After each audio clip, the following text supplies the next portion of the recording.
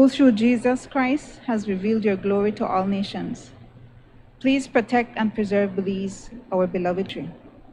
God of might, wisdom, and justice, please assist our Belizean government and people with your Holy Spirit of counsel and fortitude.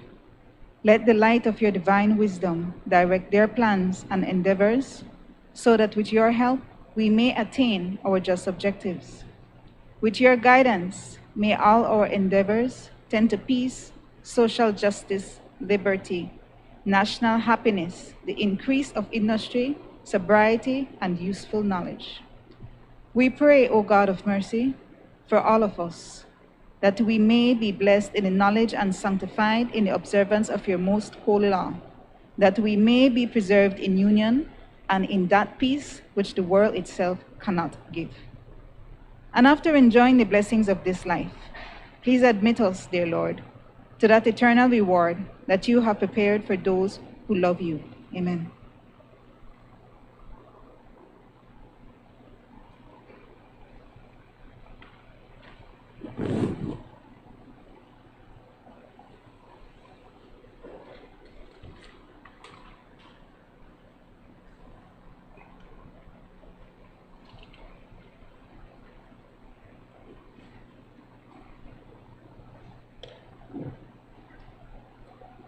Announcement by the Speaker.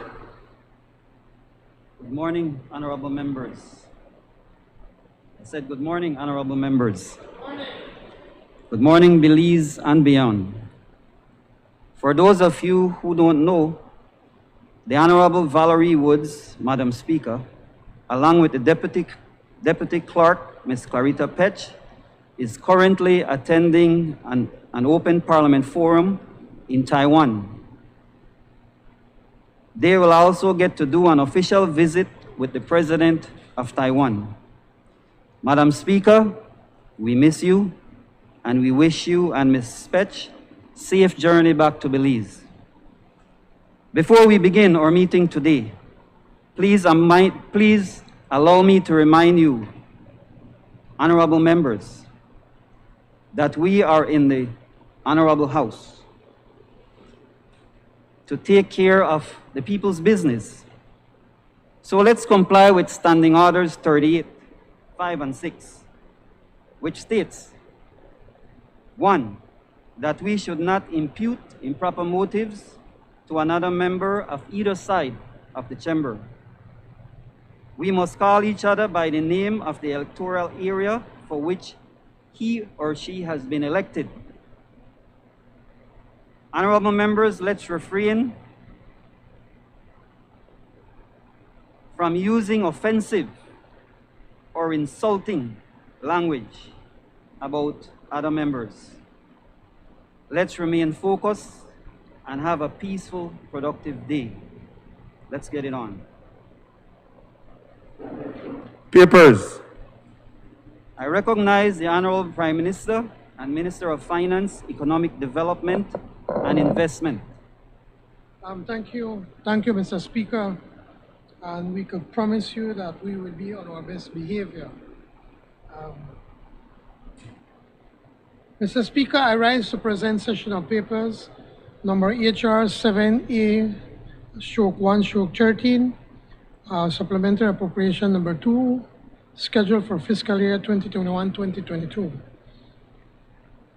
Number HR 79/1/13, Social Investment Fund, audited financial statements for the year ending March 31st, 2021. Number HR 80/1/13, the 19th annual report of the Contractor General, February 1st, 2020 to March 31st, 2021. Honorable members, sessional paper number HR 78A/1/13 is referred to the Committee of Supply for examination, consideration, and report. And sessional papers number HR 79/1/13 and number HR 80/1/13 are ordered to lie on the table. Presentation of report from committee. I recognize the Honorable Chairman of the Finance and Economic Development Committee.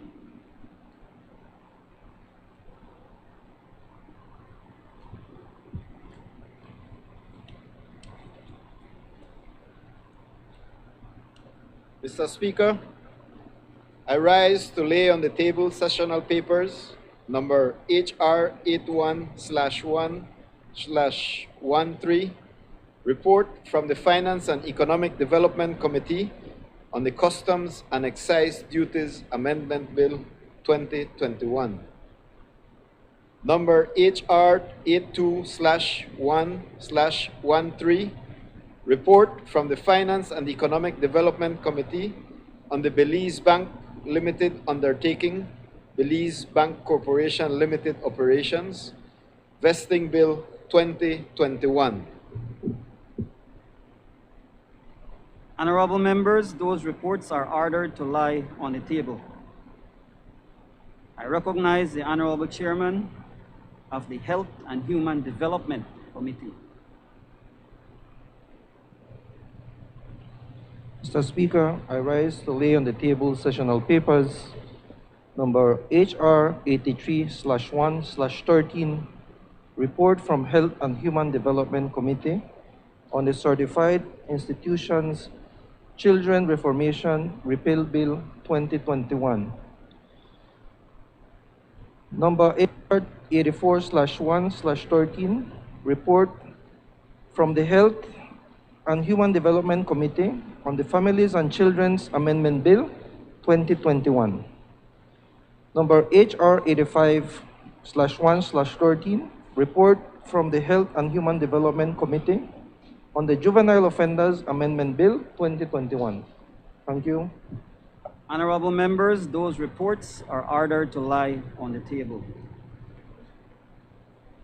To Minister. I recognize the Honorable Member for Mesopotamia. Thank you. Good morning, and thank you, Mr. Speaker.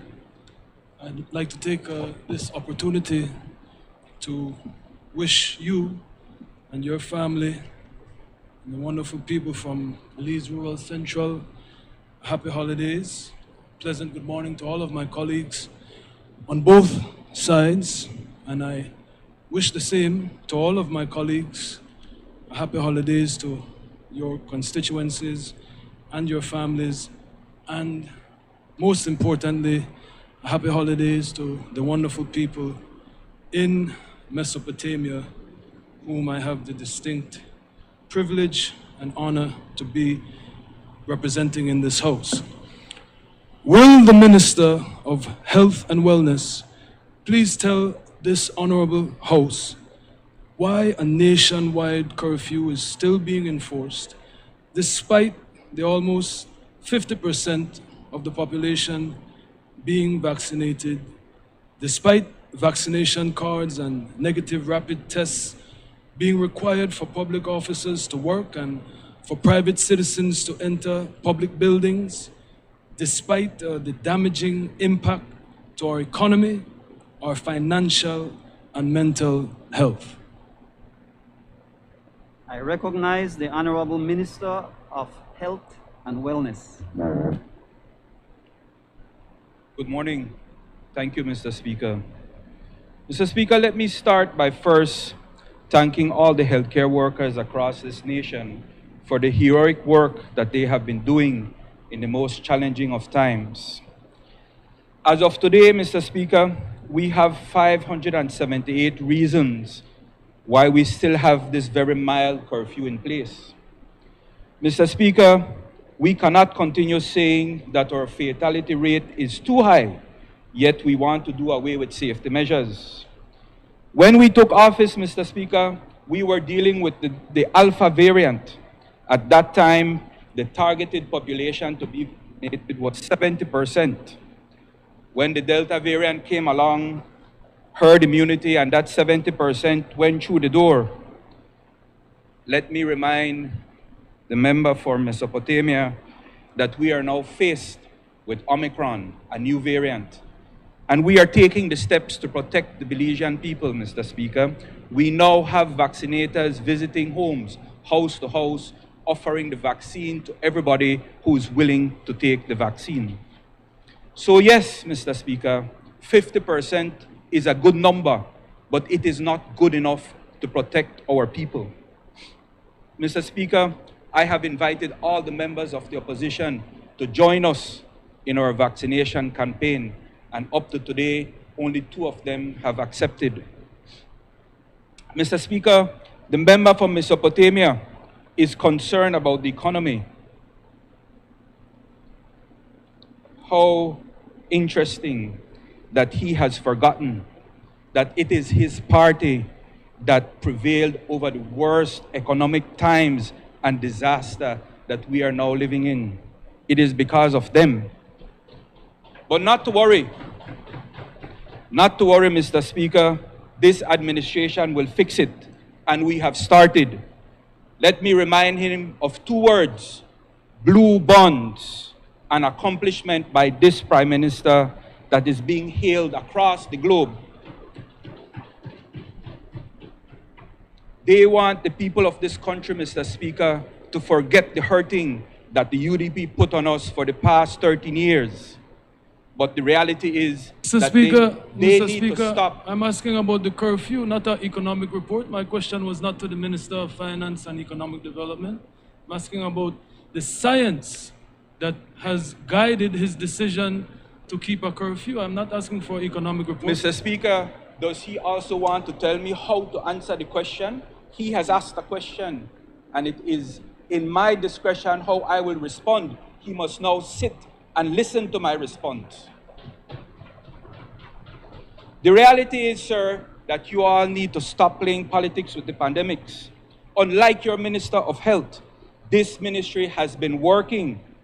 We have been addressing a variety of health Mr. issues. Mr. Speaker, What's your point in of order? the point of order is 38, where he's imputing improper motives by saying that we are playing politics with the pandemic. I am one of the members of the opposition that has partnered with the Ministry of Health to do the vaccination drive. So I resent that comment, Mr. Speaker. The fact is, Mr. Speaker, that this Ministry of Health has been working. We have been addressing a wide range of health issues, from cancer to diabetes to AIDS, and we're also addressing early childhood development in this country. This is a ministry that is working for the people of Belize, sir. And that is why, Mr. Speaker, we are constantly under attack by the UDP and their operatives. But no matter what, we will not be deterred to do the work that we were voted in to do. But I get it, Mr. Speaker. I get that their ranting and their raving is to try to have some relevancy, to try to become relevant to the people of this country. You see, Mr. Speaker, after 13 years of a disastrous administration, they have finally found Jesus, and now they have all the answers and are struggling for some relevancy. Well, good luck with that. You have another 20 years across the floor. Let me remind them, Mr. Speaker, that under their Ministry of Health, they were picking and choosing who would be tested. This government opened up testing across this country, and we have done hundreds of thousands of tests. This Ministry of Health is working despite all the undermining and despite, Mr. Speaker, all of the attacks. We have managed to control the Alpha variant, and because of the commitment and hard work of our healthcare workers, the commitment and the cooperation of the majority of the Belizean public, and the healthcare measures, the public health measures that we have put in place, Mr. Speaker, we are now bringing the Delta variant under control. Look at the numbers, look at our reports. We are heading in the correct direction. Mr. Speaker, if they want to say something to the Belizean people, I invite them to tell the Belizean people about the 5 containers of expired medication that accumulated under their watch. Let them tell the Belizean people about that. Let them tell the Belizean people about the broken down hospitals that they left behind. But not to worry, sir. This government is committed to fixing it. Mr. Speaker, it is easy when you are traveling in first world countries to get complacent and forget the seriousness of the COVID tsunami that has engulfed us along with the rest of the world. But we cannot allow pandemic fatigue to cloud our judgment and ignore the public health measures that have proven to work. In closing, Mr. Speaker, let me invite all those Belizeans who have not yet gotten vaccinated to do so now. We have a new variant at our doors, and the vaccine continues to be our best defense. And that, along with our public health measures, is the way to confront this new variant. Thank you, Mr. Speaker. Mr. Speaker, I have a follow-up question, if you would permit me. I recognize the honorable member from... My follow-up question is, Honorable Minister of Health, besides that hyperbole political speech, could you please tell me the science that guides all that you just said right there? What science are you relying on, Honorable Minister? Member of Mesopotamia, I think you forget, sir, that the science that guides our decision has an input from one of your representatives on the COVID team. So I don't know what you're talking about, sir.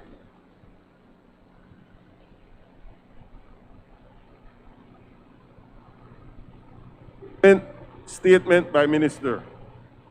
I recognize the Honorable Minister of Youth, Sports and E-Governance. Thank you, Mr. Speaker, sorry.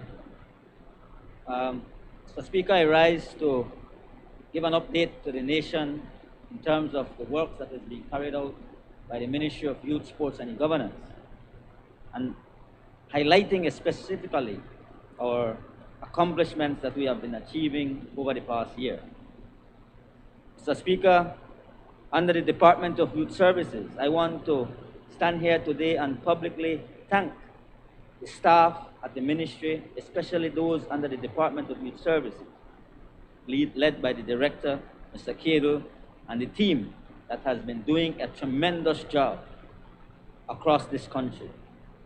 Ever since we got into office, Mr. Speaker, and we were able to amalgamate the services provided by the Department of Youth Service across the country and taking it out to the rural communities as well, extending the services across the country, we have been able to see the morale boosted amongst our employees in the public service here in the Department of Youth Service.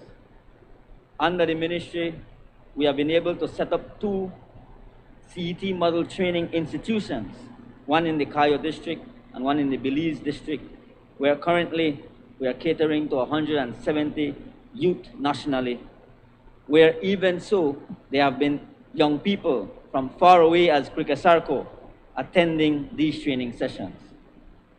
In collaboration with UNICEF and UNHCR, Mr. Speaker, we have also developed the first National Youth Needs Assessment Survey, which was done digitally and is now guiding the strategic plan of the Department of Youth Services.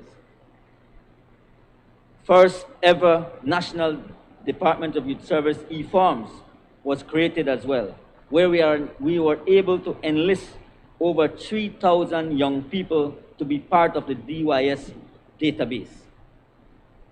We have completed on-the-job training nationally for over 250 young people, and currently another 150 young people are enrolled as we speak, working in various private and government entities.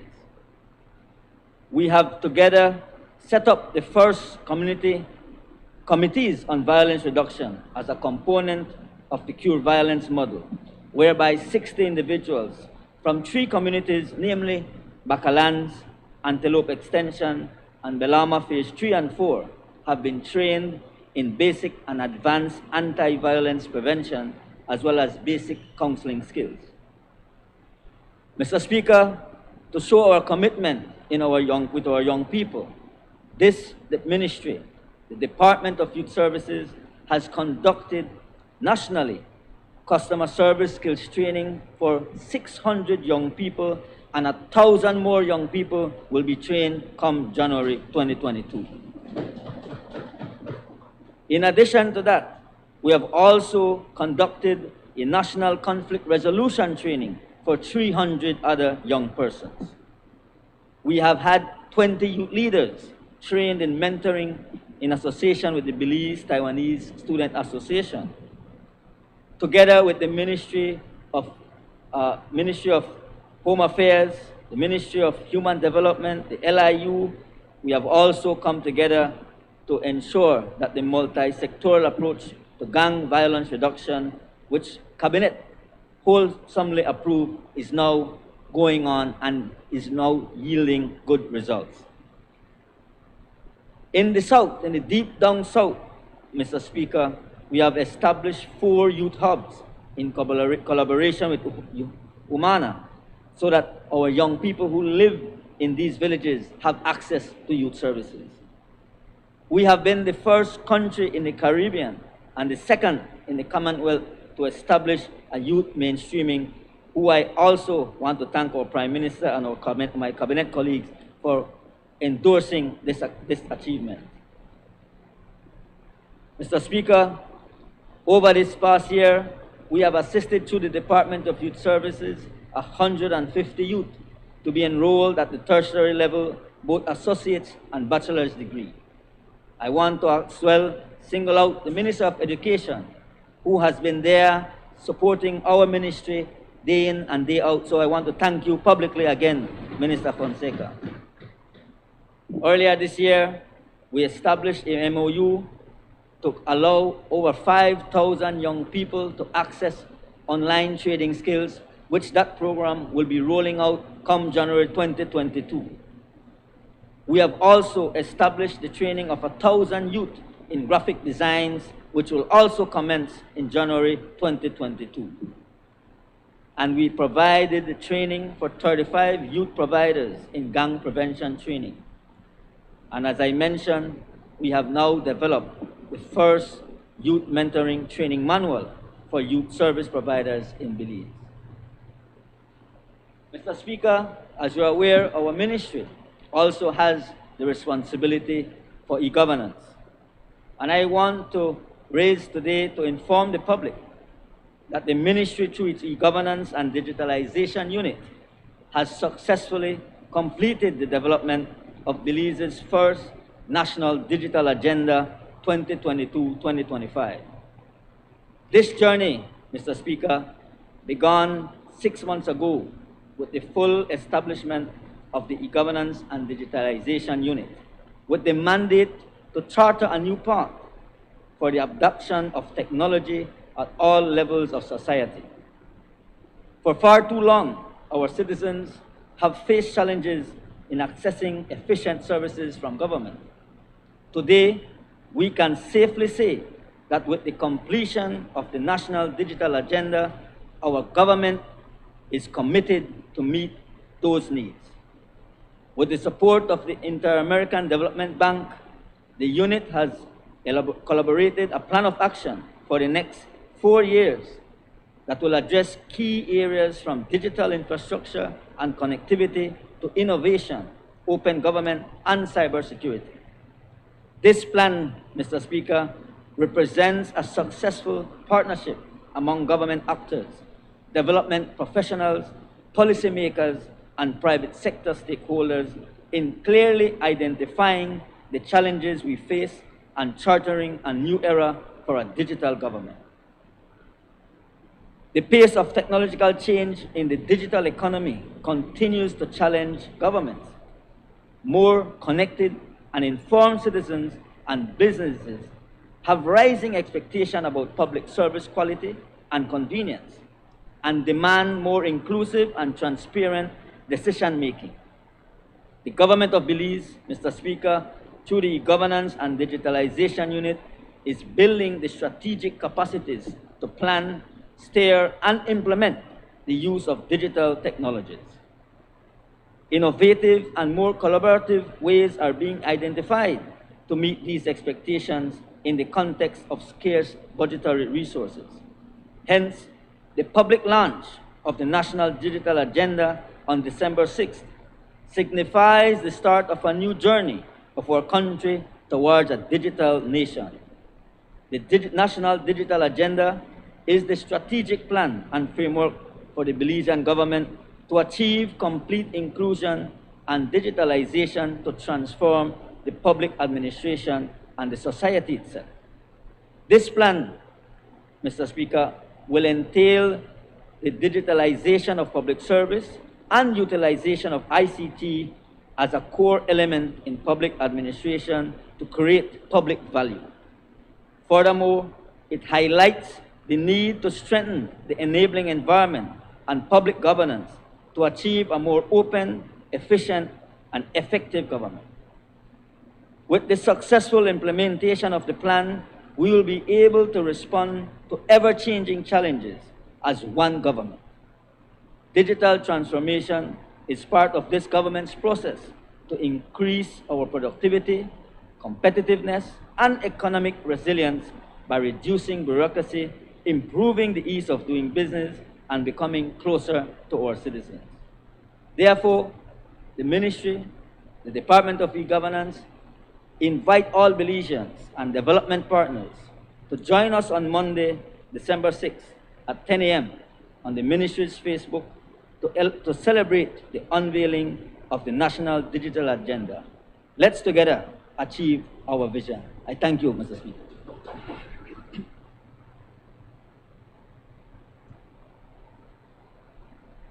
Announcement by the Speaker.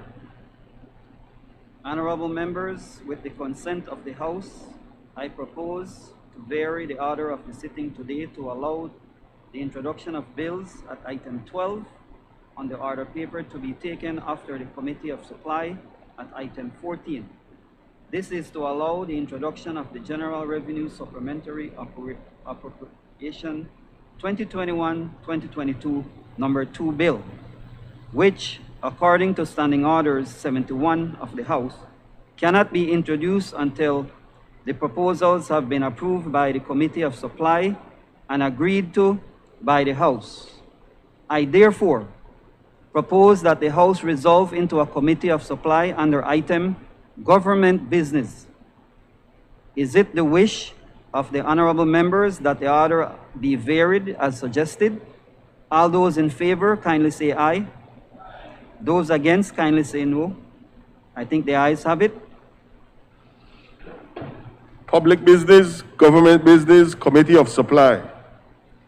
Honorable members, the House will now resolve into a Committee of Supply under the chairmanship of the Honorable Prime Minister and Minister of Finance, Economic Development and Investment.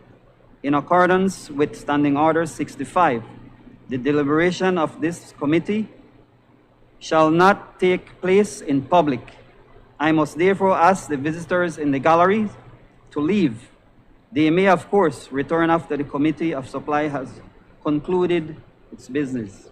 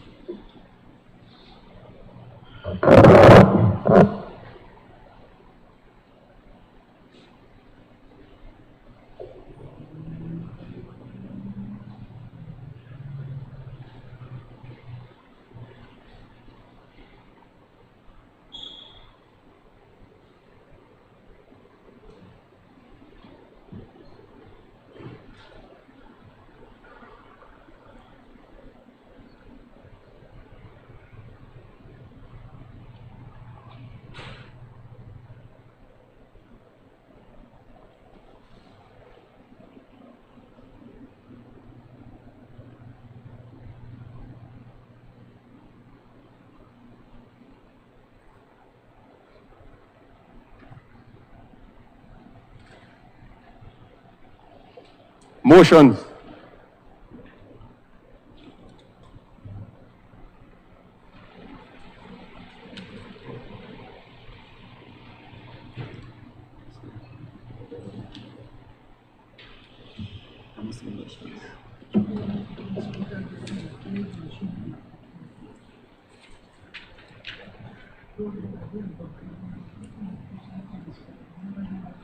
I recognize the Honorable Prime Minister and Minister of Finance, Economic Development and Investment.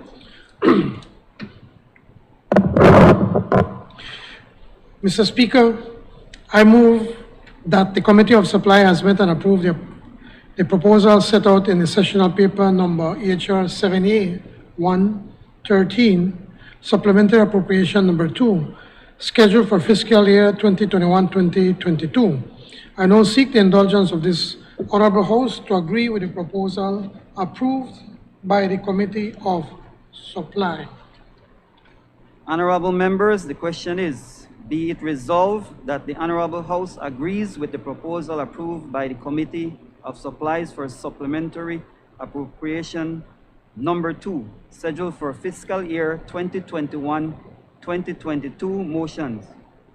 All those in favor kindly say aye. Those against kindly say no. I think the ayes have it. I recognize the Honorable Prime Minister and Minister of Finance, Economic Development and Investment.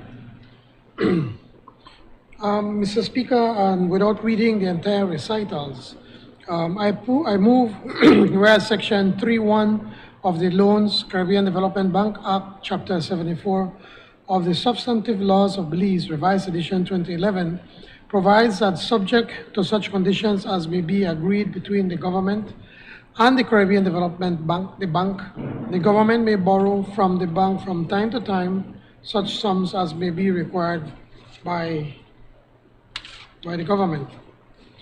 Now, therefore, be it resolved that this honorable House, being satisfied that the project will assist the government of Belize in defraying the costs of restoring damages to critical road drainage and bridge infrastructure in the Belize, Corozal, Cayo, and Aranjuez districts caused by the passage of Hurricanes Eta and Iota in Belize in November 2020, approves and confirms that the government may enter into a loan agreement with the Caribbean Development Bank on the terms and conditions set out above, and further authorizes the Minister of Finance to execute and deliver said agreement and all other documents.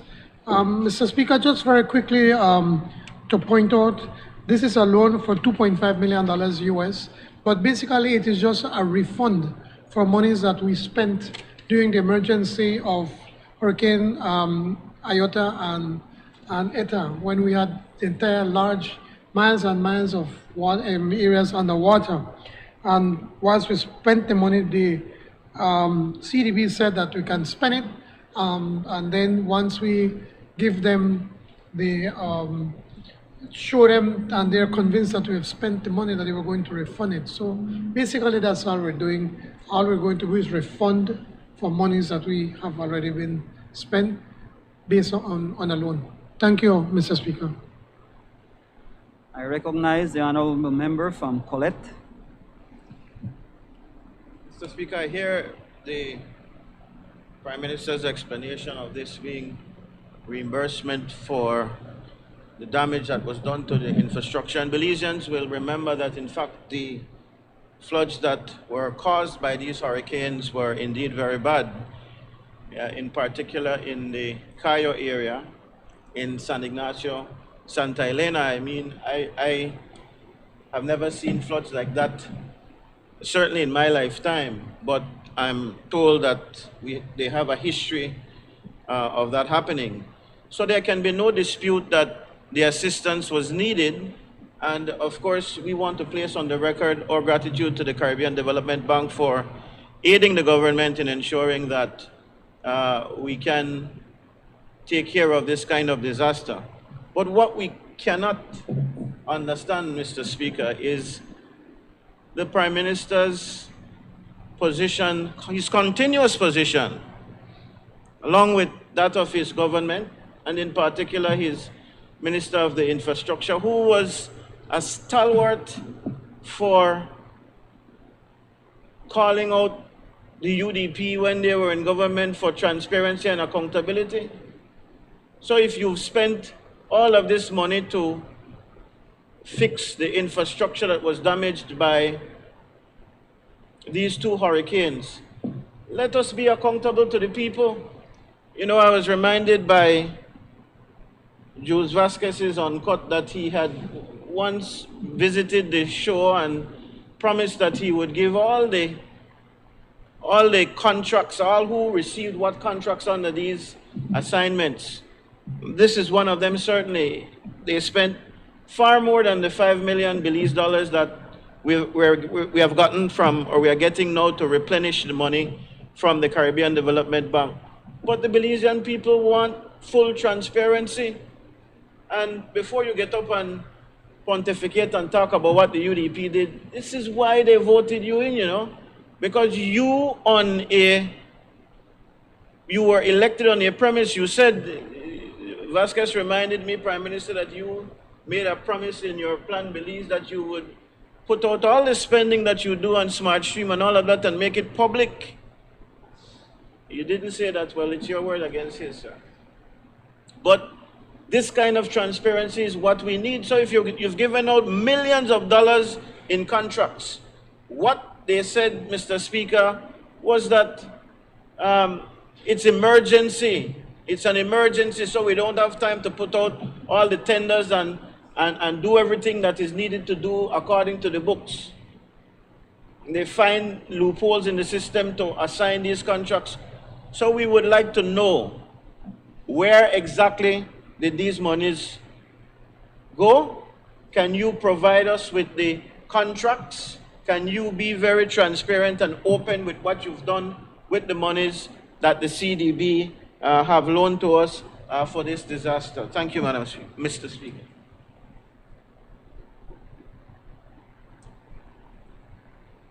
Mr. Speaker, I recognize the honorable member from Cayenne. I had promised Mr. Speaker, the Prime Minister, that I wouldn't speak today. My apologies, Prime Minister, I will break my promise. If the member from Collett, the leader of the opposition, would have read his papers, he would have seen that there is a Contractors General's report. I am assuming, leader of the opposition, that you have not read that report. Because in that report, the Contractor General speaks highly of the Ministry of Infrastructure Development. The Contractor General signals us out that we were one of the ministries that provided him with every detail upon his request.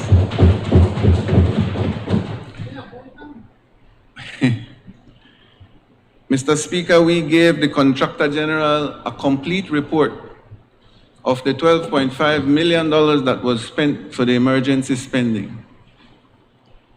Your agent, Mr. Jules Vasquez, yes, leader of the opposition, because it seems that you speak to him and he's your main advisor. I am saying this because you mentioned it. Your main advisor did request from us the report. We were advised by the Contractor General. Mr. Vasquez was also advised by the Contractor General. He was requesting from our ministry that our report not be made public until the Contractor General could submit his report. The Contractor General has now submitted his report, and therefore the document that we provided will be made public. So every rhetoric that you have spilled out today, leader of the opposition, is based on a false premise. You don't want me to speak of past deeds, but we spent $12.5 million fixing hundreds of roads in the entire nation of Belize. We issued contracts to very small contractors throughout the country. Unlike Belize City, 1 mile of road that cost the Belizean people $8 million under your government's leadership. We have renegotiated the Caracol Road to save $26 million, leader of the opposition. We have renegotiated the Halova Bridge to save another $26 million, Leader of the Opposition. And so we have been working diligently at the Ministry of Infrastructure Development to be able to spread the people's money when it pertains to infrastructure in an equitable and efficient way. Thank you very much, Leader of the Opposition. You gave me an opportunity to express the truth. Thank you very much.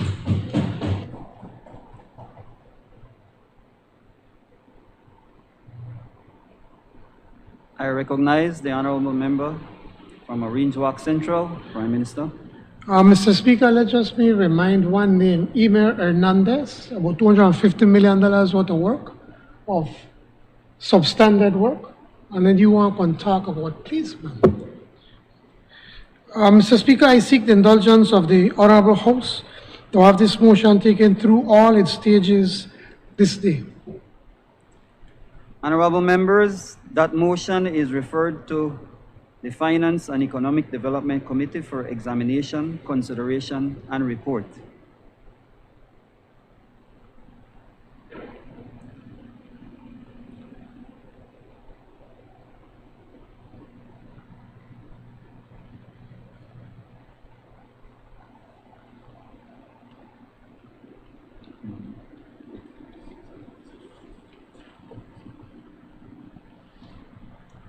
Honorable members, the question is that the motion be taken through all its stages this day.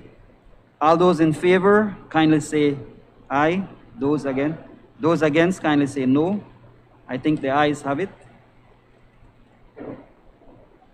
Introduction of bills. I recognize the Honorable Prime Minister and Minister of Finance, Economic Development and Investment.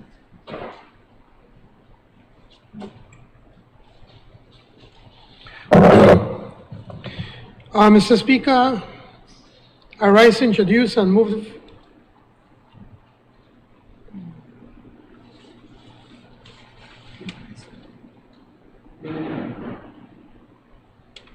Sir, I speak to introduce and move.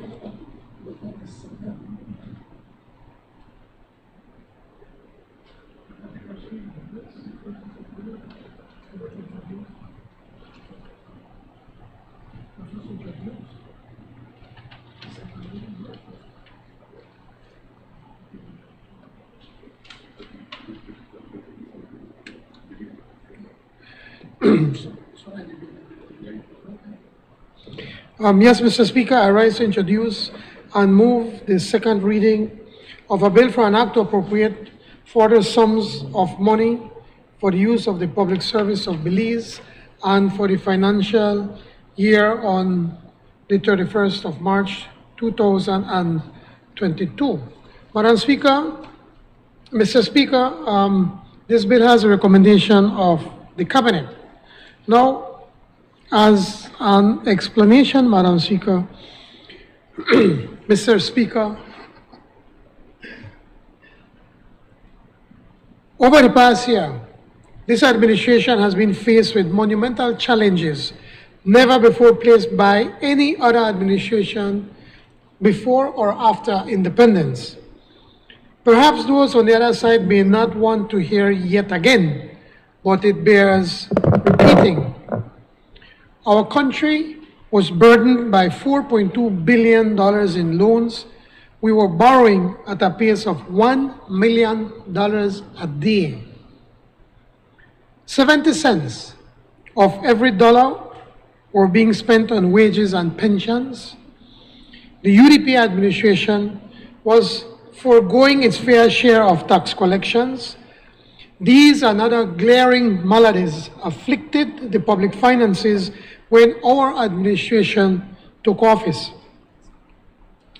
Unless we forget, all this was happening while the second wave of the coronavirus pandemic raged. These first 12 months have been exacting, more than challenging. And while things are far from perfect, no one can argue that Belize is now in a far better place compared to 1 year ago. For sure, the difference has been dramatic. And here is why. First, the national budget, approved after extensive and robust consultations, cut government's primary deficit by more than half, down to 3.8% from the 8% of the last UDP budget. Yes, this adjustment involved both wage and goods and services reductions, painful reductions.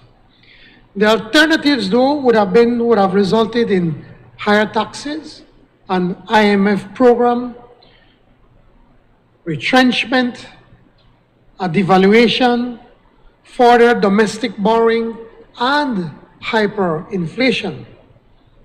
I think we can all agree this would have been catastrophic. Mr. Speaker, oftentimes in government, as in life, the best choice is the least worst choice. Second, the burgeoning public debt has been restrained.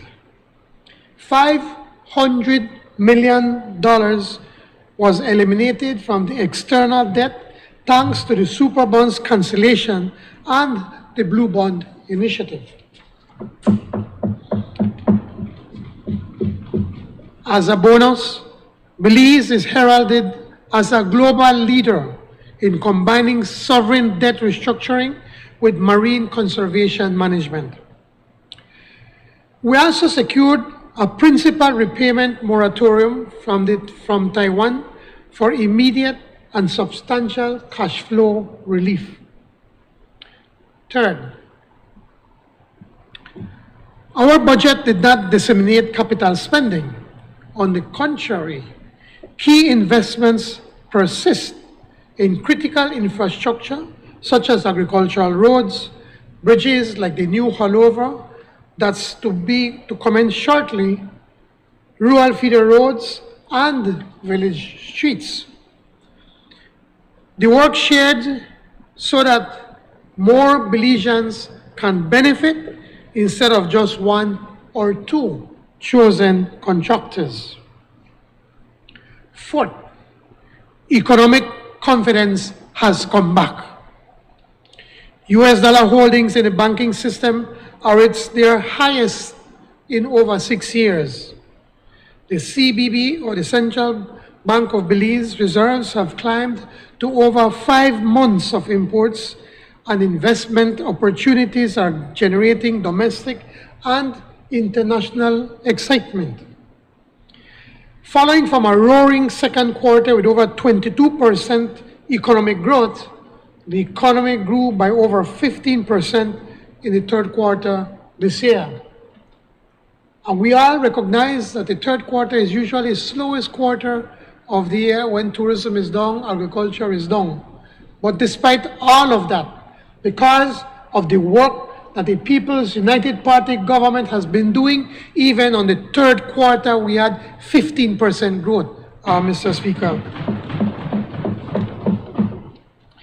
This has generated over 23,000 jobs since September 2020 and bringing down the unemployment rate to single digits at 9.2%.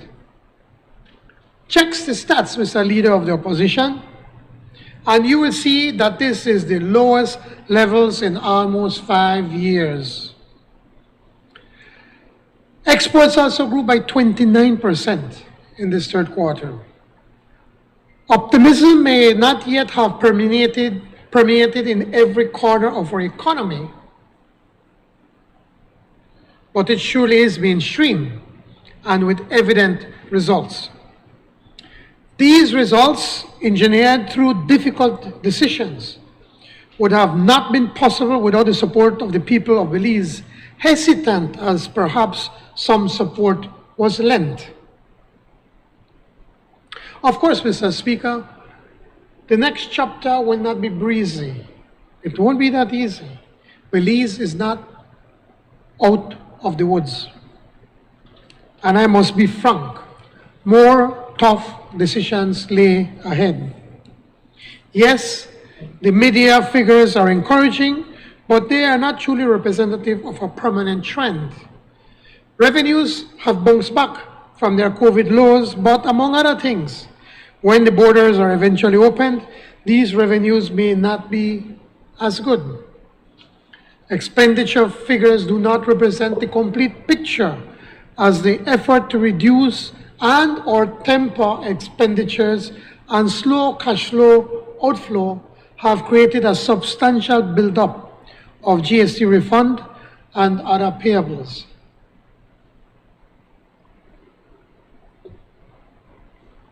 These payables will need to be paid up over the remainder of the fiscal year. Pre-existing commitments also remain. Interest payments have been kept to a minimum, as no interest was paid on the super bond this year, nor on CDB loans for the first half of this year. This will not be the case in the second half of this fiscal year, as payments under the blue bond and the CDB loans will have to be made. Capital spending has been depressed due to budget execution delays, but will pick up pace.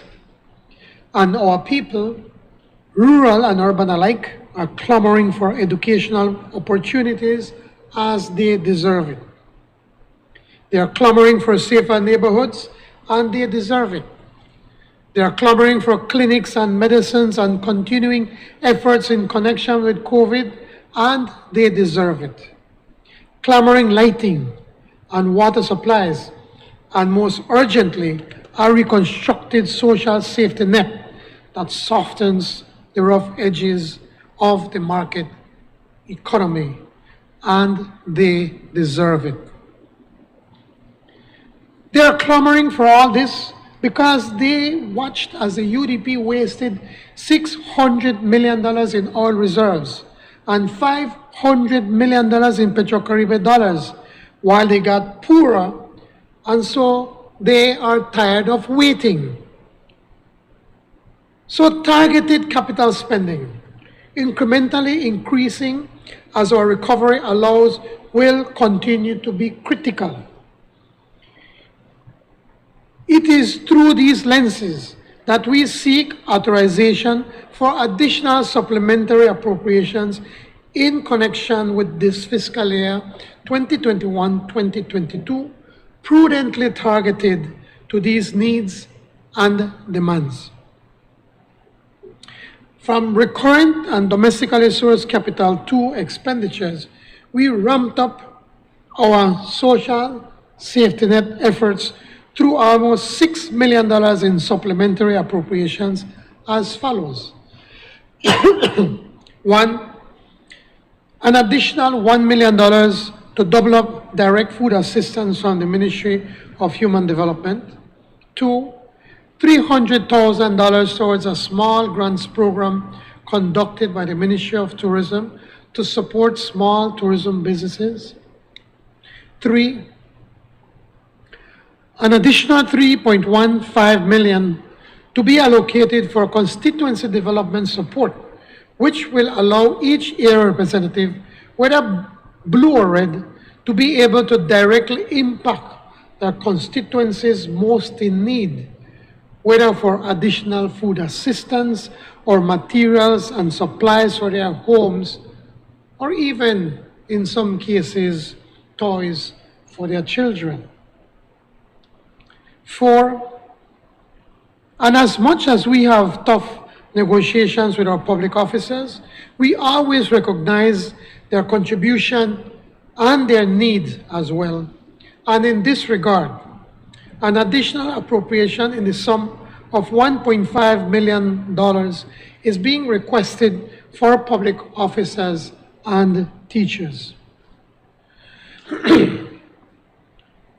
On the health end, while the COVID figures are trending downwards, with a positivity rate now considered below 10%, and with new confirmed cases and active cases steadily falling, and the daily deaths being kept to a minimum, we cannot let up.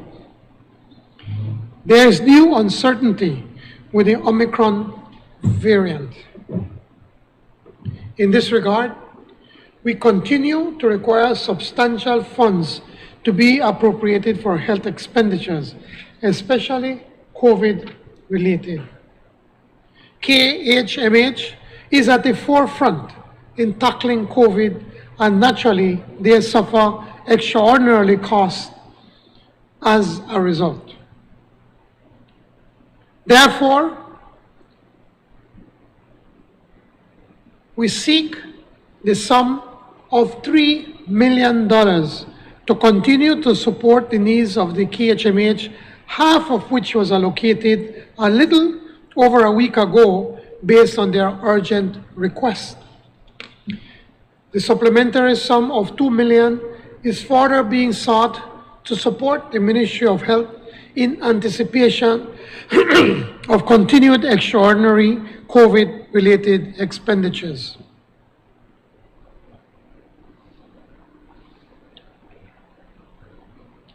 On citizen security, apart from new crime reduction efforts being undertaken through employment based on the last supplementary appropriation of $1 million for Ministry of Home Affairs, $1.5 million will be additional required by the ministry to support the Colby Foundation's operation of the Hattieville prison, the contract for which has been renegotiated to ensure the prison would be well managed. I am sure that the Minister of Home Affairs can expand some more, but basically what has happened is that the Colby Foundation is being paid based on the number of prisoners. And because of the changes in legislation, especially with the issue of decriminalization of marijuana, those numbers of people being in prison have reduced. And so, based on the budget that they're collecting, they did not have enough money to manage the prison. And in effect, they gave us notice that they were prepared to get out of the management of the prison. And so we had to sit down, the Ministry of Home Affairs had to sit down and renegotiate a new amount that they paid for per prisoner. But I'm sure that the minister can give a better explanation or more in-depth explanation as to this 1.5 million. For education, roughly 1.6 million is required by the Ministry of Education for not less than 142 scholarships and financial assistance for students attending tertiary and post-secondary institutions, as well as additional scholarships and financial assistance for students attending UB, Galen, and UWI overseas campus. On infrastructure, the tremendous work continues. $4.5 million being sought for the Ministry of Infrastructure Development, 2.5 million of which shall be for capital equipment to be purchased to support road improvement efforts, especially in the rural areas. I don't know what happened to the equipment, but pretty much there was no equipment in the Ministry of Infrastructure Development. Well, we found some now in somebody's farm in the Cayo district. A further $2 million is required to continue the progress of the new Halover Bridge works and the Caracol Road upgrade. Unfortunately, this administration is left to pick up bills left behind by the past UDP administration. Over 10% of the supplementary appropriations for these recurrent expenditures in this bill, or $2.5 million in outstanding payables, have surfaced at the Ministry of Defense and Border Security in connection with unpaid expenditures of the past administration for 20 heavy-duty outboard engines for the Coast Guard, including dry goods, food items, and sundry, among other purchases. They weren't even paying the food for the Coast Guard and the BDF. And now we have to find the money to pay for it. Well, now even ask about land acquisition.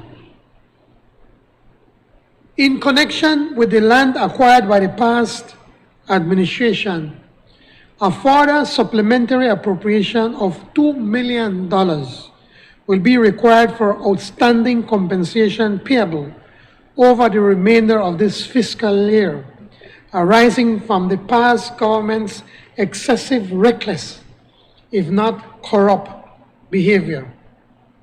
We must pay for land they acquired.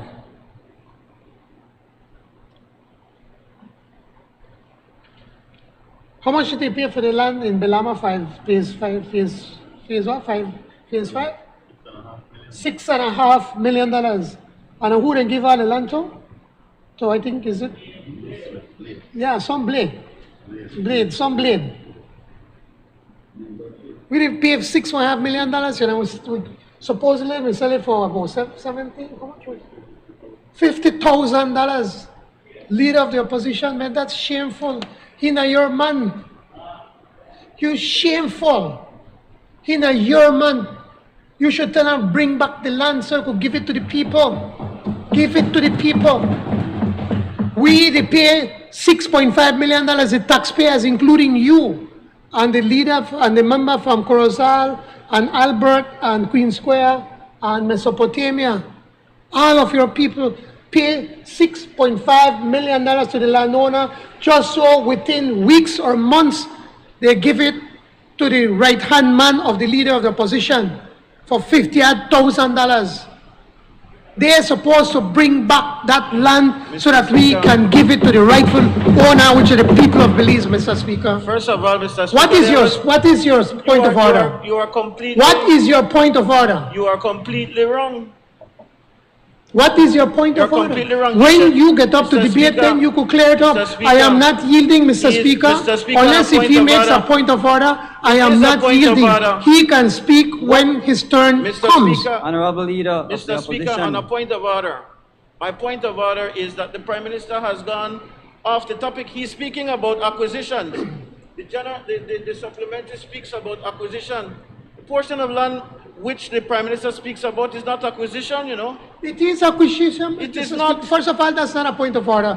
Madam, It's a Mr. point of order Speaker, because here we if are the- now if- having if- to if come the to this line item house. on the- If you were to sit for me to If the explain. line item is acquisition and you're talking about acquisition, and you're using an example that has nothing to do with It obviously acquisition. does. Mr. Speaker, the problem we're having right now, that this government, for this year, how much you have to pay? 24 million?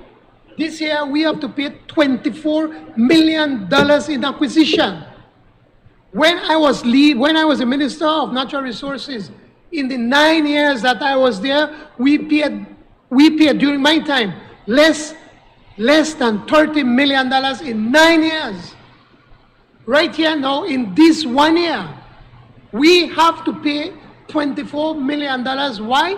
Because the previous government signed contracts with these people that they will be paid. And if we don't pay them, they have cheated us. And tell me they can with a court.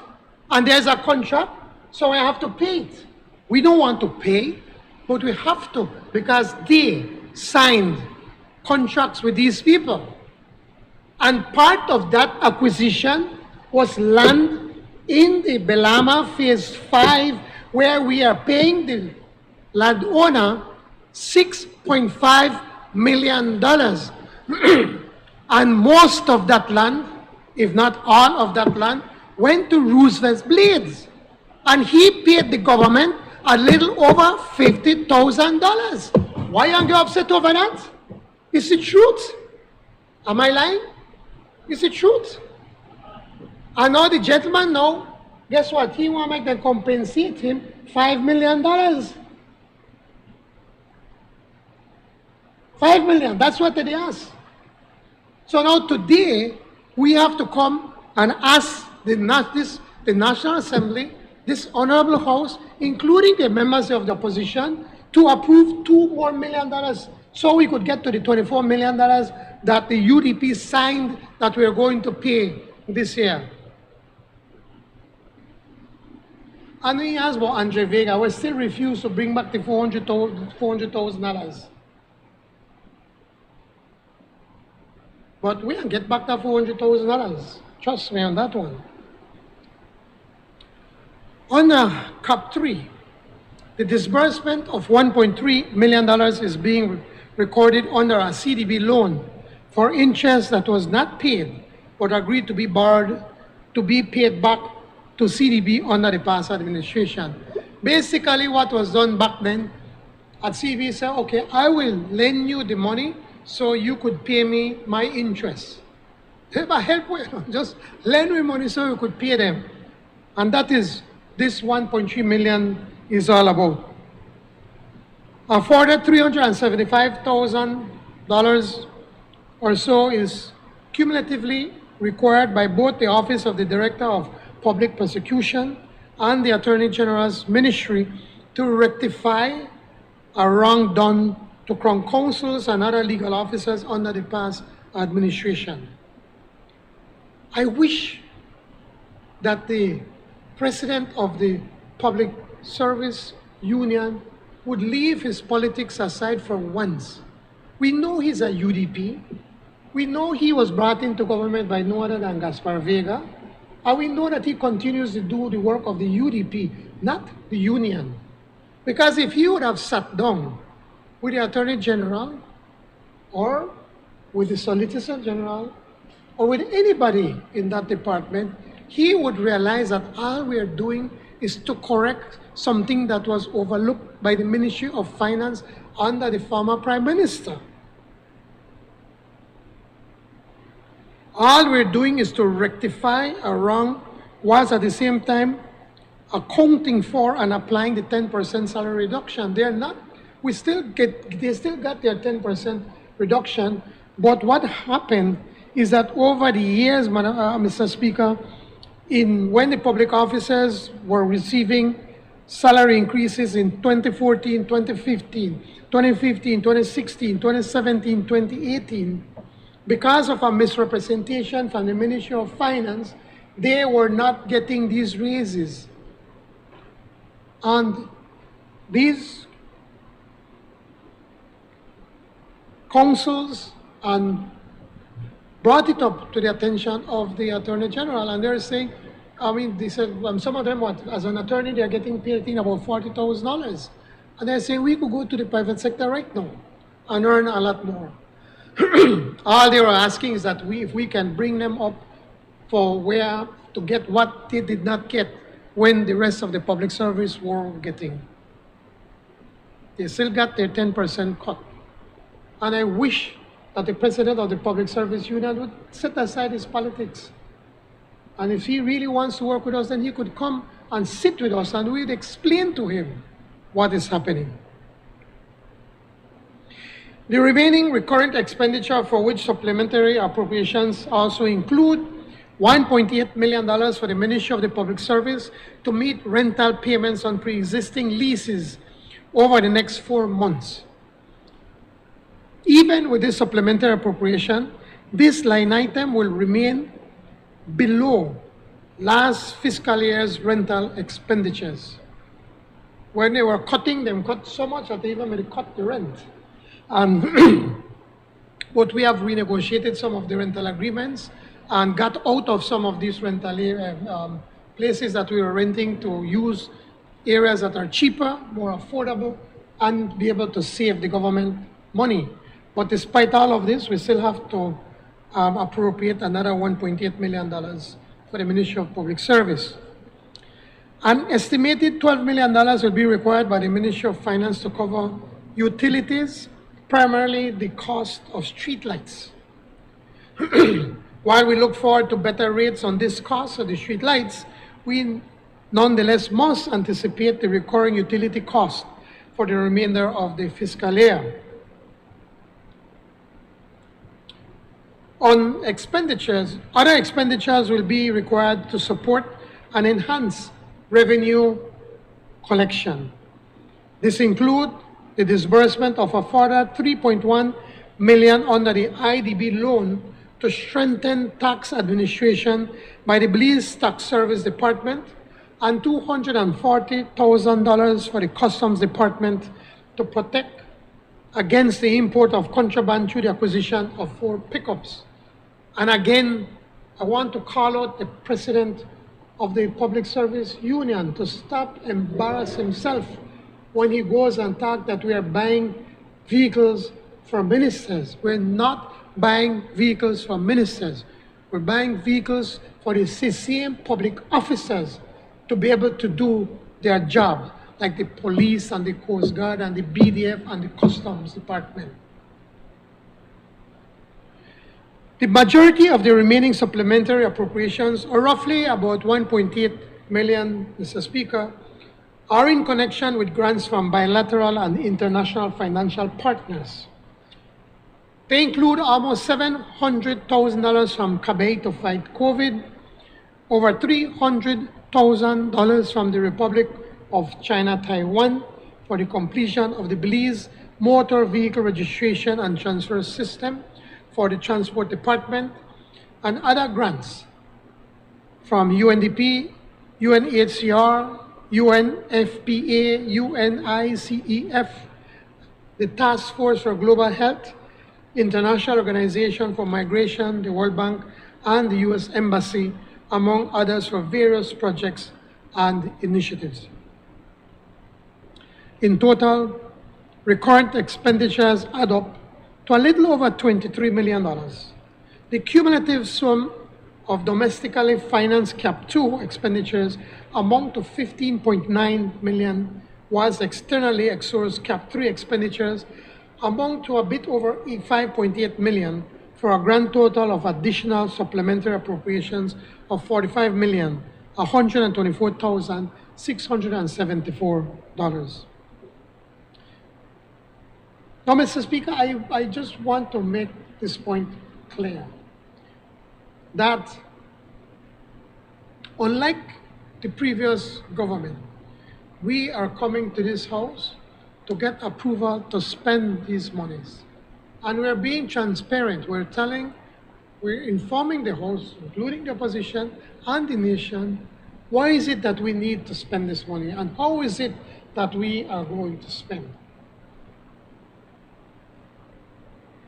I know that, the opposition mouthpiece, Channel 7, is trying to create this image as if, we are not being transparent, that we are not reporting to the Belizean people. And we are. We come to the House and explain. When the UDP used to come to the House, they would tell you CAP 2, supplementary appropriations, $10 million, CAP 2, so just 2-3 line items, and that's it. Here we are, we're going line by line, ministry by ministry, to say, why is it that we're spending these monies and for what we're spending these monies? It is important for us to report why is it that we need these monies. Despite the fact, we, as I said earlier, we're still not out of the woods. We're still fighting to get the country going back. We're still fighting COVID. And we are following the science. Honorable member from Mesopotamia, we consult with the doctors. As the Minister of Health mentioned to you, we have a whole team of doctors, and they are the ones that advise us and tell us what are the steps that we need to take. And it costs money. I wish that Belizeans would take this crisis, this health crisis we're going through, more seriously and get vaccinated. Because when they don't get vaccinated and they go to the Carl Huchner Hospital, it costs this government over $60,000 when they are in the ICU. And that is why the Carl Huchner have spent, I think it's about over $5 or $6 million more than what was budgeted for. And today we had to come here under the recommendation and the guidance of the Minister of Health when he came to Cabinet and made the point that Carl Huchner has spent the monies that we're giving them every month, and that they're running out of money. And so that is a crisis situation, and that we had to approve another $3 million for them. It's still not enough, but it is something. The Minister of Health also for Carl Huchner had to come back for us to be able to pay overtime that the previous government did not pay to our frontline workers, to our health workers. And we're doing everything possible to be able to assist our frontline workers or to give them what they do deserve because they work very hard. But we also have to appeal to our people, go get vaccinated. By vaccinating, you not only protect yourself and your loved ones and your community, but you're also helping our frontline workers who are reaching to the point of exhaustion because they've been working night and day. Sundays, holidays, they don't have any breaks since March of 2020. Mr. Speaker, I take no pleasure in coming to the House and say that we have to spend another $45 million. But we have to get the work done. We promised this country that we are going to fix the economy and that we're going to make this country once again work for everyone. And that we're going to report to them how we are spending the money. And that is what we're doing today. That we come to the House, we put it to everyone, and that we could debate and hopefully approve. And I'm appealing to the opposition, if for once could leave their politics on one side and to join us in getting things right and to move this country together. Because when we move together, Mr. Speaker, everybody wins, Mr. Speaker. So I look forward to the support of this Honorable House for the due enactment of this bill, which has the recommendation of the Cabinet. Thank you, Mr. Speaker. I recognize the Honorable Leader of the Opposition, Member for Collect. Thank you very much, Mr. Speaker. Firstly, Mr. Speaker, let me place on record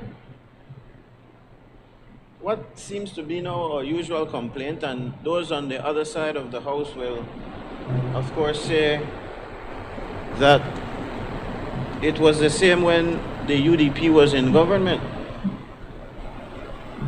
The complaint we make on both sides of this House when we are on the other side, of course, is about the very late nature of these pieces of legislation. I am certain that this appropriation bill, Mr. Speaker, has long been conceived by the Prime Minister and his team. And when the notice for the meeting for today came out, they knew well that this is something that they wanted to put on the agenda, but we did not receive it, Mr. Speaker, until late in the evening yesterday. And that spells to me the hope on the part of the government that we will miss certain things. In fact, the truth is that if we did not check emails after 5 yesterday, at the close of the day, after the close of the day yesterday, we would not have been cognizant of the fact of this new addition to the orders of the day. And I make the appeal again to the Prime Minister. You know, this kind of tactic was used very recently as well when we saw the blue bond and the blue loan come to this Honorable House, and the Prime Minister and his team was very cagey when they sent the documents to the National Assembly. Prime Minister tried to blame the staff of the National Assembly for omitting documents out of the package when he knew in fact that the package was not complete when they sent it. This, Mr. Speaker, spells that you're trying to hide something. And in the climate when we are seeking, as you know, Mr. Speaker, and the substantive Speaker, who is aware, is trying so desperately to try to fix the problems in this Parliament, Mr. Speaker, where we are transparent and we're open and everybody is given a fair chance so that we can make our arguments and let our voices be heard on behalf of our people, then this kind of practice, Mr. Speaker, ought not to continue, and I make the appeal to the Prime Minister, excuse me, to fix it.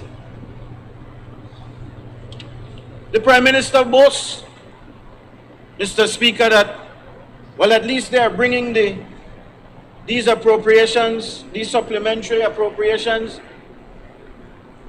before they actually spend them, or in some cases right after they actually spend them, and this was not done in the past. In fact, it was under the United Democratic Party administration that this correction started. And I remind them every chance that I get that there were meetings when we had to deal with supplemental spending that were from years back under the People's United Party that you never brought to this honorable house. It looks like you found religion now, and that is good. It is good that you have made changes that are positive. But, Mr. Speaker, I will tell you that even when the Prime Minister attempts to convince the Belizean people that he's doing good, there is devil in the details. Before I begin on the figures here, though, Mr. Speaker, let me deal with the matter which he raised, and the reason I was saying, as it relates to the land acquisitions, that it was not land acquisition, the case that he brought up, because the land was purchased, as far as I understood, after the fact. It was not acquisition that you go and take somebody's land and then you have to pay them. It is a purchase. And that was the grounds upon which I was making my objection. But I will say here categorically, Mr. Speaker, and the Prime Minister and the Minister of Lake Independence, and my friend, the member for Freetown, because it is in his constituency, know fully well, because I believe that I have spoken to all of them. But I place on the record here that any lands that is in that portion that the Prime Minister mentioned just now is not for Patrick Farber, is not for Roosevelt Blades, but is for the people of the Collet Division. The people of the Collet constituency deserve land as well. You are looking at me as if you're not cognizant of what I'm talking about. And you could argue with the process, and I place it on the record here because the record will bear me out when the distribution of those lands take place. Those lands do not belong to any private entity and will be the property of the people, will be subdivided for the people of the Collet constituency. You could say what you want. The member for Freetown had issues with it because, of course, he wants those lands for his people in Freetown, and he may have an argument about that. But that does not diminish the fact, Mr. Speaker, that you cannot fault a constituency for trying to get lands. In fact, over the time that I have been representative, we have not had any new lands, and you know the problem of our people over the Crewman Lagoon. It's a problem that raised its ugly head just recently. So you could get up in here and you could accuse me, you know, Mr. Speaker, one thing that I am very proud of in this honorable, they can't call my name in a no land scandal and anything, you know. The Prime Minister ought to be careful because he has hundreds of acres given to him by the government. And this is not fiction. It is not an accusation. It is factual. When that was put to him some years ago, he got up and said that it is his family who bought these lands, blah, blah, blah. Hundreds upon hundreds of acres of lands are owned by the Prime Minister and his family in this country and given to him for a little of nothing. But you know, hear my name, Mr. Speaker, calling anything like that. You know why? Because I do not engage in that kind of practice, and I can assure honorable members in this House and others who are listening that any such land attained is for the people of the Collet constituency and will be distributed. What the member for Lekai did, because this is not the first that we're hearing of this, so I'm sorry to burst your bubble. The Prime Minister came as if he is dropping a bombshell today. The member for Lekai did that already. And the member for Lekai knows fully well that he is trying. In fact, what he got up in this honorable house to say was that that land will not go where it is gone over his dead body and he will take it back and blah, blah. Well, then do that then if that is what but he can't do that. Because the member for Lekai is not above the law. and I am saying it again, any such land is not for any individual. It belongs to the people of Collet. In fact, you know who are my best alibis in this whole operation? Mr. Speaker, in Collet we have a pastors group. A group of pastors who come together. Speaker. Oh Lord. Mr. Speaker, a point of order, please. What's a point of order? Perhaps, Mr. Speaker, the standing orders require that we speak on the matter that is before us. And right now what we are looking at, Mr. Speaker, is the supplementary appropriation that is before us. And the member from Collet has diverted to speak about his own personal thing in Collet. He needs to refer to the supplementary appropriation that is before us. Mr. Speaker, you will remember that this is what the Prime Minister raised, and he told me that I will have my chance to respond. Those constituents who are living over the Crewman Lagoon and don't have anywhere to go, that's their land. Those people who don't have a piece of land in Collet altogether, those are the people who that land has been secured for, and I make no apologies about that. The best that you can say is that the mechanism to procure the land may not have been the best one, and I accept that criticism, but I make the commitment again that those lands will go to the people of the Collet constituency. But I was telling you, Mr. Speaker, that my best alibi for that is, of course, my good pastors group. We have about a dozen or so churches, Prime Minister, in the Collet constituency. We have Hispanic churches, we have evangelical churches, we have the established churches, and we meet on a quarterly basis. And you will ask any of those 12 pastors, you can get the names from me, I'll be happy to give you.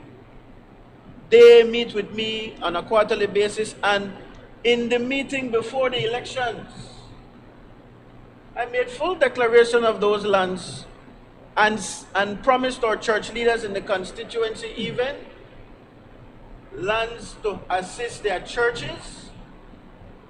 And in some cases, we had pastors who had not gotten a piece of land, and you know, that's a struggle for church leaders. You have to be comfortable to lead a flock. We made full declaration to our constituency. You can ask the constituents, because we had constituency meetings. So this is no secret deal.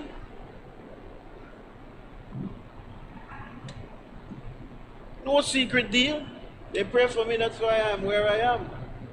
Very victorious 5 times in a row. You can only aspire to reach 5. Mr. Speaker, getting back to the appropriations, the supplementary appropriations, we have to ask, Mr. Speaker, what is happening that the figures keep changing for the Court of Appeal as well? The figures, you continuously come for supplementary appropriations for the Court of Appeal. You're asking for an additional 1.8 million for rent and leases for the Ministry of Public Service. And I noticed that you've not given an explanation for that. You did? Sorry?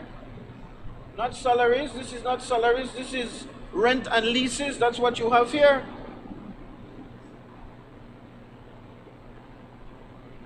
No, I'm talking about, but the last time it was for travel and subsistence, I remember. Okay, granted. Rents and leases, $1.8 million for the public service. Mr. Prime Minister, so you are saying that you have increased rent of government offices. They are decreased. Well, you allocated $6.2 million, and here you are asking for an additional $1.8 million.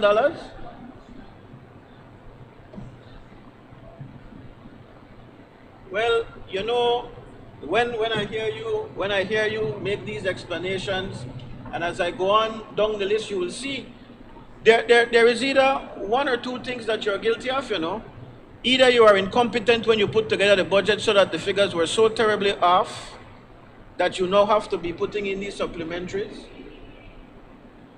or it is some kind of hustle, some kind of new hustle that you are renting premises from your friends and your cronies, which I know to be the fact of what is happening.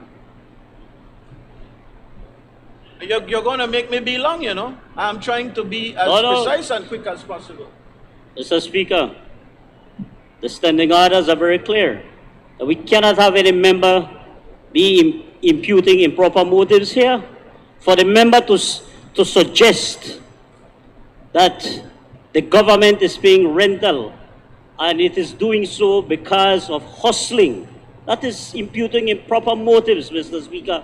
And I ask the member from College to retract that statement. Mr. Speaker,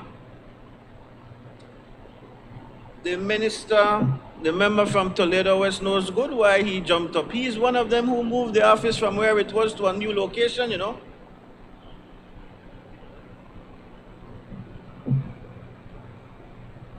I am the only one who can deal with you.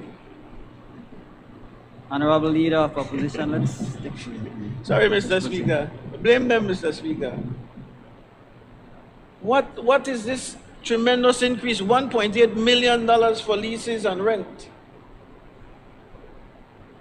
And then, Mr. Speaker, we see $12 million more being appropriated for public utilities. $12 million.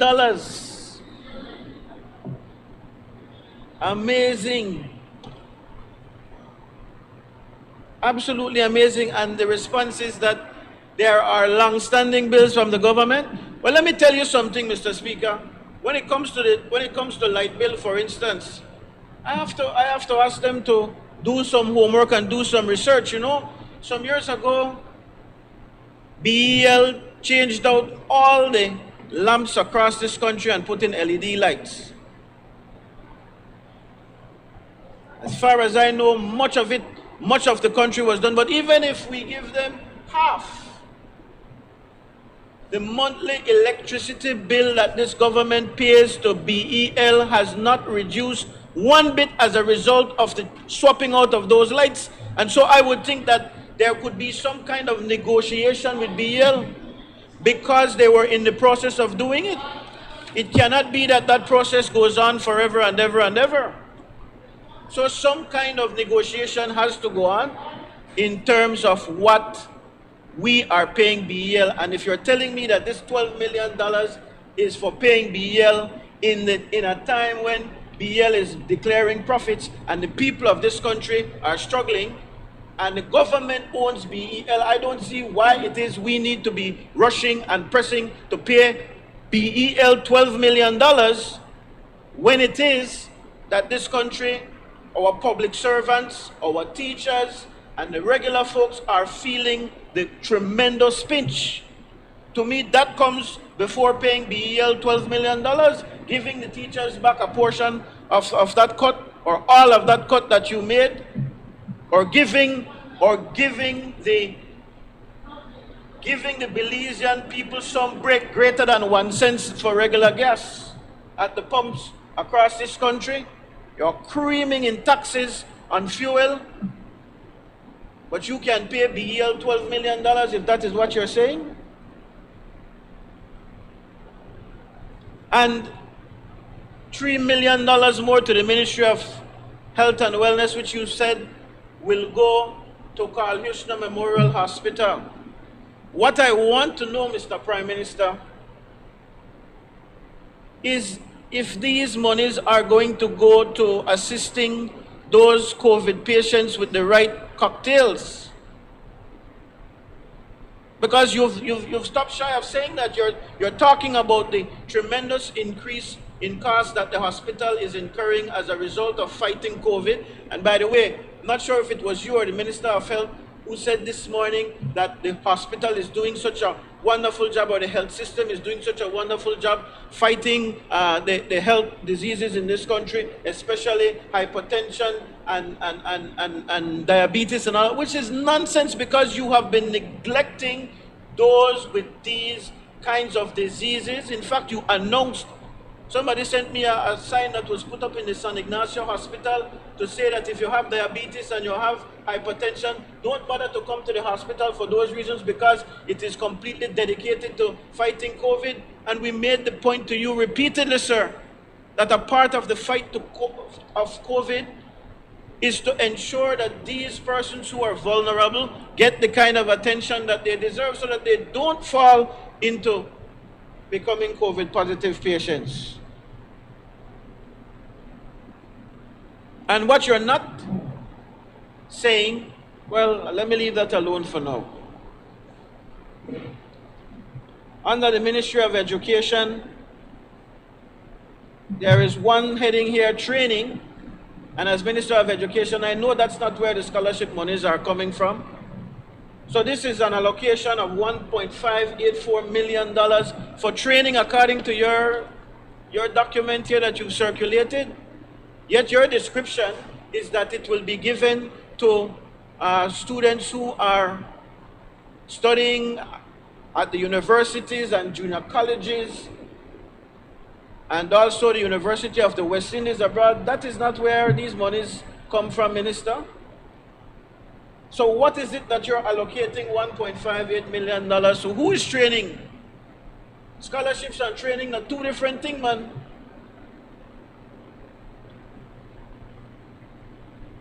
Or did he not compare notes? You did not compare your notes together.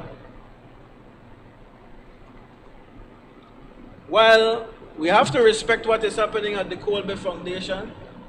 Again, when it is you have people out here suffering, law-abiding citizens out here who are suffering and who can't find their next meal, which contributes to the crime and violence out there, how is it that you can be giving a whole $1.5 million more to the Colby Foundation?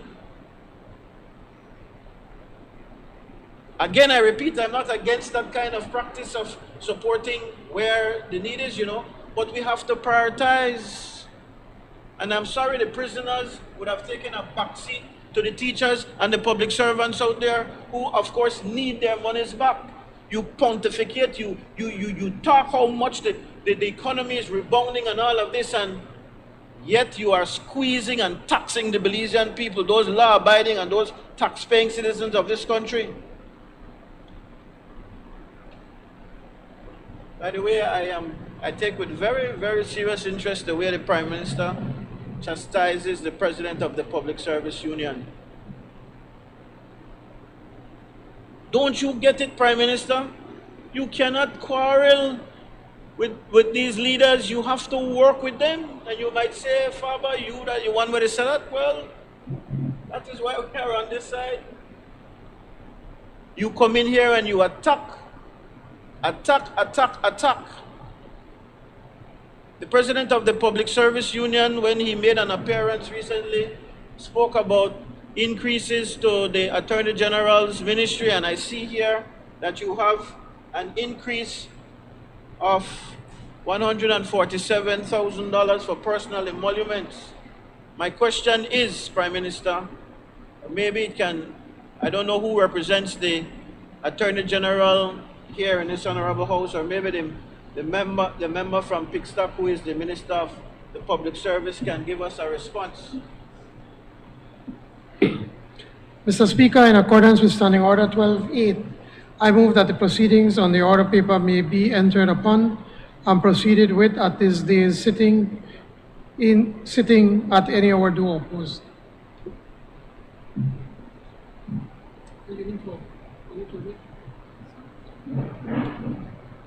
The President of the PSU, Mr. Speaker.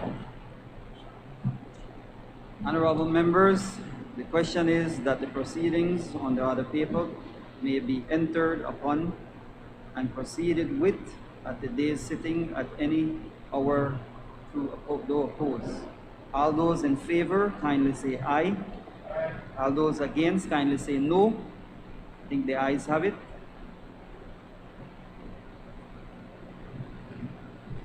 Yes, Mr. Speaker, I was saying that the president of the PSU was saying that there was some adjustment to the salary that was being approved for those who work in the Attorney General's ministry, or maybe the Crown Councils and a few others, not everybody. And the query was, or the concern that he raised was that these persons would be getting a raise when others have taken a cut. And my understanding is that it is something like 17%. So I'm just asking if it is that this is the adjustment that you're making.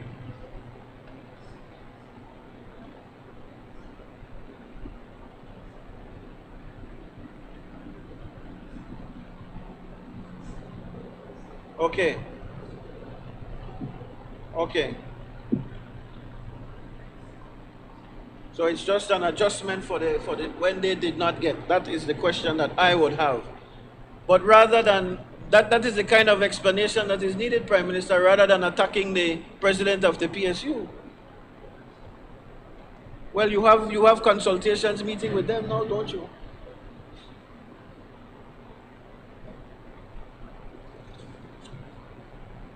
And then, Mr. Speaker, there is, of course, the supplementary constituency development monies.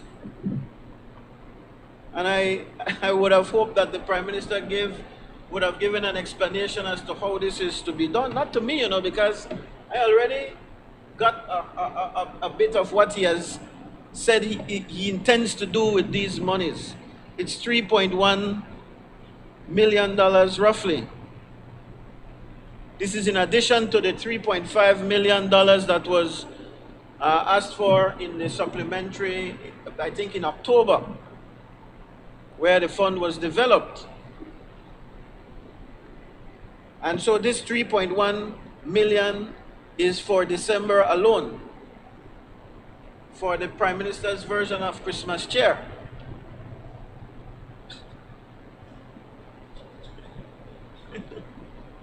You call it what you will. Call it what you will. It is Christmas cheer. And I am not going to be hypocritical like when they were on this side of the House, Mr. Speaker, and say that the people don't deserve this kind of assistance around Christmas time, especially. They deserve it all the time. But, Mr. Speaker,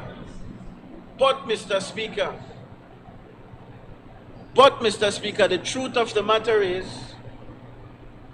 that these kinds of sweets to area representatives, and I say that because the power of these funds lie in the hands of area representatives, be they red or be they blue. They lie in the hands of the area representatives, and we know the politics that some area reps play. So that an area representative that receives this kind of sweet, if you will use it to reward his friends and punish his enemies. No, I am not in that category. You can ask anybody in the Khaled constituency, which is why I continue to win by the kinds of margins that I win by. We serve everybody.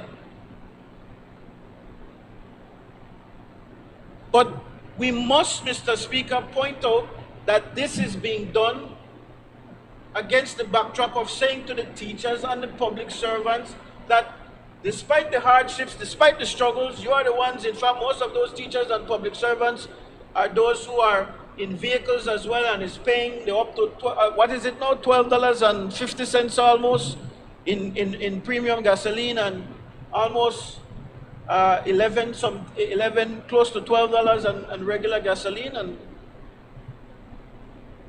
you want the people to say thanks for the 1 cent reduction? But what is it that you're going to do for those people? And then this thing that you call a public officer and teachers recognition program that is 1.5 million. I'm sorry, sir, but your explanation was void of the details. What is it that you're going to do with this 1.5 million? How is it that you're going to stretch that? And who is it that you're going to give it to? Is this a reward for your friends in the public, who are public servants and teachers. You know, you have some who are supporters of the People's United Party. So why is it that you can't tell us the details of how this is going to work? Why? This is $1.5 million.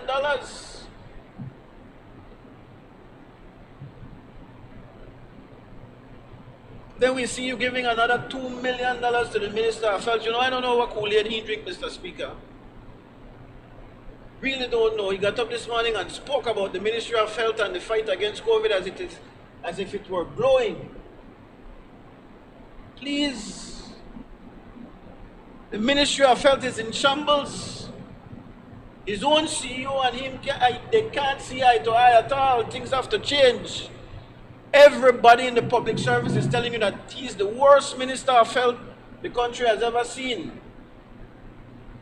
He butchers and tears apart the ministry. Look at what he did to poor Dr. Manzanero, sorry. Call on Dr. Manza. Easier. All kinds of things going on in that ministry, and he'll get another $2 million without any details. In fact, we are told that his ministry received $700,000 to distribute packages to COVID patients, and we don't know what went on with that. Where did that money go? Who do you send the COVID positive patients to collect those such packages? We would want to know. Or is it only for your friends and cronies and those families who are PUP? Because COVID doesn't look at color, you know, Mr. Speaker. COVID attacks red, it attacks blue, it attacks all the other colors we have. So these are very, very burning questions for us. The last time a supplementary was brought, it was in October, Mr. Speaker. And when the Prime Minister got up to explain that portion having to do with acquisitions, you know what he said? He said it was the UDP's acquisition of all of these lands and the contracts that they signed, and so it was not, in fact, what was allocated by his government was 12 million. He said that 12 million is not enough. We have to put another $10 million because the total figures that we have to pay out this year is $22 million. Goes back to what I was saying earlier. Either you did not know what you were doing when you put the budget together, which is a good likelihood, but with a man like Chris Coie, I would think he would be able to capture it. That you alone made it by yourself from here, you know, worry. But how is it that you are coming back now to say, and this has to be an issue, Mr. Speaker, these things that are not, they're not things that cannot be concealed beforehand. You know what you have to pay out, because according to him, these come from contracts that the UDP signed, and he criticizes, that's fine.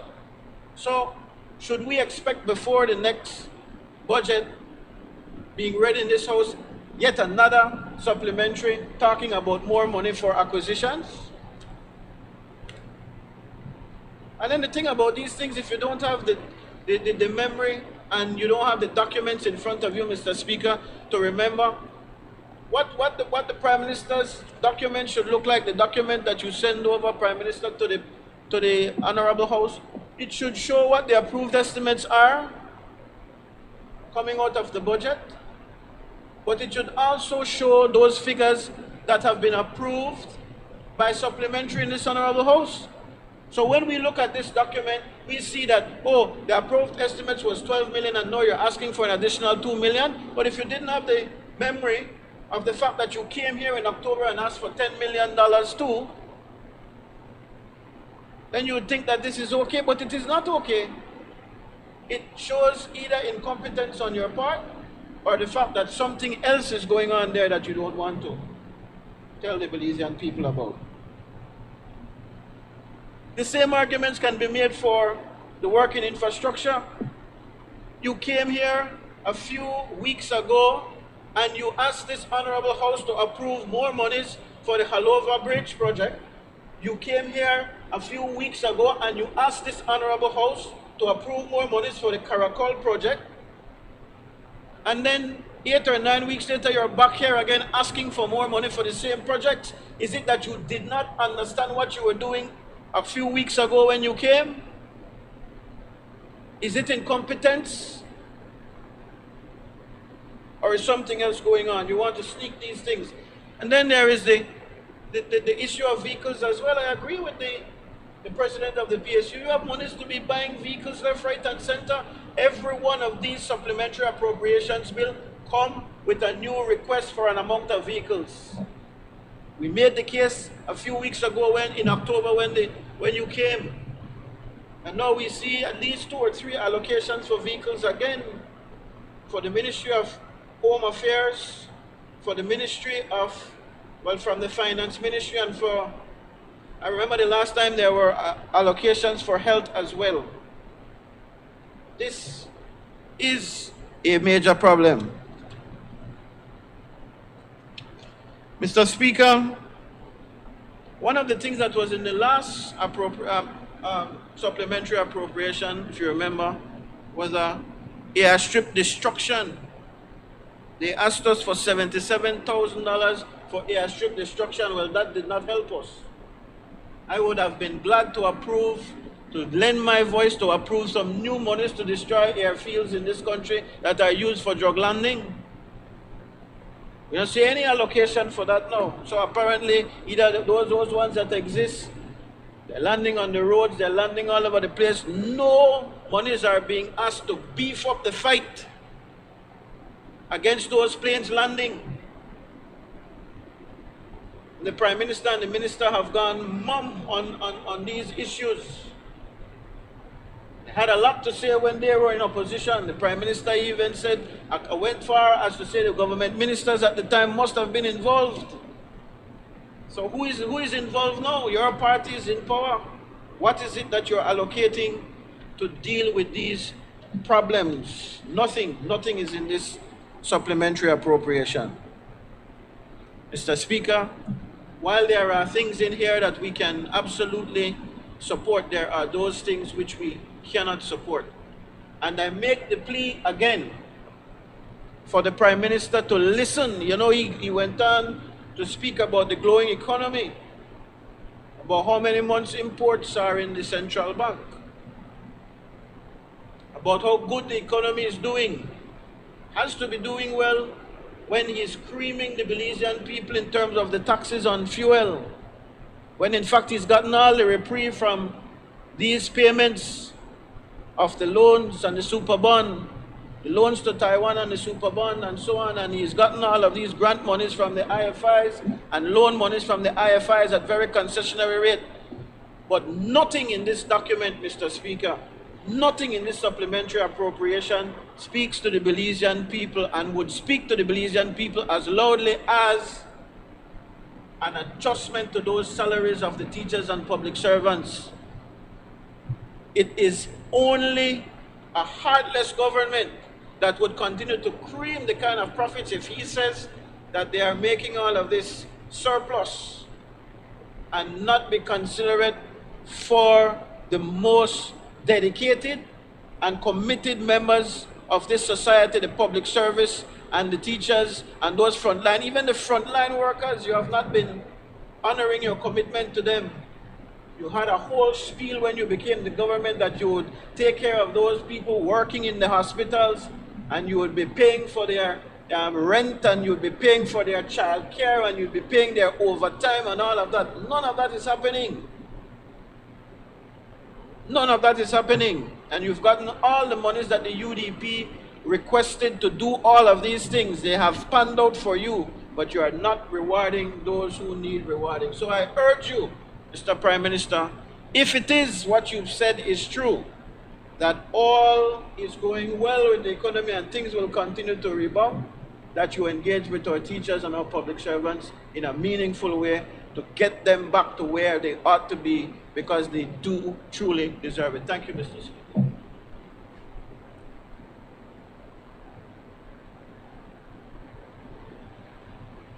I recognize the Honourable Member Freeton. Yeah, thank you very much, Mr. Speaker. Mr. Speaker, I rise in support of the supplementary appropriation bill.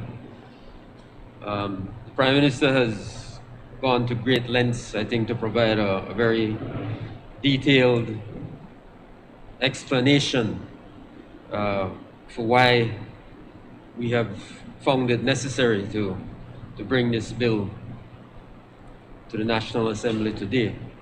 So I think the bill speaks for itself and is fully justified and supported by the needs set out in the bill. But I just wanted to explain for the benefit of the public the subhead under education, which deals with scholarships and training. It's a big subhead, but under that subhead of training, there's also a line item for scholarships. So what this supplementary allocation seeks to do in terms of that, providing additional support of $1,584,000 under the subhead of scholarships and training. And I want to provide a breakdown of that figure. Scholarships, 34 students, $789,347. Financial assistance for 44 students, $266,687. Stipend for 64 students in Cuba, which is due for January to March. We normally pay that in December, so that's $156,000, 288. Scholarships and financial assistance, UB, $141,000.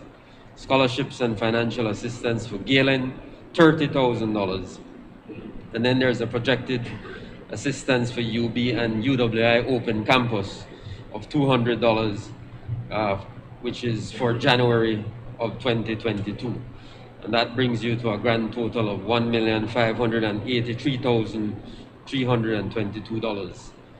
And that accounts for that subhead, and I hope provides a proper explanation of those monies, the purpose of those funds. Mr. Speaker, you know, I don't want to get into the land issue raised by the member for Collet, except to say, to associate myself fully with the remarks of the Deputy Prime Minister when he spoke on the matter many months ago, and to put the member for Collet at ease that he can go back to his pastors and he can go back to his people and tell them that they will never get that land in Belama. That land in Belama is primarily for the people in Belama, but we share a boundary with the constituency of Lake Independence. So that land will be made available on a priority basis, certainly for the residents of Belama who have been without an opportunity to access land for the past dozen years under the UDP. So I don't want to get into too much of that, but I just want to place it on the record. He can rest assured that they will not get their greasy hands on that land. You were in office for more than a decade, and now you come to this honorable house providing some explanation about some scheme and scam that took place 12 days before the general election. 12 days. So you weren't concerned about land for these people who you say were your dear constituents for a dozen years, but 12 days you all sit down before the election when everybody knew you were going to lose. You cook up some scheme with blades, and even it's a shame that the representative of the UDP in Freetown was a part of this scheme to give away land that should go to the people of Freetown.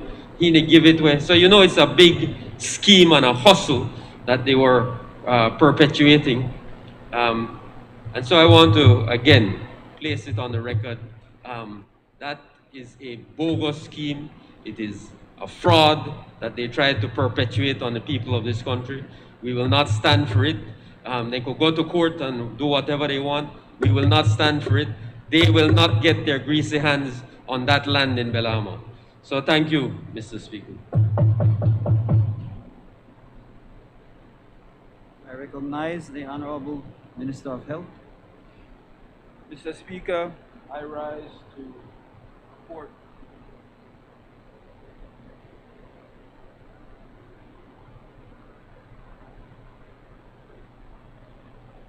issues that arose in reference to the Ministry of Health and Wellness. Mr. Speaker, the member for Collett takes issues with the monies being set aside for KHMH and the funds being allocated to prepare for Omicron. But he seems to have forgotten, Mr. Speaker, that we are dealing with a pandemic. He seems to have forgotten that the KHMH is the tertiary referral hospital of this country. He has forgotten the cost, the high burdensome cost of treating COVID patients. Mr. Speaker, the truth of the matter is that if they had not abandoned our hospitals and our healthcare system for the past 13 years, the health system would not be suffering the crisis it finds itself in today. He has the nerve to come to this House and to speak about COVID packages. Mr. Speaker, under their administration, he forgot the hustling that was going on. He forgot that they were giving COVID packages to Mickey and Minnie Mouse. Mr. Speaker, under this administration, we have a dedicated team of people reaching out to everybody who has tested positive with COVID and making sure that they get their packages, Mr. Speaker, and we can account for every package that has been given out. He says, I'm the worst Minister of Health and Wellness, and I can tell you this, and for the record, Mr. Speaker, under my watch, we have expanded testing to everyone in this country. Under their administration, they were picking and choosing who would be tested. They were deciding who would live and die. Under this administration and under my watch, we have set up 15 testing sites throughout this country. Under my watch, Mr. Speaker, we have introduced remdesivir as a treatment for COVID patients, something that their administration and their DHS refused to do. Under my watch, Mr. Speaker, we have expanded the number of persons who we purchase from the ministry, who we purchase medicines and supplies, while saving over $3 million. Under my watch, Mr. Speaker, we have vaccinated over 200,000 people in Belize. Under my watch, Mr. Speaker, we have paid all of the overtime that their administration left owing to the nurses and doctors of this country. Under my watch, Mr. Speaker, we have given out 45 nursing scholarships in this country. Under my watch, Mr. Speaker, we have obtained and distributed equipment to all of our hospitals across this country. Under my watch, Mr. Speaker, the days of raccoons have come to an end. Under my watch, Mr. Speaker, we have brought the Alpha variant under control, and we are well on the way to controlling the Delta variant. And, Mr. Speaker, we are preparing for Omicron. Mr. Speaker, this is not a beauty contest, and I don't expect to be liked. But for as long as I am here, I will continue to work for the healthcare system of this country, regardless of what the UDP and their cronies have to say. Thank you, Mr. Speaker.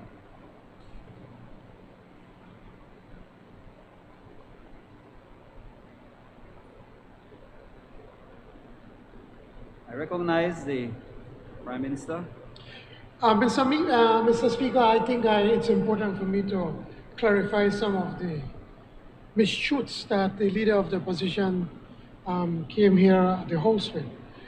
When he is attempting to say, when he is accusing us that we're sending these things last minute to them. First of all, his government never used to send me nothing.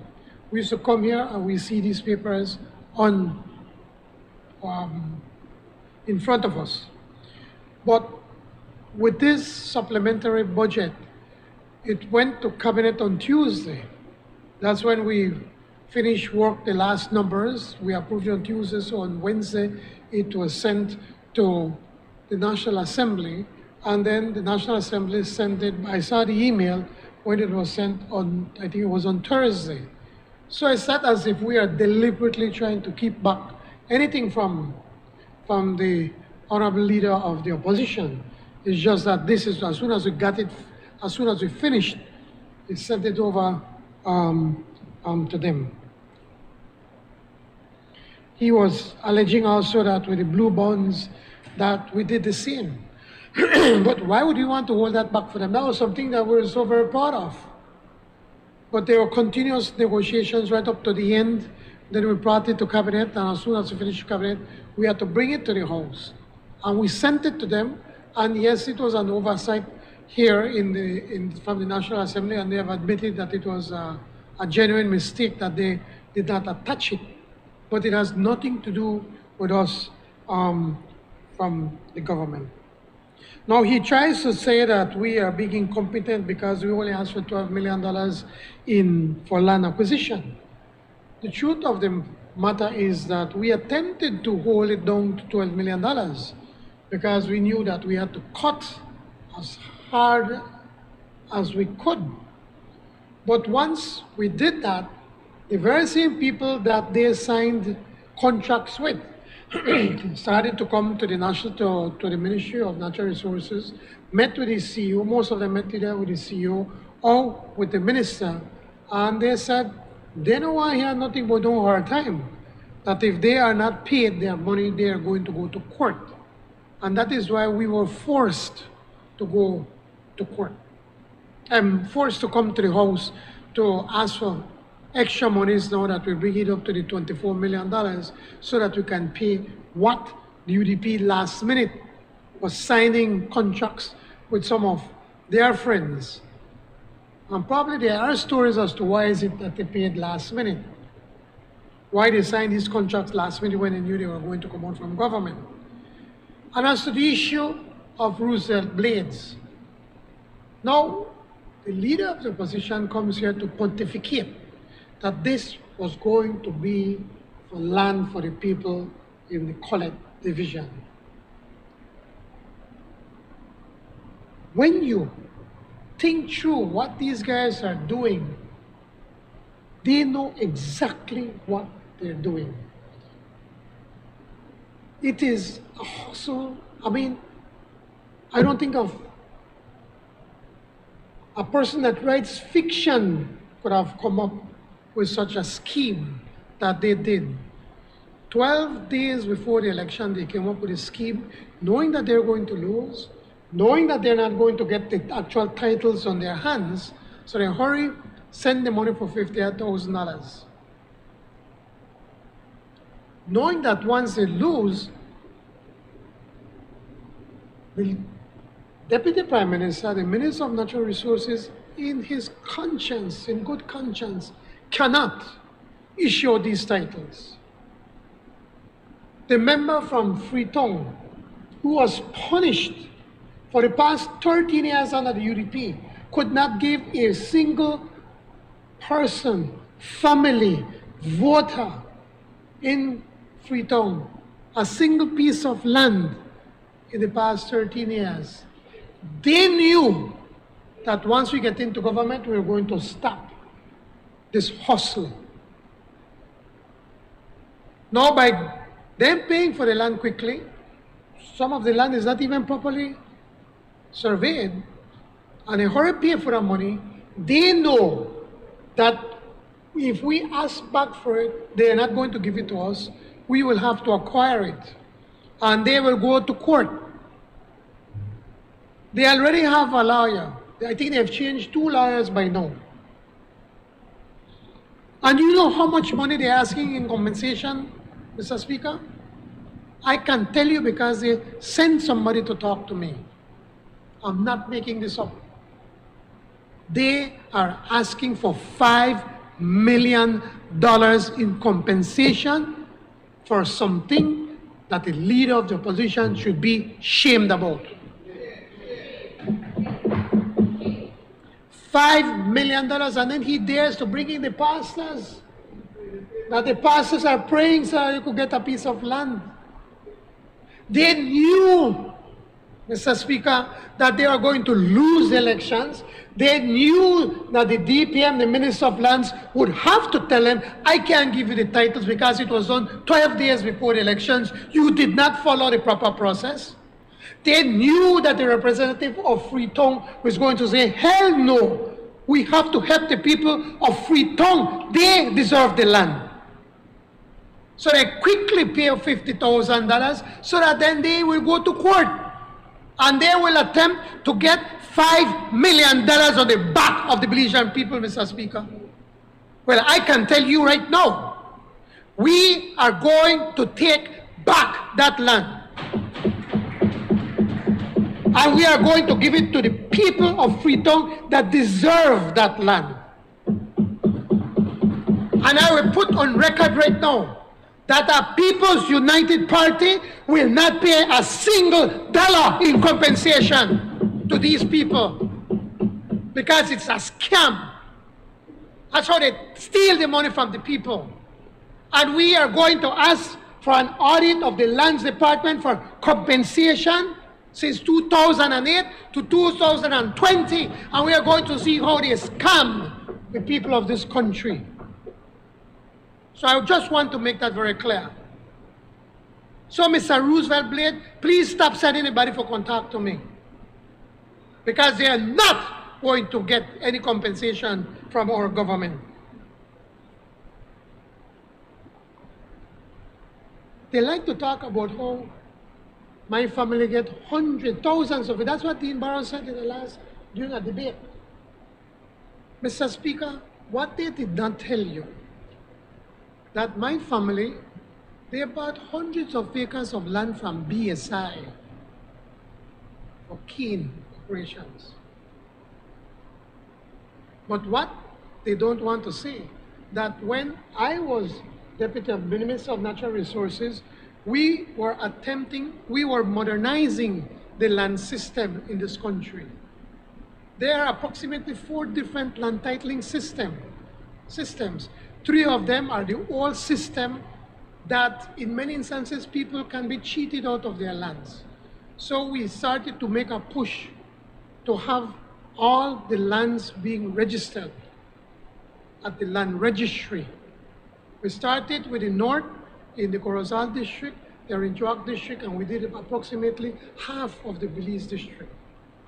So every single person that owned land in those districts, including Gaspar Vega and his family, when those lands were declared under the land registry, everybody had to bring in their old titles, and new titles were issued by the government of Belize. So everybody, including my family, got back new titles for land that they owned before. It was not land that I gave during my tenure, Mr. Speaker. And if you were to look at the certificates, not a single certificate of the thousands of new titles that we issued back in Corozal and Arinjuak and Belize district has my signature. Because all we were doing was telling them, bring your old titles, and we'll give you a new one. And that new title, under that new system, Mr. Speaker, the government guarantees the sanctity of that title. But UDP was not interested in continuing to modernize the entire system all the way to the Toledo district. Because once you do that, then the hustle stops. It becomes more difficult. They were interested in the hustle, not in trying to help the Belizean people. And the leader of the opposition continues to embarrass himself in this house. I mean, he can't learn. He comes and makes, the pastors right now, the most vexing right now, when they find out that he has been using them. They still not reach heaven, no? But talking about the light bill and say, why is it that we are paying so much for light bill? Mr. Speaker, we pay the light bill that they never pay. Then I mean malapaga. Lots of bills that they left that we have to be paying. That's what we're doing. And then talk about not renegotiating the light bill with BEL. Well, they started it and never did do anything about it. We are in the process of negotiating with BEL. We are in the process of getting BEL to continue to change from the old lights to the new LED light that uses less energy. And we're sitting down with them and negotiating a lower bill for electricity. And then they come and always attack this nonsense that we're raising the tax on fuel. If we were to raise a tax on fuel, we have to come to the House to make that amendment to the legislation. We are charging the same tax that you, leader of the opposition, supported under your government. What has happened is that the acquisition costs continue to go up and up and up. And you know that, leader of the opposition. But let me teach you something. Every 10 cents that we remove from the tax, Mr. Speaker, every 10 cents translates to $3 million lost in taxes. So now, if we go and tell the Belizean people and reduce the tax by 10 cents for fuel, they look probably like, what, you crazy? They need and deserve a bigger tax cut, a bigger breaks in their fuel. And we are going to do it. We have promised we're going to do it. But they, over the other side, left the country bankrupt. So we have to fix it. We can't give what we don't have. But I could assure you, Mr. Speaker, that once we get to where we need to be there, we are going to reduce the tax in fuel. And then the Constituency Development Fund. If you see, he was very cagey in how he was trying to attack it, right? And say about transparency. Mr. Speaker, unlike the UDP, when we get $1, then you get $10. When then you get $100,000 for Christmas cheer, they used to give you what, $5,000? When you get $100,000, we used to get $5,000. That's what I give we. Yes. When they give you for education, $5,000, then you get $100,000. Ask the leader of the opposition if that is not true. He looked at us sheepishly and said, boy, cabinet decided that. We don't behave like them. We are doing it equally. We promise the Belizean people that we are going to respect the right of the Belizean people. If they vote blue or red, we have to respect them. And that is why the Constituency Development Fund is shared equally for both sides. And I know that some people in our party are not happy about it. Sorry? Yeah, I will not call them. There are some members that were very upset with me, or supporters. They say, why did you get a UDP? I said, we have to move away from that kind of politics. We have to learn to respect the right of the people, respect their judgment. And for some reason, I'm still at a loss that I still vote for the leader of the opposition, because when you look at Colette after 13 years, how it's been so neglected and abandoned, I'm at a loss why they vote for you, boy. I must tell you. We decided that we're going to be different than you. And that is why whatever we get, the other side they get. But I can tell you this is not for no tacos trip, for no tacos and to build Bacchanal. This is to be able to help the poor people, because we recognize that we are going through a difficult time right now. And then you're talking now about the $1.5 billion for the public service, as if we are certain I'll get. Well, let me tell you something. The president of the Public Service Union will get what every other public service member will get. We are not going to criticize. We are going to find a way how we're going to share this so that everybody can get something. So you will hear shortly how we're going to be able to see how we can give something to our public officers for the Christmas. Mr. Leader of the opposition. We take no pleasure in trying to come to bring more supplementary budgets, but we have to act responsibly. Unlike them that we're going to spend the money and years later come and say, oops, $100 million and we slip past them. We are coming ahead of time to say, you know what, we're seeing that we have these shortage, we were short in the projections that were given to us. And it's not me, John Bersenia, that came these numbers, it's the public officers. It is the professionals. They are the ones that give this to us. And then they come to us and say, you know what, we're coming short on these areas and we need this money.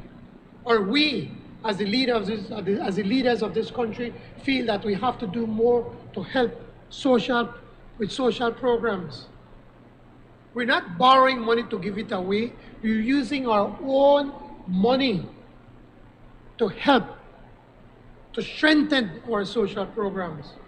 Unlike the UDP, they made it borrow like there was no tomorrow. In 2020, all of the monies that were borrowed for different projects, they moved it away so that they could give it away to people, hoping that they were going to get another term. And they got a historic defeat because the people saw through them. We know we have to be more responsible, Mr. Speaker. So, Mr. Speaker, based on all of this that we've said, I am asking all the members of this House, including the members from the opposition, to support this appropriation, this supplementary appropriation bill. Thank you, Mr. Speaker.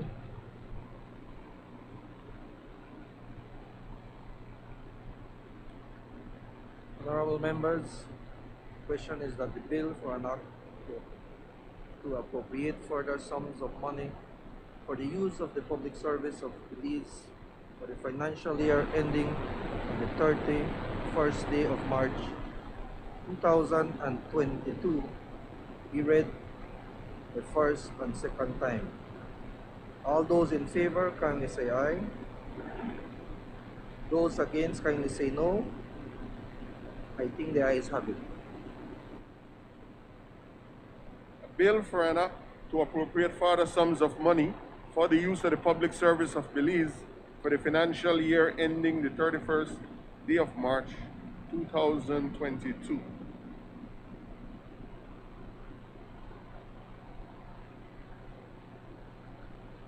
I recognize the Honorable Minister of Education, Culture, Science and Technology. Thank you, Mr. Speaker. Mr. Speaker, I rise to introduce a bill for an act to amend the Patents Act, Chapter 253 of the Substantive Laws of Belize, Revised Edition 2011, to make provision in the interest of administrative and operational efficiency for the registrar to delegate certain functions to the Deputy Registrar of Intellectual Property and to provide for matters connected therewith or incidental thereto. The bill has the recommendation of the Cabinet, Mr. Speaker, and just very briefly, let me, by way of some background information, as it says, it's really an administrative amendment. The Patents Act establishes the Belize Intellectual Property Office, BELIPO, and by virtue of that act, the Registrar of the Intellectual Property Office is the Solicitor General, who is subject to the general directions of the Minister and to the provisions of the Patents Act, and is responsible for the administration of all intellectual property legislation and for performance of all functions and the exercise of all duties and powers conferred on her by all intellectual property legislation, This includes the Copyright Act, the Patents Act, the Industrial Designs Act, Protection of New Plant Varieties Act, Protection of Layout Designs, Topographies of Integrated Circuits Act, and the Trademarks Act. The Patent Act also establishes the post of the Deputy Registrar of Intellectual Property and Assistant Registrars. However, it does not specify the functions of these officers. The Act does provide for the Minister to delegate such powers or functions to the Deputy Registrar and Assistant Registrar from time to time. The intellectual property legislation allows for a registrar to be involved in the administration process from an application is conceived up until the time a certificate of registration or grant is issued.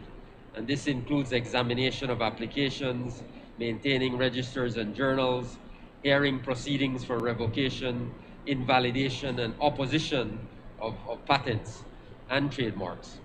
And with the volume of applications and other processes Belaipo deals with daily, it is burdensome for the Registrar of Belaipo, who is also the Solicitor General, to administer all intellectual property legislation, including hearing opposition to the registration of trademarks and patents.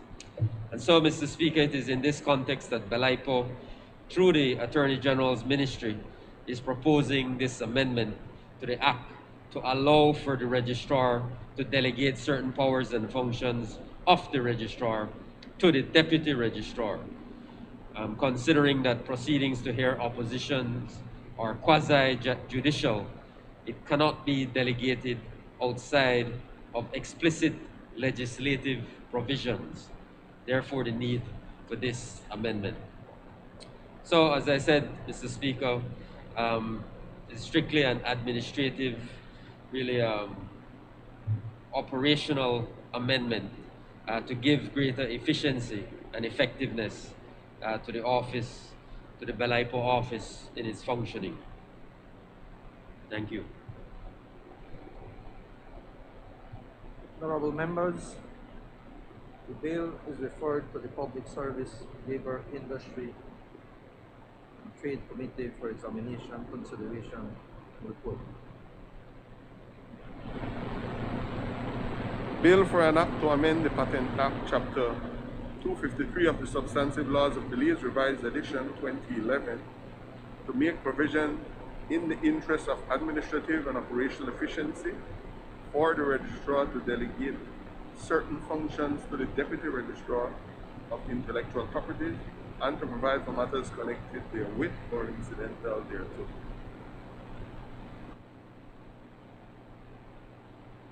I recognize the Honorable Minister of Education, Culture, Science, and Technology. Thank you, Mr. Speaker. Given the strictly administrative nature of the amendment, we seek the indulgence of this Honorable House to, in accordance with Standing Order number 49-1, I move that the bill be taken through all its stages forthwith. Honorable members, the question is that the next stage of the bill be taken forthwith. All those in favor kindly say aye. All those against kindly say no. I think the ayes have it. I recognize the Honorable Minister of Education, Culture, Science, and Technology. Thank you, Mr. Speaker. I rise to introduce a bill for an act to amend the Trademarks Act, Chapter 257 of the Substantive Laws of Belize, Revised Edition 2011, to make provision in the interest of administrative and operational efficiency for the registrar to delegate certain functions to the Deputy Registrar of Intellectual Property and to provide for matters connected therewith or incidental thereto.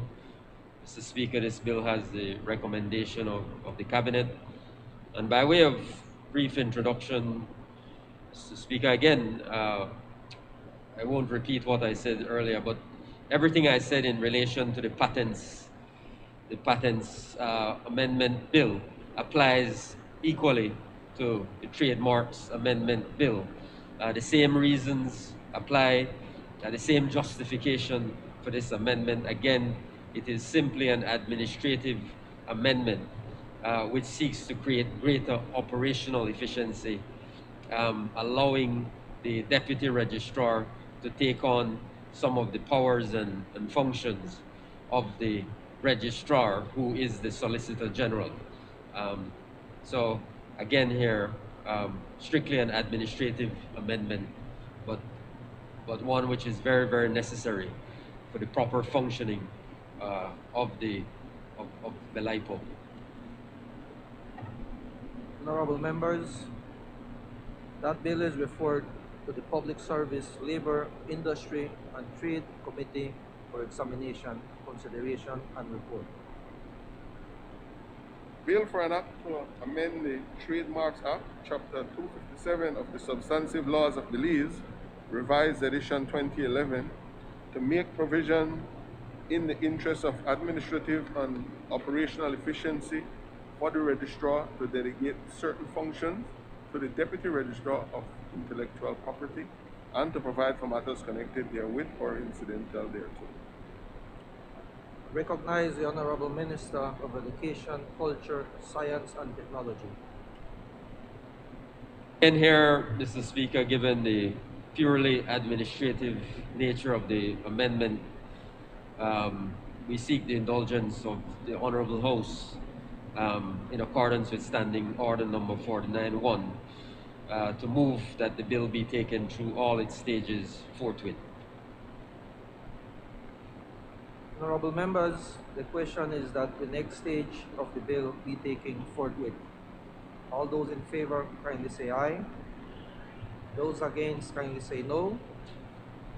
I think the ayes have it. Recognize the Minister of Education, Culture, Science and Technology. Mr. Speaker, I rise to introduce a bill for an act to amend the Law Revision Act, Chapter 3 of the Substantive Laws of Belize, Revised Edition 2011, to provide for the electronic publication of the revised edition of the Laws of Belize and to provide for matters connected therewith or incidental thereto. Mr. Speaker, the bill has the recommendation of the Cabinet. Very briefly, by way of introduction, background, the revised edition of the Laws of Belize is prepared by the Law Revision Commission under the authority of the Law Revision Act, Chapter 3 of the Laws of Belize, Revised Edition 2011. The most recent revised edition of the Laws of Belize was completed and published by hard copies. The current effort of the Law Revision Commissioner is to complete the revised edition 2020 to bring the laws up to date to the year ending December 31st, 2020. The Attorney General's Ministry has completed the consolidation of the laws to the year 2020, and the final step is to have the revised edition available to the public. Currently under Section 6 of the Law Revision Act, the Minister may determine the form of publication for the revised edition of the Laws of Belize, which may be published electronically or on CD-ROM and on the internet. However, Section 11 of the Law Revision Act requires that a certain number of copies of the revised edition of the Laws of Belize be published by hard copy. The 2011 revised edition was published by hard copy with the intention to have the laws available for purchase by the public. To date, the Attorney General's Ministry still has numerous copies of the 2011 revised edition that were never purchased. Furthermore, the COVID-19 pandemic has led to an inevitable increase in the use of electronic technologies and communication, including an increase in the digitalization of work that would have otherwise been printed pre-pandemic. This is as a result of the new social distancing norms and the attempt by the government organizations and the public at large to reduce the risk of physical contact. So really, in order to save cost, it is proposed that the Law Revision Act be amended to primarily allow for the publication of the revised edition of the laws to be done electronically. So again there, Mr. Speaker, strictly administrative, procedural, an attempt to save money and take advantage of technology. So we seek the support of the National Assembly on this matter. Honorable members, that bill is referred to the Constitution and Foreign Affairs Committee for examination, consideration, and report. Bill for an Act to amend the Law Revision Act, Chapter 3 of the Substantive Laws of Belize, Revised Edition 2011, to provide for the electronic publication of the revised edition of the laws of Belize and to provide for matters connected therewith or incidental thereto. I recognize the Honorable Minister of Education, Culture, Science, and Technology.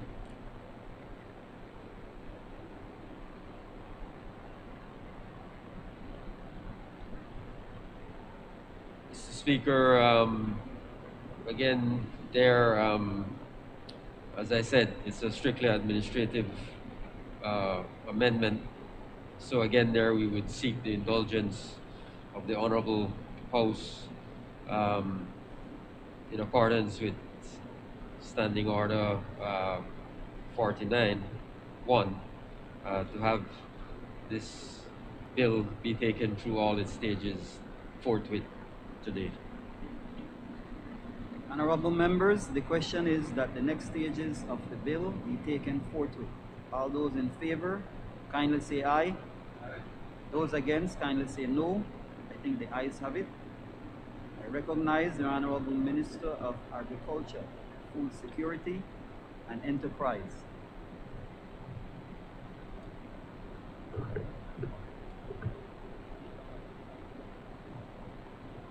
Mr. Speaker, I rise to introduce a bill for an act to amend the Sugar Industry Act, Chapter 283 of the Substantive Laws of Belize, Revised Edition 2011, to clarify provisions in relation to elections of officers of the association, to empower the minister to receive and deal with disputes and complaints, and to provide for matters connected therewith or incidental thereto. Mr. Speaker, this bill has the recommendation of Cabinet. And in doing so, Mr. Speaker, I would like to give a few remarks in relation to this bill. Mr. Speaker, the Belize sugar industry is key in providing decent livelihoods to the people of Belize, especially the Norteños. In fact, for decades before the growth of the tourism industry, Belize's economy was mainly a sugar economy. The importance of the sugar industry continues even today. Everyone knows, Mr. Speaker, that during the peak of the COVID-19 pandemic, the sugar industry was one of the few industries which kept on going, generating jobs and income for families and badly needed foreign exchange. It has significant economic and social impacts as it directly and indirectly employs 15% of our population and accounts for 34% of the country's agricultural exports. Mr. Speaker, in northern Belize, approximately 85% of the population relies heavily on the functioning of this subsector. This is substantial. We need to pay key attention to this industry, especially this year, where we are now experiencing increased prices of agro inputs. Fertilizer costs have gone up, in some instances up to 100%. Herbicides have increased by 70%. Besides this, Mr. Speaker, the cane farmers are some of the most indebted people in this country. But I must say, honest, hard-working caneros pay their loans. Their loans are still performing, unlike the other sectors. But, Mr. Speaker, the industry is vulnerable, and we must be very attentive to disruptions or to situations that may escalate, endangering and putting at risk the bread and butter of the North.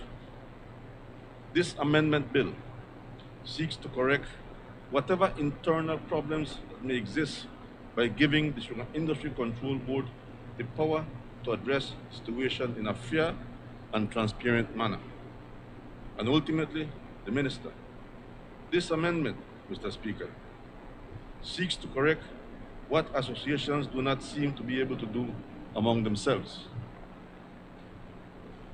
It is to de-escalate a situation that can rupture and cause major chaos in the industry.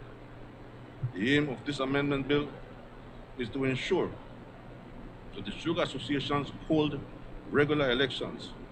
Leaders who seek to represent hard-working Cañeros must not be allowed to hold on to office without being accountable and continually submitting themselves to the people,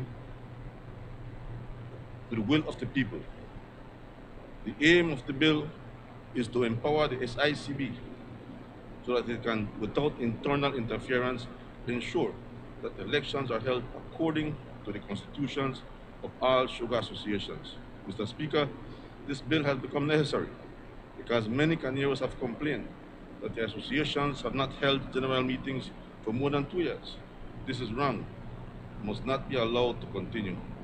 All our efforts to encourage these associations to hold elections have failed. This amendment is therefore necessary. It is not our first option, but the last choice. Mr. Speaker, Belize sugar industry is one of the few in the region that is still economically viable, but we must keep it that way. A Jamaican article describes CARICOM sugar as a limping industry. The major producing countries of the region seem disoriented and unclear in their direction. In Jamaica, Mr. Speaker, there is not enough sugar to meet the local demand. They are on average only producing 48,000 metric tons. Earlier in March, the Minister for Agriculture announced financial support for cane farmers for transport. The future of sugar is still looking bleak in Jamaica. It's this month. Barbados is currently producing an average of 10 to 12,000 metric tons a year. We in Belize are at 125,000 tons. The Minister of Agriculture, Indar Ware, has said that the government has been moving to transform the sugar industry into one that is economically robust and sustainable. Mr. Speaker, we wish them well. Guyana is revitalizing the sugar industry and aiming to expand production this year. Agriculture Minister Zulfikar Mustafa has spoken of the government acting to revalue and capitalize sugar production and planning to reopen and rehabilitate factories which were closed. On average, Guyana produces 110,000 metric tons. We in Belize are in a better position in comparison, and we want to keep it that way. Mr. Speaker, let me be clear. Our government, unlike the previous government, will not turn a blind eye on the sugar industry. This Briceño administration will not abandon the farmers. It is for that reason that the government has decided to act to ensure that the industry survives and that all stakeholders have a fair opportunity to participate in the governing affairs of the industry. The government realizes that the commercial agreement between the Belize Sugar Cane Farmers Association and BSI-ESR expires in January 2022. We understand that a new agreement is needed. It is clear that an agreement will not be arrived at before the start of the crop, and that the 21-22 cane production estimate of sugarcane has an increase of 157,324 metric tons over last year's production, which is near the milling capacity of Toa Hill Sugar Factory. Taking into consideration downtime due to mechanical failures, sugarcane quality, unpredictable weather, among other unexpected delays, it is critical that the 2021-2022 sugarcane harvest begins in December 2021 as is programmed. Our government believes that the crop must start and continue until all cane has been delivered, regardless of whether a new agreement on the commercial cane purchase agreement has been arrived at between the Belize Sugar Cane Farmers Association and BSI-ESR. In the interim, Cabinet believes that the current commercial agreement should be extended by the parties for not more than 6 months, and that the mill should accept sugarcane from all farmers. Mr. Speaker, Cabinet supports and expects that dialogue and negotiations will continue in good faith during the grinding season, and is hopeful that a fair and balanced compromise will be reached before the end of June 2022. We therefore call on BSI and the BSCFA to urgently begin their negotiations. Time is running and valuable opportunities are being lost. In the light of the importance of the sugar industry and the livelihood of thousands of Belizeans dependent on this industry, government will facilitate, as needed, negotiations between BSCFA and BSI to renegotiate a mutually beneficial contract. Government will support the industry by conducting a study to examine future prospects and the viability of the sugar industry. Mr. Speaker, we cannot afford to jeopardize an already vulnerable industry, an industry which is main socio-economic livelihood of northern Belize, a strong foreign exchange earner that contributes 15% of employment directly and indirectly. We need to safeguard democracy, ensuring ultimately that fairness and equity should prevail.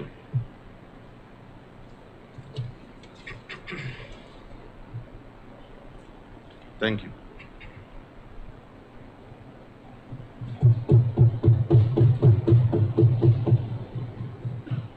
Honorable members, that bill is referred to the Public Service, Labor, Industry and Trade Committee for examination, consideration, and report. Mr. Speaker, in accordance with Standing Order number 49, I move that the bill be taken through all its stages forthwith.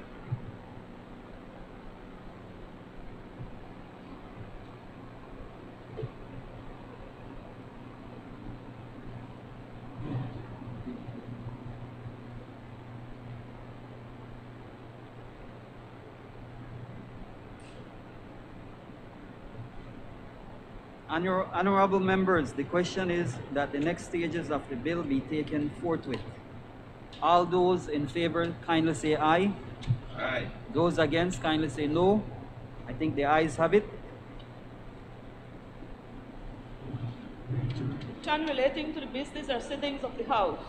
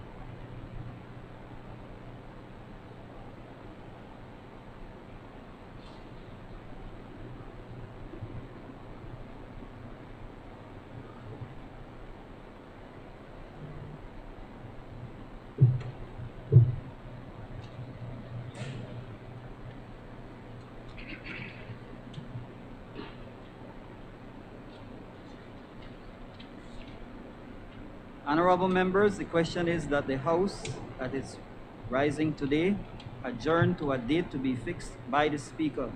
All those in favor kindly say aye. Those against kindly say no.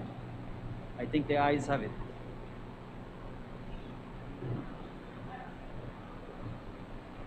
Honorable members, it has been agreed that the following motions and bills pass this day. 1.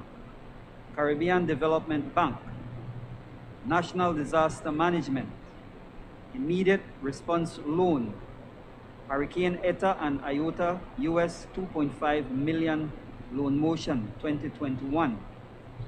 2. Patent Amendment Bill 2021. 3.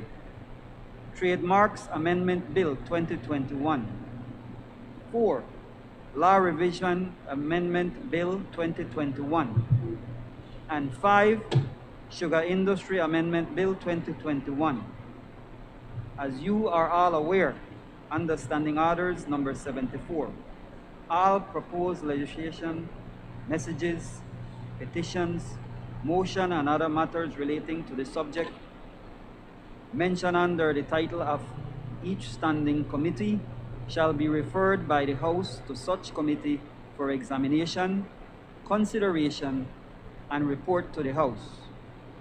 The only logical way for this to be done, other than by suspension of standing orders, is for me to suspend the sitting to enable the Finance and Economic Development Committee to constitute, and Foreign Affairs Committee and the Public Service, Labor, Industry, and Trade Committee to examine, consider, and report to the House on the bills and motion.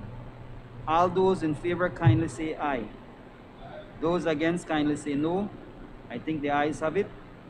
The sitting is therefore suspended until the Finance and Economic Development Committee, the Constitution and Foreign Affairs Committee, and Public Service, Labor, Industry, and Trade Committee have concluded their business.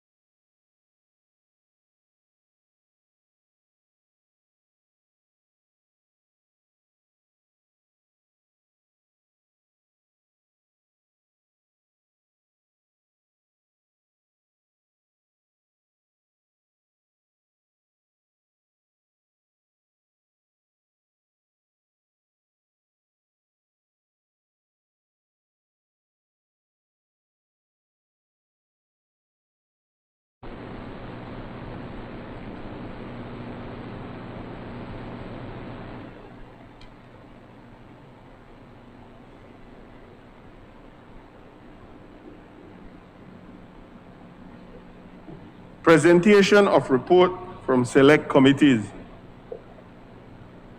I recognize the Honorable Chairman of the Finance and Economic Development Committee.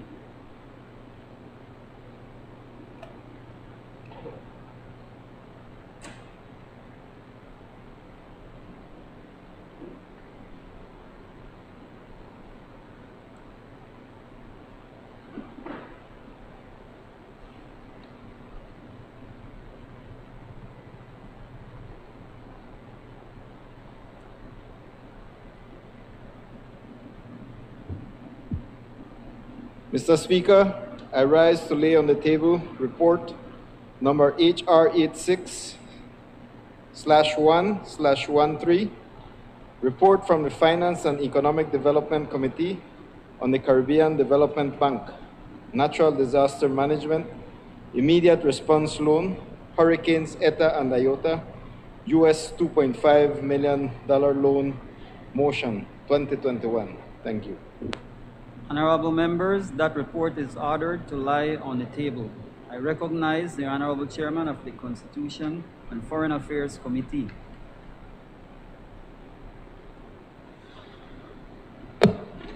Mr. Speaker, I rise to lay on the table report number HR 87/1/13, report from the Constitution and Foreign Affairs Committee on the Loan Law Revision Amendment Bill 2021. Honorable members, that report is ordered to lie on the table. I recognize the Honorable Chairman of the Public Service, Labor, Industry, and Trade Committee. Mr. Speaker, I rise to lay on the table the following reports. HR 88/1/13, report from the Public Service, Labor, Industry, and Trade Committee on the Patents Amendment Bill 2021. Secondly, HR 89/1/13, report from the Public Service, Labor, Industry, and Trade Committee on the Trademarks Amendment Bill 2021. And third, HR 90/1/13, report from the Public Service, Labor, Industry, and Trade Committee on the Sugar Industry Amendment Bill 2021. Honorable members, those reports are ordered to lie on the table. Public business, government business, motion. I recognize the Honorable Prime Minister and Minister of Finance, Economic Development, and Investment. Mr. Speaker, with your permission not to repeat the recitals, I move now therefore be it resolved that this Honorable House, being satisfied that the project will assist the government of Belize in defraying the cost of restoring damages to critical road, drainage, and bridge infrastructure in the Belize, Corozal, Cayo, and Orange Walk districts caused by the passage of Hurricanes Eta and Iota in Belize in November 2020, approves and confirms that the government may enter into a loan agreement with the Caribbean Development Bank on the terms and conditions set out above, and further authorizes the Minister of Finance to execute and deliver the said agreement and all other documents associated therewith. Honorable members, the question is now, therefore, be it resolved that this Honorable House, being satisfied that the project will assist the government of Belize in defraying the cost of restoring damages to critical roads, drainage, and bridge infrastructure in the Belize, Corozal, Cayo, and Orange Walk districts caused by the passage of Hurricane Eta and Iota in Belize in November 2020, proves and confirms that the government may enter into a loan agreement with the Caribbean Development Bank on the terms and conditions set out above, and further authorizes the Minister of Finance to execute and deliver the said agreement, and all other documents associated therewith. All those in favor, kindly say aye. Those against, kindly say no. I think the ayes have it. Bills for second reading. I recognize the Honorable Prime Minister and Minister of Finance, Economic Development, and Investment. Mr. Speaker, I move the second reading of Bill for an Act to amend the Customs and Excise Duties Act, Chapter 48 of the Laws of Belize, Revised Edition 2011, to rename the tariff column headed EPA with EPA/UK to implement the 8th phase of the reduction of duties in accordance with the CARIFORUM UK/EPA and to provide for matters connected therewith and incidental thereto. When I introduced the bill, Mr. Speaker, all we're doing is just enacting an agreement that was signed years ago. I think it was signed under the previous government based on agreeing with the European Union of reduction of certain products coming in from the European Union. But now that Brexit has been put in place, the UK is no longer a part of the UK, so we have to amend the bill to also reflect that the EU is also covered in these reductions. And this is as the bill pointed out, the 8th phase of the reduction of duties worked out under CARIFORUM and the UK EPA. Mr. Speaker, thank you very much. I recognize the Honorable Leader of the Opposition. I thank the Prime Minister for his explanation, Mr. Speaker, and we place on record our support for this bill.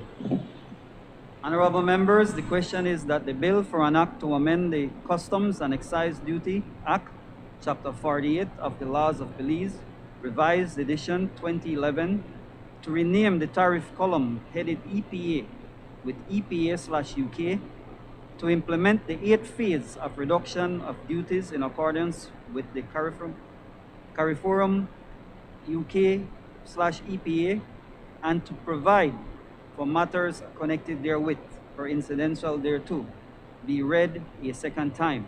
All those in favor, kindly say aye. Those against, kindly say no. I think the ayes have it. The bill for an act to amend the Customs and Excise Duty Act, Chapter 48 of the Substantive Laws of Belize, Revised Edition 2011, to rename the tariff column headed EPA with EPA/UK to implement the 8th phase of reduction of duties in accordance with the CARIFORUM-UK/EPA and to provide for matters connected therewith or incidental thereto. I recognize the Honorable Prime Minister and Minister of Finance, Economic Development and Investment. Mr. Speaker, I move the second reading of Bill for an Act to provide for the vesting in the Belize Bank Limited of certain business in Belize of Belize Bank Corporation Limited and to provide for matters connected therewith or incidental to.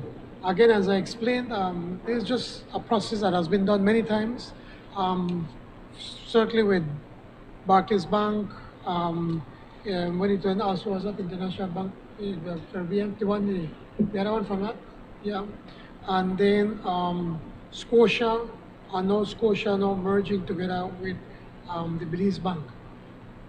I'm going to present, Mr. Speaker, certain slight amendments to what we presented in the Committee of the Whole.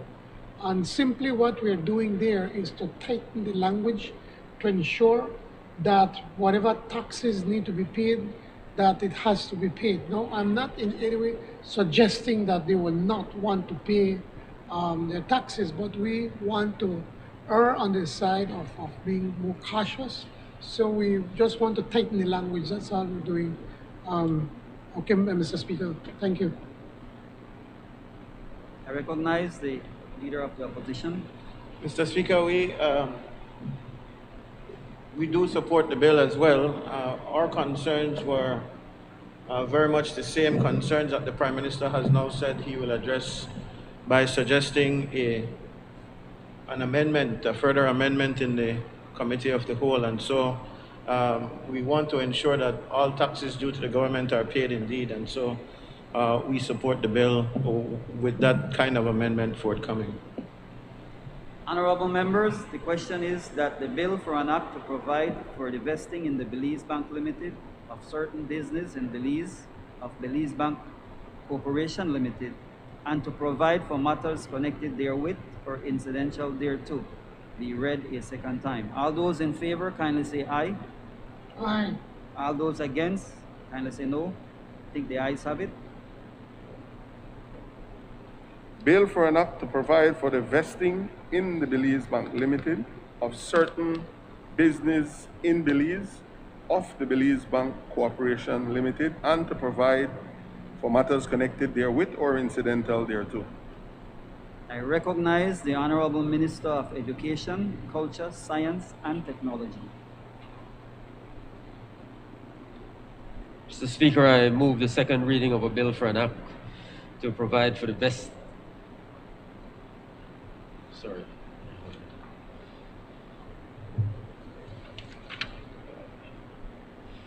Move the second reading of a bill for an act to amend the Patents Act, Chapter 253 of the Substantive Laws of Belize, Revised Edition 2011, to make provision in the interest of administrative and operational efficiency for the registrar to delegate certain functions to the Deputy Registrar of Intellectual Property and to provide for matters connected therewith or incidental thereto.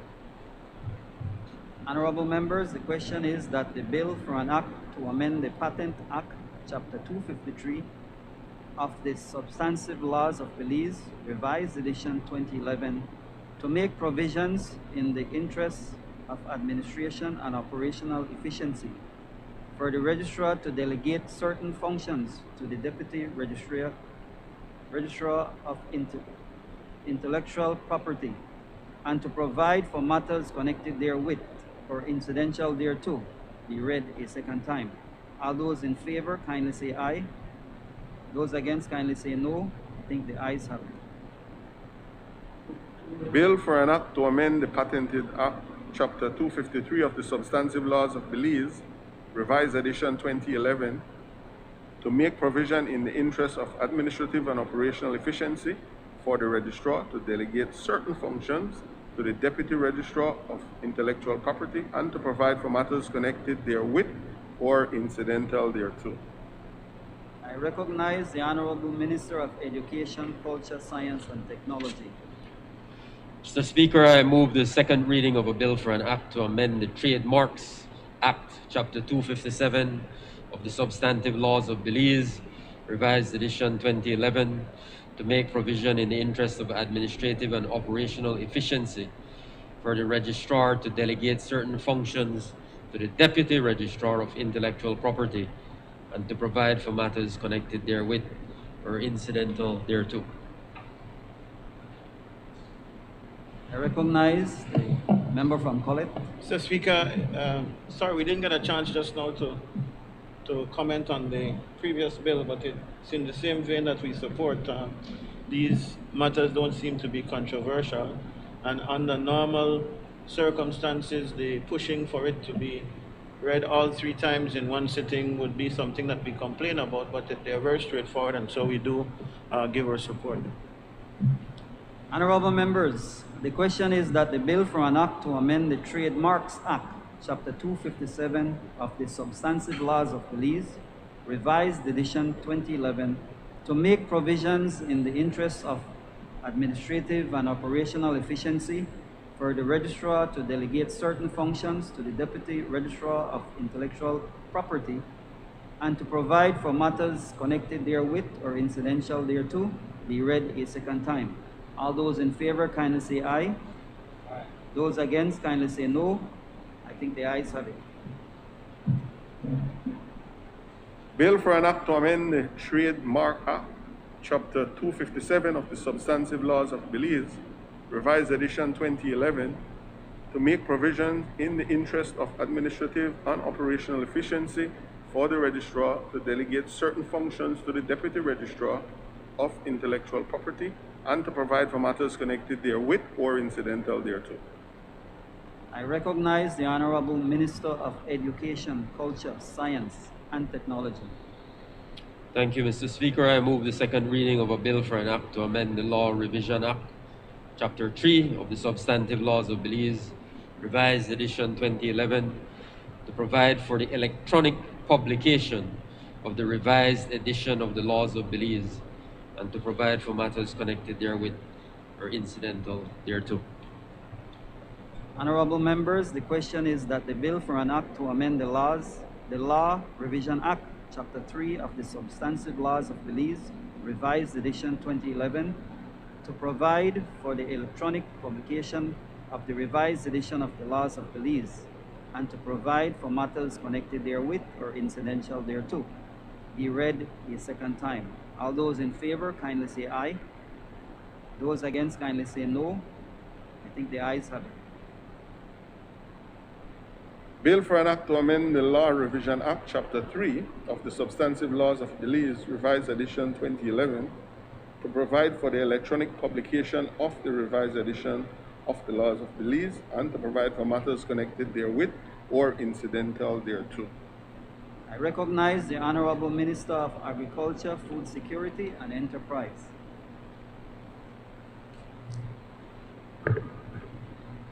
Mr. Speaker, I move the second reading of a bill for an act to amend the Sugar Industry Act, Chapter 283 of the Substantive Laws of Belize, Revised Edition 2011, to clarify provisions in relation to elections of officers of the association, to empower the minister to receive and deal with disputes and complaints, and to provide for matters connected therewith or incidental thereto.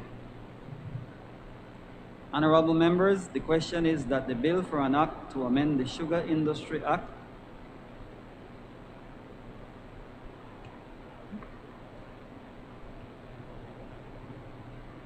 I recognize the member from Corozal North. Thank you, Mr. Speaker. Mr. Speaker, there are a number of issues that we would want that we have with regards to this particular piece of legislation. And while I understand the motive or the primary drive behind this, the passage of this bill, and I know that the cause is genuine. It is my concern, Mr. Speaker, and member for Orange Drug South, as I had spoken to the member for Orange Drug Central.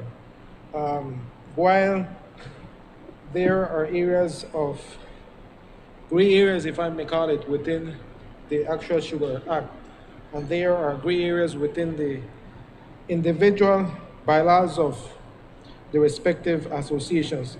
In addressing those, I think that it is very important for us to take it from a comprehensive manner. Remember, I think that we're going a bit extreme in granting the minister powers, and just as I had explained to the member for Orange Drug Central, while I don't have the doubt in my mind that this is a genuine piece of legislation that is being passed, I am concerned going forward. What if we were to have a Minister of Agriculture that is extreme, that is inconsistent in his decisions, and yet we would have a piece of legislation that actually grants the Minister of Agriculture, if I may call it from that sense, unlimited powers. And member for Drug Central and Prime Minister, Section 38, as is being proposed to be amended, actually grants the Minister of Agriculture, if I may call it that way, absolute power to actually decide on the running of the running of the business of the associations, and not merely looking at how associations are being, the associations elect their members. And so Section 38, in my opinion, is going too far from that end, member. One of the concerns that come to my mind is, have we consulted with associations with reference to a piece of legislation that will actually have a direct impact on the running of the association? Two, have we considered the fact that the associations, the membership of the association, of the different associations, actually have the power to decide on the running of the associations, of their respective associations, that mandate is given to their board of directors.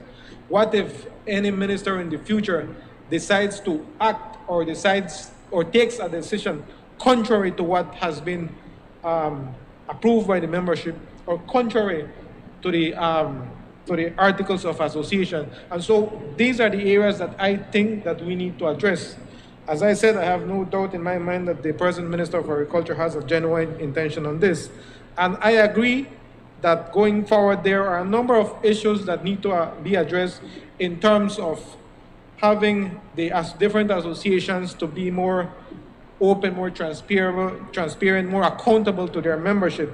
But at the same time, you want to make sure that there is a route or there is a path to how things are reported.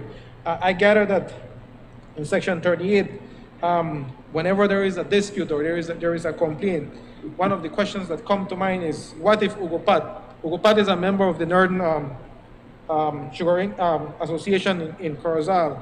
What if the membership of my association decides to say, look, for monies that we get, we're going to give everything towards assistance in the cane fields. And Ugopat is not satisfied with that decision. I can go to the minister and tell the minister, boss, I don't agree with this. I want you to take a decision. If the minister agrees to that, the minister has the power to actually take a decision contrary to what has been mandated by the membership. And so those are the areas that I think that we need to address. The last thing that we want for us to do in trying to solve a problem, we're creating more problems for us. I understand, member, what it is that you are doing. Perfect. I have I have no problem in how we approach the way by which we govern our associations. And I agree that associations have to be first accountable to their membership. And I agree that there will be times or many times upon which members will not agree. I have not seen any. I have attended so many meetings of associations back in the days when I was part of the BSAFA. Now that I am a member of another association, and there has not been a time in the history of my attendance in these meetings that I have seen 100% concordance in any particular decision. There has to be one single item where farmers, for one reason or the other, fail to agree. No. Am I understanding that if 50 plus 1% of the farmers agree on such a decision, am I understanding that the minister can override that decision? That is something that minister, we need to understand. The last thing that we want to do is put a legislation that will create a confrontational environment. You perfectly understand how volatile the sugar industry is, and so is the member for Injok Central, and so is the member for Corozal Southeast. It is a very, very delicate group of people that we're dealing with, hardworking, but at the same time, they're very, very strict when it comes to what it is that they want. And so my advice, member, is, look, we are rushing through a piece of legislation that, as I said, instead of fixing one problem, we might just fix one, and we end up creating another. I don't quite get that clear sense that we are passing a legislation that will just direct its efforts towards the election of officers, elections of the members, but Section 38 is opening another kind of worms. It is giving, in my opinion, absolute power to the minister. Let us suppose that in 4 years' time, another minister of agriculture comes in. Whatever that minister decides is what goes, and that is actually going to be supported and entrenched by a piece of legislation. And so we have to be very careful in the way that we take this approach. It has always been my opinion that whenever we want to pass a piece of legislation, we first ought to consult with those affected. In this case, it is the associations. I am certain that there are a lot of questions that they might have. I myself, as a farmer, we haven't had any issue with our association. I don't doubt that in the future there will be issues, but certainly there has to be guidelines as to how it is that we address these issues. It is my clear understanding that if a particular farmer has an issue with his or her association, you first direct that issue to your board, to the board of directors. In the event that you're not satisfied that enough action or decisions have been taken to your satisfaction, you then take it to the Sugar Industries Control Board. The Sugar Industry Control Board is the referee, if I may call it that way. It acts as a body composed by all stakeholders of the industry to actually take action on decisions that have been taken or on grudges or disputes that may arise. In the event that issues are not solved, then it is taken to the Minister of Agriculture. But having a piece of legislation that will say that Ugopat as a registered cane farmer can go directly to the minister, and what if I convince the minister to take decisions that goes against the articles of my association or against the decisions of my association? It might be a decision that is not going to be plausible to many, but if it is a decision that comes to me, then it is a decision that the minister will take, and actually that will have a direct effect and legally binding to the association and to the rest of my colleague farmers. And as a last token member, I know quite a number of I won't get into name callings, but I will say this. The members that approach you, I think that there are areas where they have a perfectly genuine cause of concern, but at the same time, you have to understand that there are a lot of intricacies within any particular association. Bottom line, it's a matter of power. Who holds power? I know of members that, I don't know if they are members of any particular association as of now, but these are people that have solicited to become members of other associations, and those people have been rejected. Why it is that you will have one association rejecting somebody, that person goes to the other associations, and for some reason or the other, they are not accepted. That should ring a bell. Something is radically wrong with these people. Look, if you're a cane farmer, you have a freedom to associate, and whether you want to associate or not, it is your choice. But if you're soliciting from every other association and you're not getting the kind of response that you expect, that should tell you that something is radically wrong with those people. But that's beside the point. And secondly, when we're looking at how elections are administered in different areas, we have to respect the culture of each association.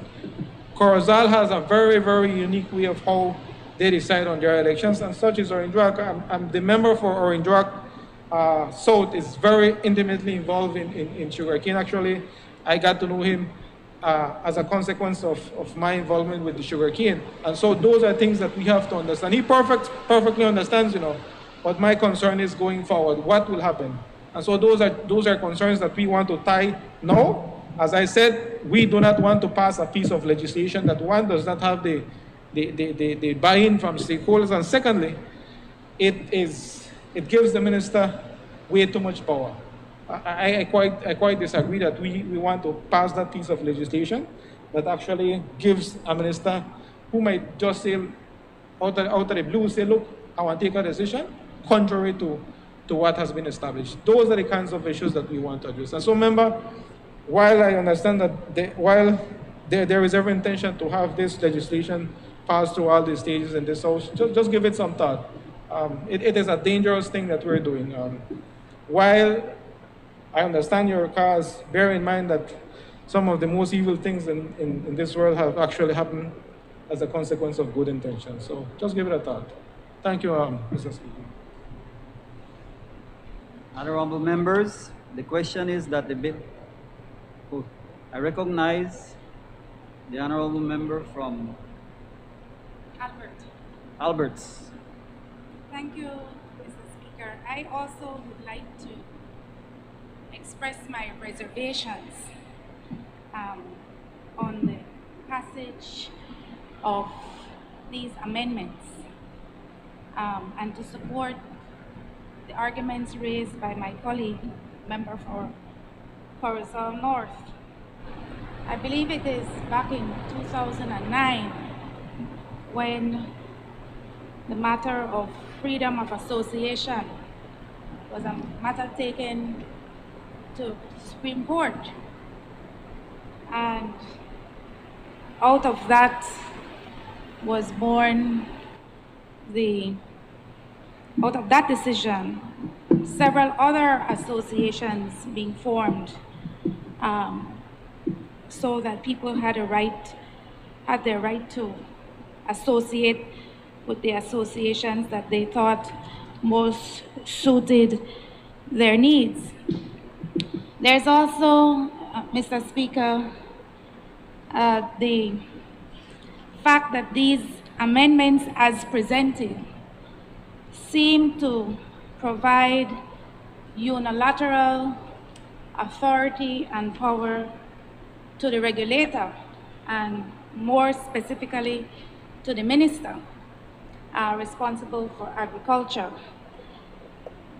And that's a slippery slope as far as I am concerned.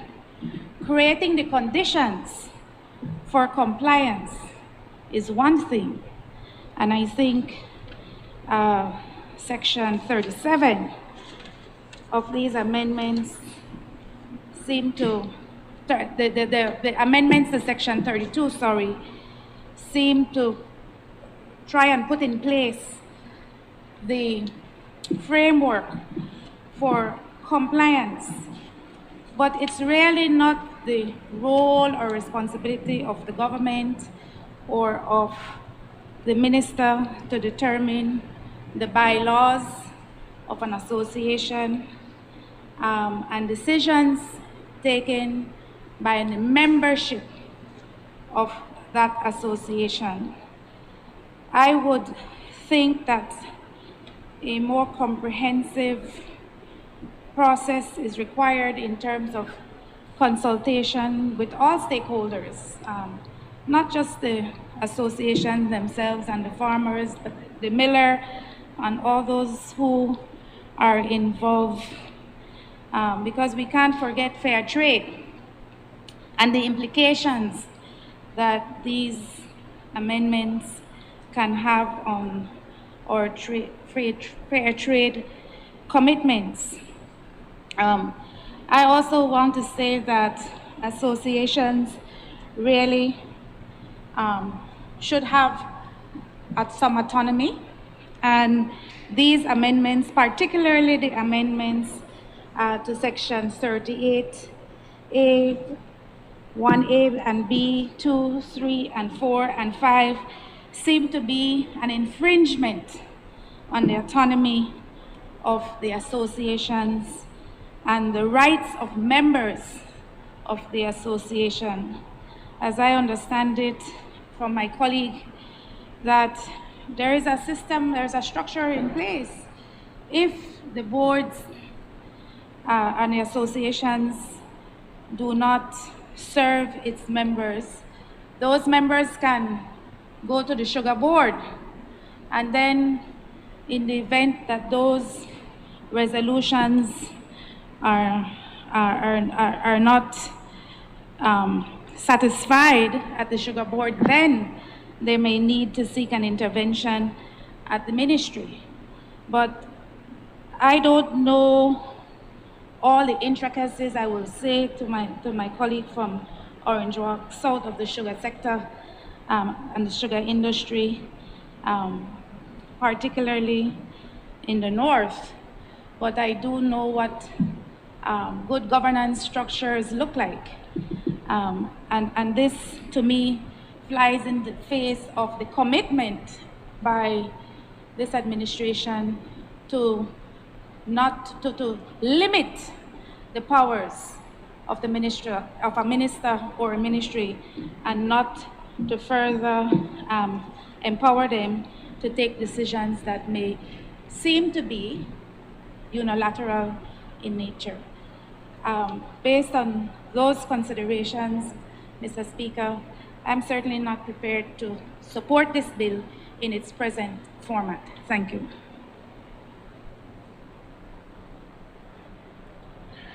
Mr. Speaker, also I rise to lend my support to this amendment. And I've been in many discussions with the Minister of Agriculture, members of the Sugar Board, members, and also members of different associations, expressing their frustration that there's absolutely nothing can be done when an association goes rogue. I've even sent the letters from members of associations to the Attorney General's office. I've sent it to a private attorney, and all of them are saying that we are powerless. There's absolutely nothing that we can do in enforcing or ensuring that these associations follow their bylaws, not us, their bylaws. And these leaders know it. So they blatantly rub it in your face, saying that there's nothing that we can do onto them. We're not amending these, we're not making this amendment today because we want to interfere. We believe that these associations should manage their own affairs independently of any interference, be it from the manufacturer, be it from the Sugar Board, or political interference. All we want to ensure is that these associations hold their elections every year. What's so difficult about that? We have one association in particular that from the day it was incorporated has not had an election. They refused to have an election. And then the people that are starting to clamor for elections, then they are being kicked out of the association. And we can't allow that to happen. If you look on number 2 on section 6, BGE, no, it's just about calling for the elections of the associations by October. Basically saying that every association must hold an election by October of the relevant year in instances where the associations have not yet held an election. Nobody asks much from them. All we're asking is for them to have an election. And in return, we're setting up a process as how members then can go about appealing for the Sugar Industry Control Board to ensure that elections are being held fairly and transparently. It has nothing to do that the minister wants to control these associations. If the Belize Sugar Cane Farmers Association, which is the biggest, by far the biggest association, if they could have had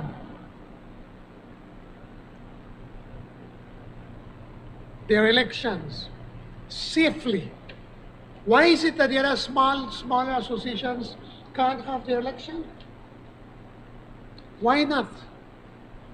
There are protocols that they can follow to have the elections, but some of them are hiding under the umbrella of COVID, that because of COVID they don't want or they can't have elections. And if the membership can come together to say, don't hold elections, so why you can't have elections? How many people got together to say to any association, okay, the majority of us, more than 50+1, we have said not to hold elections. If you could do that, then that means you could hold an election.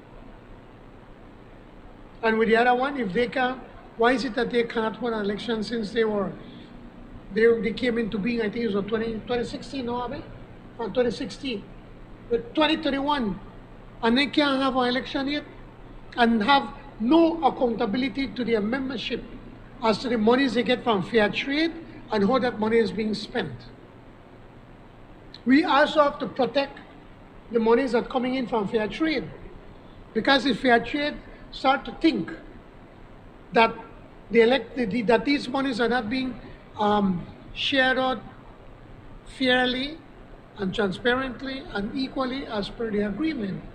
They could very well stop giving the farmers fair trade money, not only to that association, but to all the 5,000 plus farmers, which also include, by the way, BSI, ESR.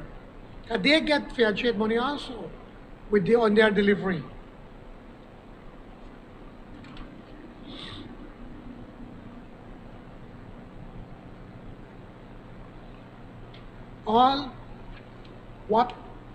One of the important things that this bill is saying, Mr. Speaker, when you look at Section 5, is saying, today, and it says, where the board is unable to address a complaint or resolve a dispute submitted to it under its section, it shall refer the complaint or dispute to the minister for decision. The person can't go straight directly to the minister. They have to go to the board. And then if the board refuses to act, that's when the minister would step in. But it's not giving any kind of power to the minister to decide today, I don't like the members of the leadership of this association, so I'm going to call an election. Because even if he were to call, so say, even if the sugar board, not him, but the sugar control board were to call for an election, we can't decide who the members are going to vote for. We're not touching the process, the voting process. All we want to ensure is that all associations hold elections fairly and transparently every year. There's no nefarious plot right here trying to control the association or trying to overthrow somebody. It's nothing to do with that. Simply to ensure that every association reports to their membership and to put themselves to election every year. Just imagine if we were to come here 5 years or 4 years from now, and we come and say to the House, well, the people don't want me to have election right now, so we don't have an election. I'm sure that the leader of the opposition or the member from Corozal North would not accept that. And the same, I'm not in any way suggesting that, by the way, but using it as an extreme example to bring it to bring home the point that we're trying to make. All we're saying is that the associations must hold the election. They can't, we should not allow them to say, oh, the members are making a whole election. No. It is an association, and as such, they must have elections every year, as stated out in the bylaws of their associations. Mr. Speaker, I do support the amendments in this bill. Thank you. I recognize the honorable member from Orange Walk North.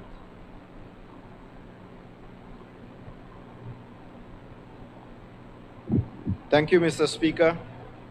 I hereby rise to support this bill for an act to amend the Sugar Industry Act. Mr. Speaker, this bill is being tabled to correct what has been going wrong in the sugarcane industry. The sugarcane industry comprises of over 5,500 stakeholders, individual stakeholders, and the mill. And they are separated into different associations. But there have been at least 2 associations that have never held have not held elections, and their executives have been behaving like dictators. And their membership, as the Prime Minister had said, have been clamoring for elections, because the associations should be based on fundamental democratic principles. And those associations have been violating those principles of democracy. And so laws must be enacted to ensure that they give their members that right to participate periodically every year and have a say in the running of their associations.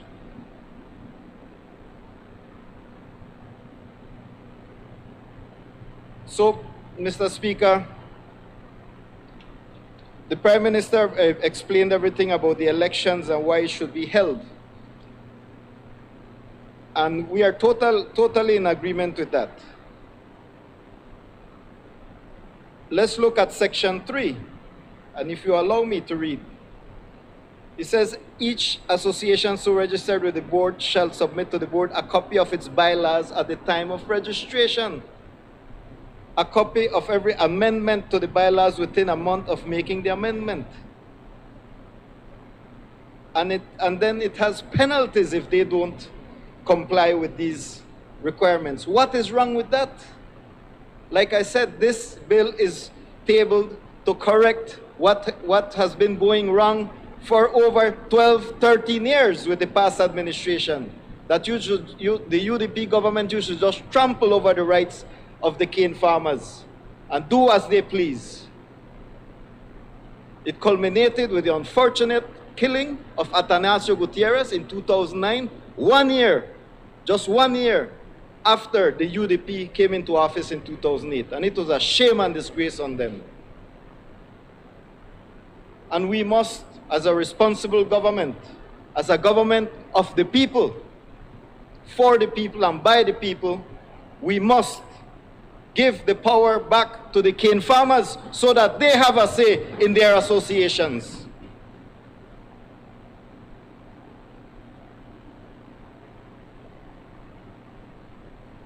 Mr. Speaker, the other side complained about the Minister of Agriculture giving the minister, whoever it is, too much power.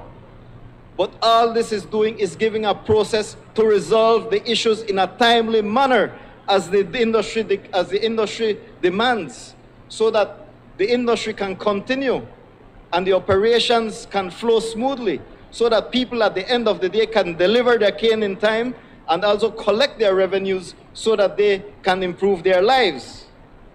There is a system. It says where a person is aggrieved by a decision of the board, that person shall refer the complaint to the minister for a decision. What does this mean? It means that the grievances go to a board. It doesn't go directly to the minister. But then if the board is unable to come to a decision, if there is an impasse, it goes to the minister so as to speed things up, so that the industry runs in an effective and efficient way. Then it says, other than a decision of the board, that person shall refer the complaint to the board for a decision, but where the board is unable to resolve the matter, it shall forward the complaint to the minister for a decision. Again, it has a process. It is giving the cane farmers avenues to solve their problems. Whereas before it wasn't the case, the UDP government just imposed laws upon the farmers, and the farmers had to subjugate themselves to them so that they can deliver their cane. But now, this People's United Party government is giving the farmers a say, is giving them the power, is giving them avenues to solve their problems and to move forward so that they can prosper and the industry can prosper.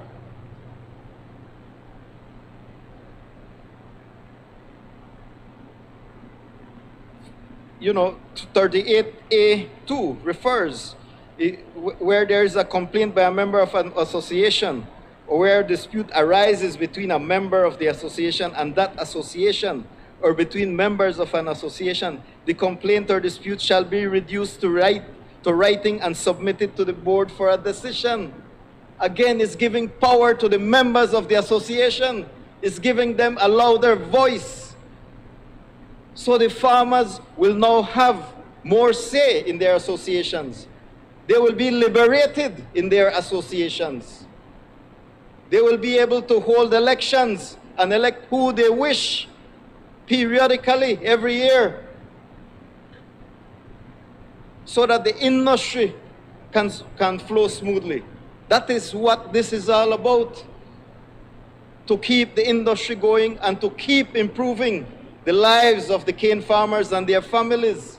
That is what this is all about. That is what the People's United Party government is all about, to improve the lives of the cane farmers, because they have been trampled on for too long, for the past 13 years under the UDP government.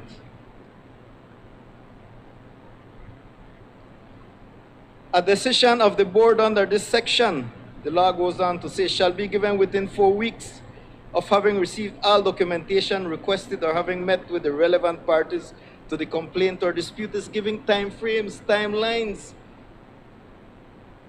Is giving definition to the ways where cane farmers can solve their problems. It's a big industry. Again, it's over 5,500 cane farmers. There are the various grievances, various problems. And all this bill is doing is giving them avenues to solve these problems and make life easier, make life better, while they deliver their cane and improve their lives. I go back to that because that is what this is all about. Prosperity for the stakeholders of the sugarcane industry. It's the people, the farmers. That is what this People's United Government is all about. And so, Mr. Speaker, I proudly stand here to support this bill. Thank you.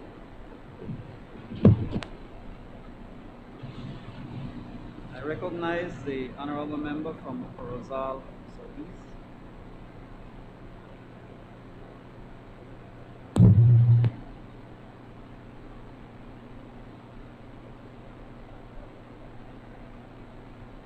Check your mic.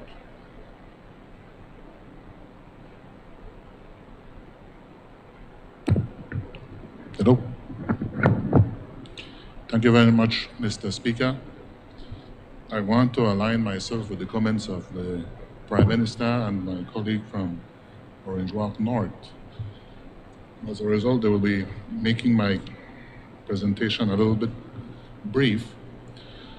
First, I want to say that I think for the first time in 13 years, we now have a Minister of Agriculture who is very proactive in the industry of agriculture, and in particular in the cane industry that is so vital to this country, Mr. Speaker. We only need to look to recent history, the past 13 years of what transpired. We had the first protest in 2009, of which, again, not to repeat, but we had a tragic death from that. We had a year for the drought where there was a frog hopper attacking the cane. Farmers had asked the then government for support. They got none. And then we also had when the mill was for sale and the farmers had brought to the table resources to purchase it. Again, the government changed the goalposts so that the farmers are being disenfranchised. We have had 13 years of disenfranchisement, we, the farmers in the North, Mr. Speaker, and I think now for the first time, we have some proactive legislation to at least continue to give voice to these farmers. This is a problem we have inherited, and we have a proactive Minister of Agriculture doing this work. I must say, I like the comments of my colleague from Corozal North, where he keeps saying he sees the need for the legislation, the cause is genuine, and he used the words like, what if an extreme Minister of Agriculture? In my view, that is him supporting the current Minister of Agriculture, and I appreciate that. Thank you very much. All right. But we do have to have this legislation, Mr. Speaker, because farmers need to have their voice heard. And believe you me, farmers in the North vote for their own candidate. They don't allow us, the politicians, to decide who will choose their leaders for them. So I align myself with this, Mr. Speaker. And then one last little point I want to say. Even when the minister consults, the farmers still have the court of last appeal. So the minister may take a decision. The minister will not choose the leaders, He will not decide when they should have elections. He will not decide who are the candidates. His only thing was to get them that they need to have elections. But as well, there is still the court that they can take the issue that is the last appeal. So the minister has no dictatorial powers, Mr. Speaker. So I want to align myself with this legislation. I fully support it. I think it's one of these legislations that we have to take the challenges we're facing in this industry head on. I fully support it. Thank you. I recognize the Honorable Leader of the Opposition. Mr. Speaker, thank you. First, let me say that I found it rather unfortunate that our colleague from Orange Walk North chose to bring politics into this whole scenario, because it need not happen. We can absolutely understand, you know, the Minister of Agriculture and the members on this side, I will venture to say that he spoke to all three of us. If not all three, certainly two of us who are over here now. And it is a problem that the industry is facing that we can understand. So I don't want anybody to walk away, and I ask my colleague from Orange Walk North to understand that nobody is playing politics here. We genuinely want to find a good solution to this issue. But, Mr. Speaker, you cannot say that you are empowering the farmers and you're looking out for the farmers and you're not trying to take away any rights from the farmers, when in fact the bill seeks to put regulations. The member from Corozal Southeast got up and said just now that it's not that the minister can dictate to the associations when to hold the election. Well, that is exactly what this is doing. Not the minister, but the law. I sat down to think about it, and I am no cane farmer. The member for Orange Walk Central makes that claim. I know that my friend, the Minister of Agriculture, is a cane farmer. The member from Corozal Southeast, and maybe even the member from Orange Walk North.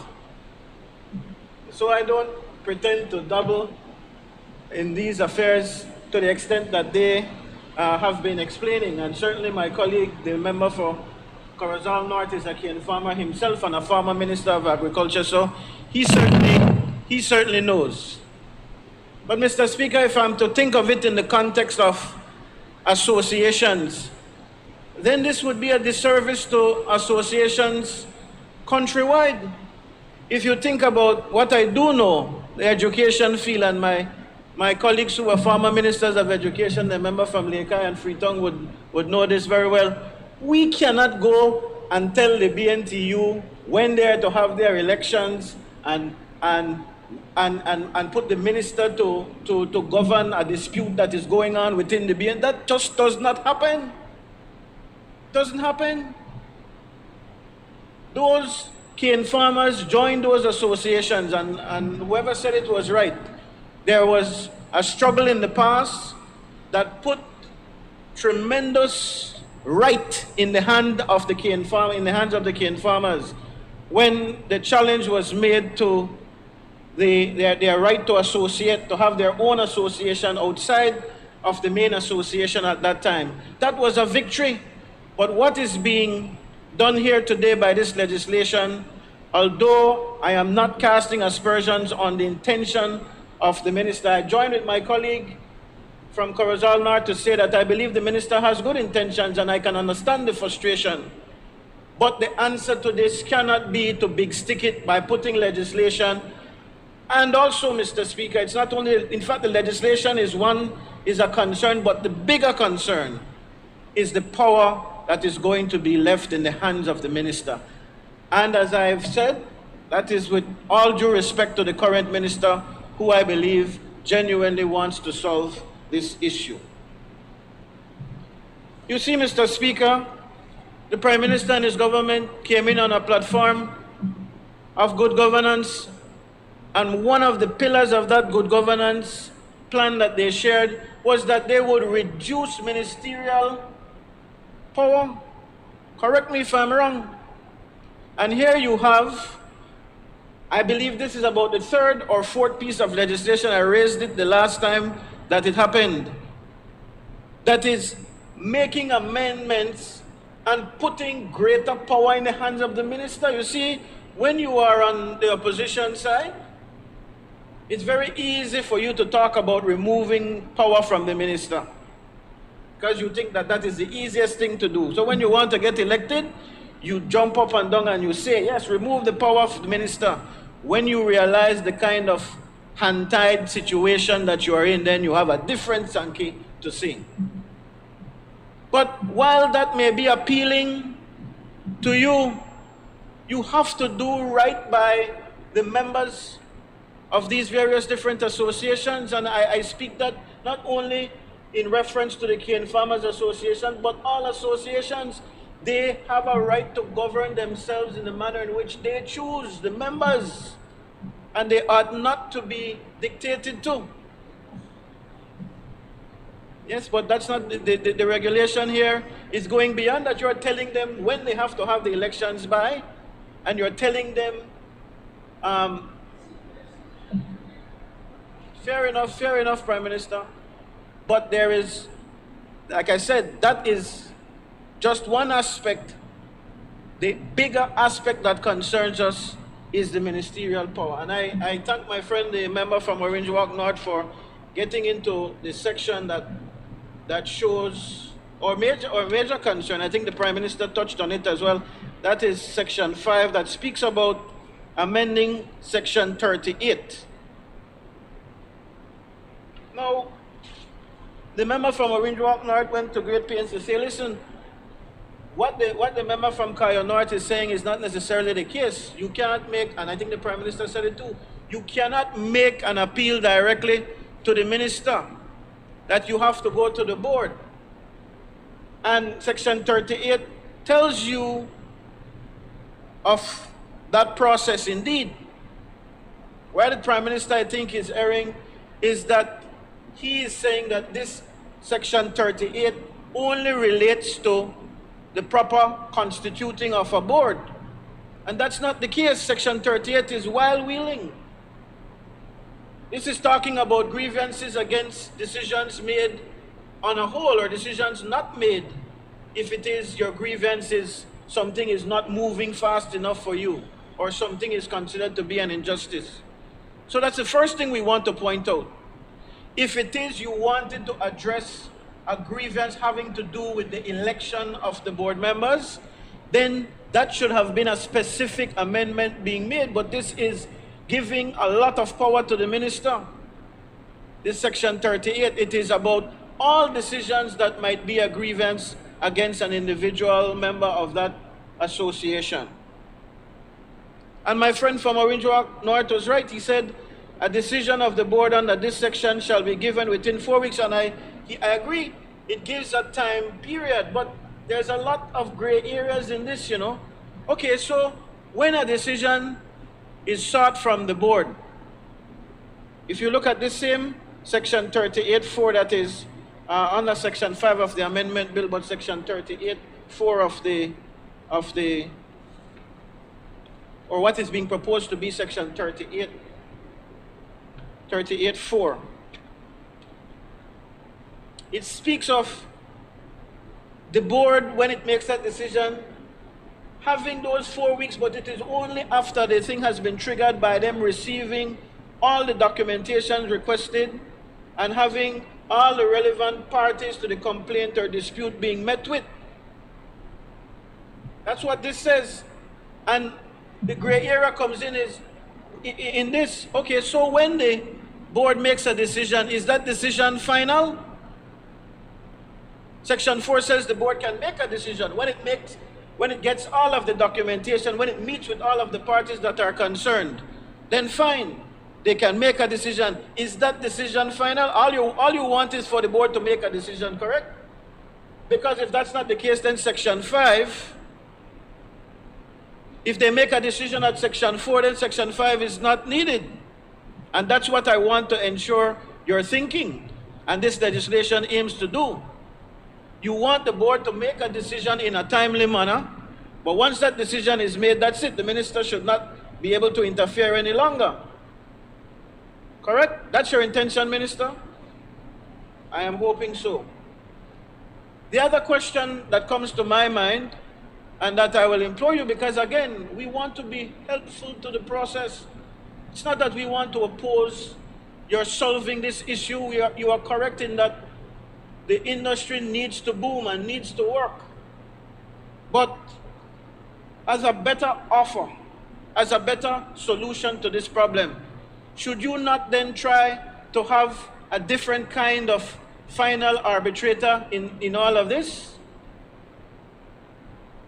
Could you not, and from what my colleague from Corozal North shared, he said the Sugar Controls Board already exists to solve these kinds of problems. Then why are we bypassing them? Or why can't the suggestion be that after Section 4, where the board is given the relevant information and consults the various different parties that are a part of whatever decision needs to be made, and the decision cannot be reached, why can't it then be sent to some kind of tribunal? If not the Sugar Controls Board, why can't you say we'll set up a three-member panel who will look at this and come up with a decision? Why the minister? Why the minister? Why the minister when it is your own plan, your own commitment to this nation that you will remove the power from the minister? And again, no disrespect, Honorable member from Orange Walk South, who is the current Minister of Education, of Agriculture. It might be that there is somebody who doesn't have the kind of vision needed, and who, as my colleague said, will go and do his own thing. So I urge, Mr. Speaker, for us to reconsider this for the reasons I've given, and let me highlight them once again. One, to me, this bill infringes on the freedom of association of those members in their association. You are trying to dictate certain things to them that they ought to be able to determine on their own. And secondly, it gives tremendous power to the minister, something that can be done via some alternate form of arbitration, some other entity, some tribunal, maybe even the Sugar Controls Board, as my colleague from Corozal North has said. But let us not go down that road of trying to push things in the hands of the minister. We've seen where this has taken us. We've seen it repeatedly. And it is not only that.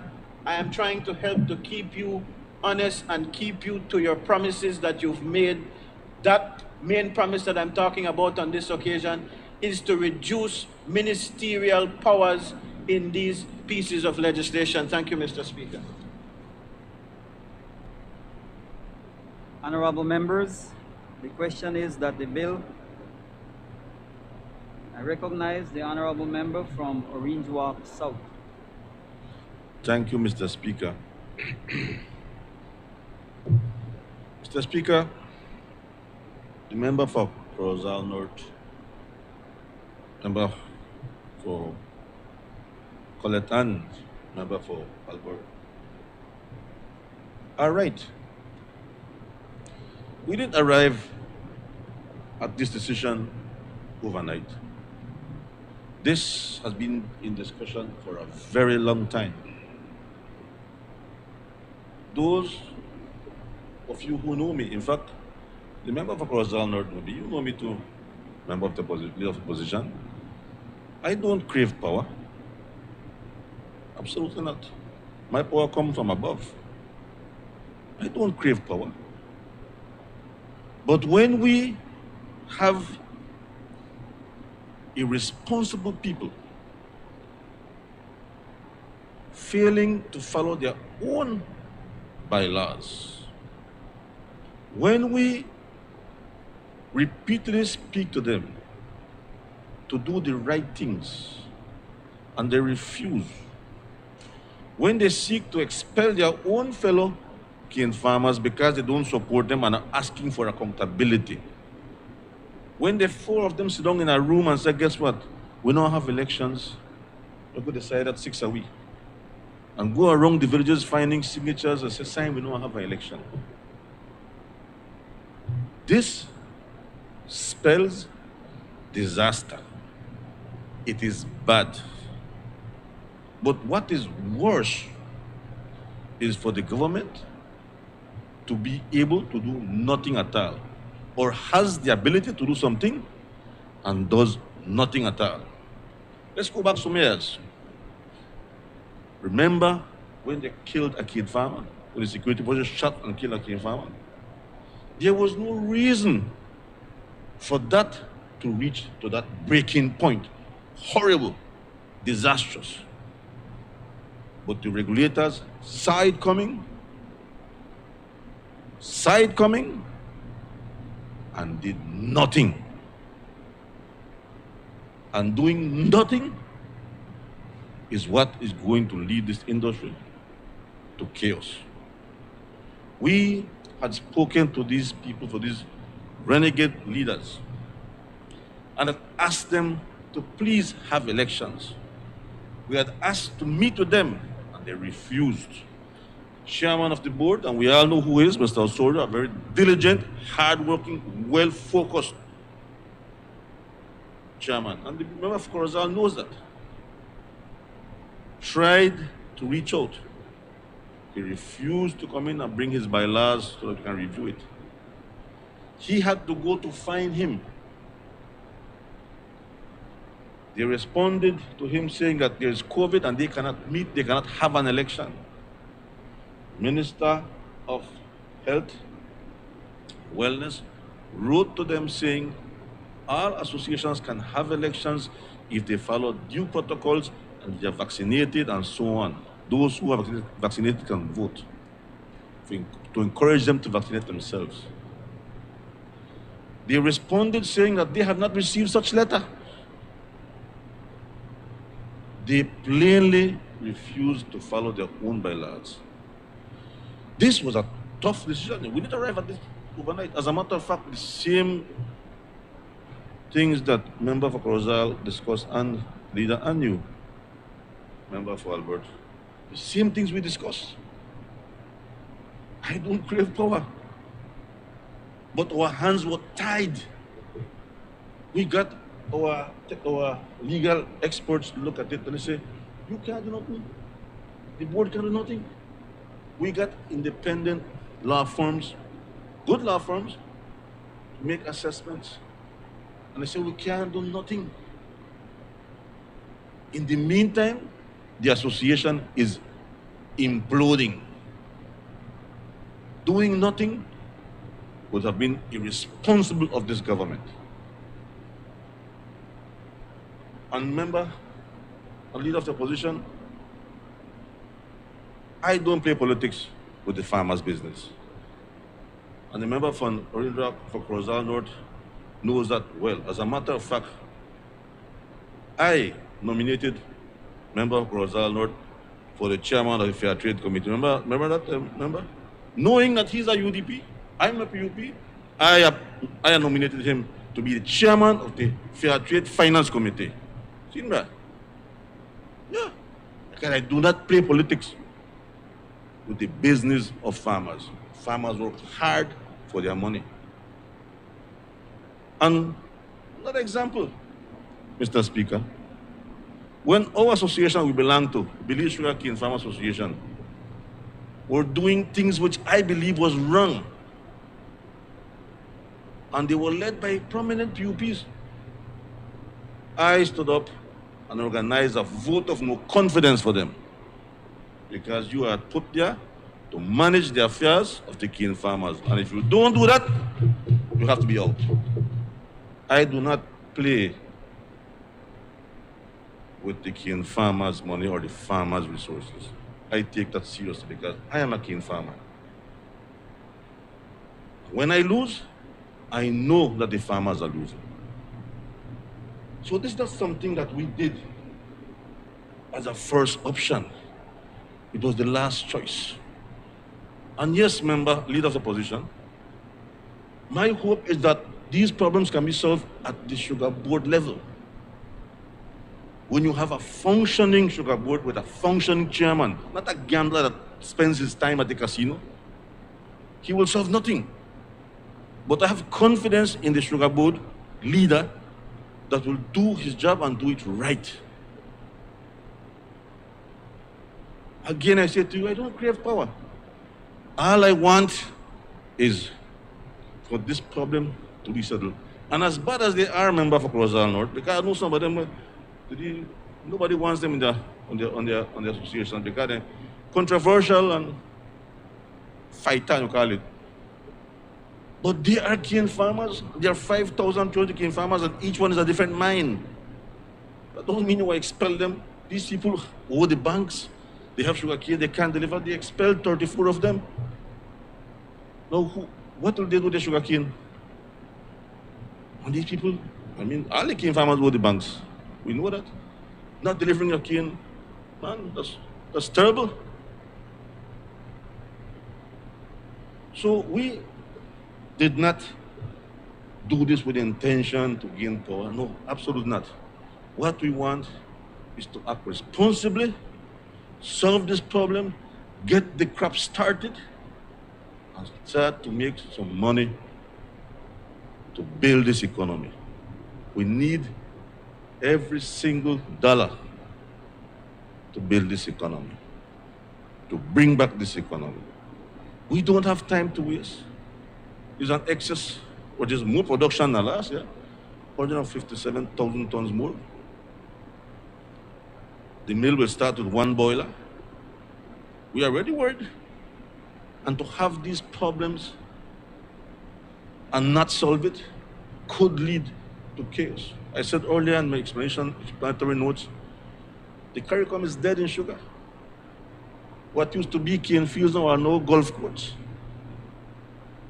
If we don't take care of our business, we'll follow like them. We need to address the matter. And again, I say, this was our last choice. And I hope that this can be resolved at the board level. You don't come to me. That is my greatest hope. Like I say, I don't crave power. I don't need that. So, Mr. Speaker, this is the best thing that could happen now in industry. We cannot leave things or sweep it under the carpet for a long time. It will trip us down. And we don't want to repeat what happened years ago in Orange Walk.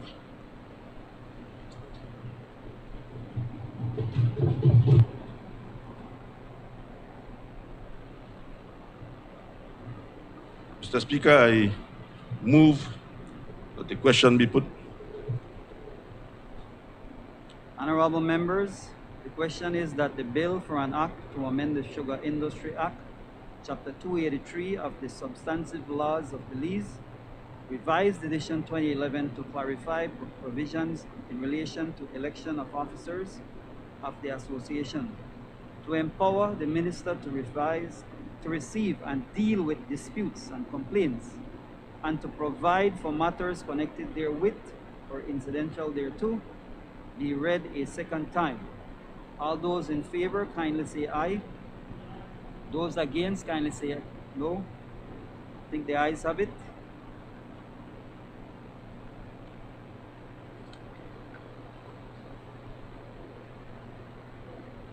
Bill for an act to amend the Sugar Industry Act, Chapter 283 of the Substantive Laws of Belize, Revised Edition 2011, to clarify provisions in relation to elections of officers of the association, to empower the minister to receive and deal with disputes and complaints, and to provide for matters connected therewith or incidental thereto. I recognize the Honorable Minister of Human Development, Families, and Indigenous Peoples Affairs. Good afternoon, Mr. Speaker. Mr. Speaker, I crave your indulgence before asking for the second reading of three bills. To note in this honorable House the very successful Children's Parliament that was held a week or two ago. Very successful. Yes. We were exceedingly proud of the young people, Mr. Speaker. And as a little tongue-in-cheek, I could say that perhaps they're much better behaved than we here in the real National Assembly and the real adults. But I believe, though, Mr. Speaker, fun aside and tongue-in-cheek aside, I believe that the future of our country will be in good hands because the level of preparation, the articulate nature of what they said, and the passion with which they discussed the issues of the day really indicates that our country will have a good future with them. Mr. Speaker, I want to ask your kind permission, sir, if I could move the readings of the three bills together, because it don't make any sense to go one by one, because the two bills, the one, the Juvenile Offenders Amendment and the Families and Children Amendment, those are consequential legislation to the main item of moving the second reading of the repeal of the Certified Institutions Act. So with your permission, please, Mr. Speaker, if we could take it all together. Mr. Speaker, I therefore move the second reading of three bills: the bill for an act to repeal the Certified Institutions Children Reformation Act and to provide for matters connected therewith or incidental thereto. Secondly, moving the second reading of the bill for an act to amend the Juvenile Offenders Act, to repeal the provisions that relate to status offenses and to provide for matters connected therewith or incidental thereto. And thirdly, Mr. Speaker, the bill for an act to amend the Families and Children's Act to substitute the term approved children's home with the term residential care facility in order to ensure consistency with its use in those laws that refer to residential care facilities and to provide for matters connected therewith or incidental thereto. Mr. Speaker, I believe that today is a good day for the children of Belize. I think there will be a sea change after today with the passage of this legislation. Early this year, very early this year, I made no secret of it. I was almost in tears on visiting the youth hostel at Mile 21. So horrendous were the physical facilities and the breakdown of the infrastructure.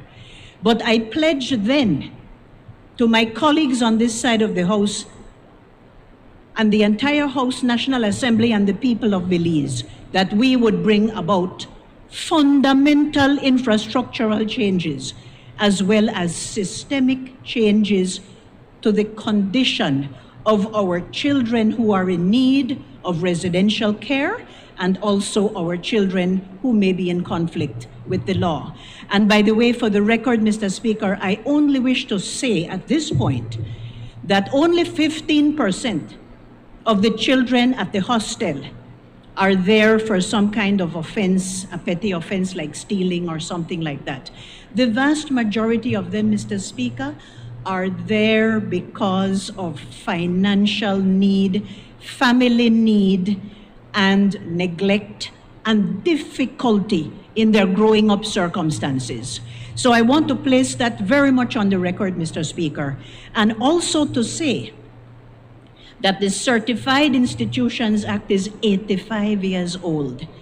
It is antiquated, and it is about time that we remove it for a more progressive scheme of legislation that will make provision for the protection and the advancement of our children. It is a rights-based approach, Mr. Speaker, referring to my notes, please, with your permission. It is a rights-based system that we wish to focus on now. There are weaknesses and gaps in the current legal framework, and so we believe that putting this legislation forward is more than timely. It is actually over time. I'm looking at you, Mr. Leader, and it's no secret that work was done before. We are not saying that all the work started with the PUP. But what we are saying is that we, on this side of the House, have the political will to get things done for the advancement of our children of this country. From 6 years ago, Mr. Speaker, some work was done on this legislation. It never passed cabinet in 2015. We are in 2021, Mr. Speaker. So it's time and over time, and we are doing it today for the betterment of the children of this country. We must remove what are called status offenses. 15-year-olds on the street, maybe they're smoking, maybe they are somehow out there. And if you look, Mr. Speaker, at the juvenile offenders legislation, of which we will be repealing Section 14, you will see in the juvenile offenders bill that they talk about being around the premises of a prostitute or hanging out begging, and it is really old and antiquated legislation which really, Mr. Speaker, has no place on the law books of Belize anymore. So with the Juvenile Offenders Amendment Bill, Mr. Speaker, the main thing that we are requesting the House to do is to repeal that Section 14 to take away the status offenses, which really criminalizes difficult circumstances, going around begging or things like that. So basically now, when we repeal the Certified Institutions Act and we call it now a residential care facility, what are we talking about? We're talking about the best interests of children and the care that we wish to provide for them. So running away, using alcohol, truancy, and uncontrollable behavior, Mr. Speaker, those will be things not in the reality of children experiencing the difficult circumstances, but certainly in labeling and criminalizing children for those difficult circumstances. Those will become things of the past. Mr. Speaker, the children who are at risk and in difficult circumstances will experience a better life now with our change to residential care facility. The protection that the Families and Children's Act provides in providing for that residential care facility in that legislation, so that we put it all together, those are the things that we are trying to achieve this afternoon. With better supervision for children and more assistance to meet their health, educational, and family needs, we will do better, not only for the children of the hostel, but in signaling to the entire country that we mean business about the protection, best interests, and advancement of all Belizean children. It is not correct, Mr. Speaker, for magistrates in the family court to be committing a child in difficult circumstances to the hostel until the age of 18. That isn't correct, Mr. Speaker, and henceforth, it will be the Community Rehabilitation Department, having made proper assessments, who will say, okay, this young person, you are in need of some residential care now. But please allow me to stress, Mr. Speaker, that the hostel and other residential care facilities should be a last resort and for the shortest possible time. So with the thorough assessment that the Community Rehabilitation Department will provide, we are hoping that our children can be better protected. Let me pause at this moment, Mr. Speaker, to place on record my personal and our ministry's profound gratitude to the Special Envoy for the Development of Families and Children, Her Excellency Rosana Briceño, who has jumped on board fully and completely and with passion to assist us with facilities and provisions for the children at the hostel, uniforms and all. Uniforms and all. And she has pledged that when it comes to the children of this country, we are going to be seeing that change. So please let us take our hat off to Mrs. Briceño this afternoon, colleagues. And I ask you for a little applause. Parents, Mr. Speaker, must never be allowed to abdicate their responsibility. They may be in positions of dysfunction themselves, but I think we have to work with our parents, to encourage our parents to keep families together as opposed to breaking up the family and a child having to go to residential care. So we are pledging, Mr. Speaker, that we are going to work as hard as we possibly can to keep the numbers at the hostel and other care facilities low, but where it is needed, we will make sure that those children are not treated like prisoners or convicts or criminals. We are going to make sure that the care and the attention through this systemic change is going to be provided. So when you have children in need of help, it is a child protection issue. So let me say it once again. The repeal of the Certified Institutions Antiquated Act is a huge step towards compliance with the Convention on the Rights of the Child. The antiquated laws must give way to the evolution of the new rights-based system that we have to bring into place for our country. And children must receive the protection and the services that they require. The court now will not arbitrarily be able to place children at the hostel, but must involve the Community Rehabilitation Department, as I have said. The Families and Children's Act and the Social Services Agencies Act will render the Certified Institutions Act obsolete. So this systemic change, Mr. Speaker, are psychosocial support, services, training, and care programs. I'm pleased to read into the record of this Honorable House, Mr. Speaker, that on the 15th of June this year, the youth hostel, which will be renamed, was licensed as a residential care facility. And so we absolutely must do the consequential amendments to the law to make sure that we can carry forward in a seamless way. So I'm very happy to announce that, Mr. Speaker. What else is there to say at this time?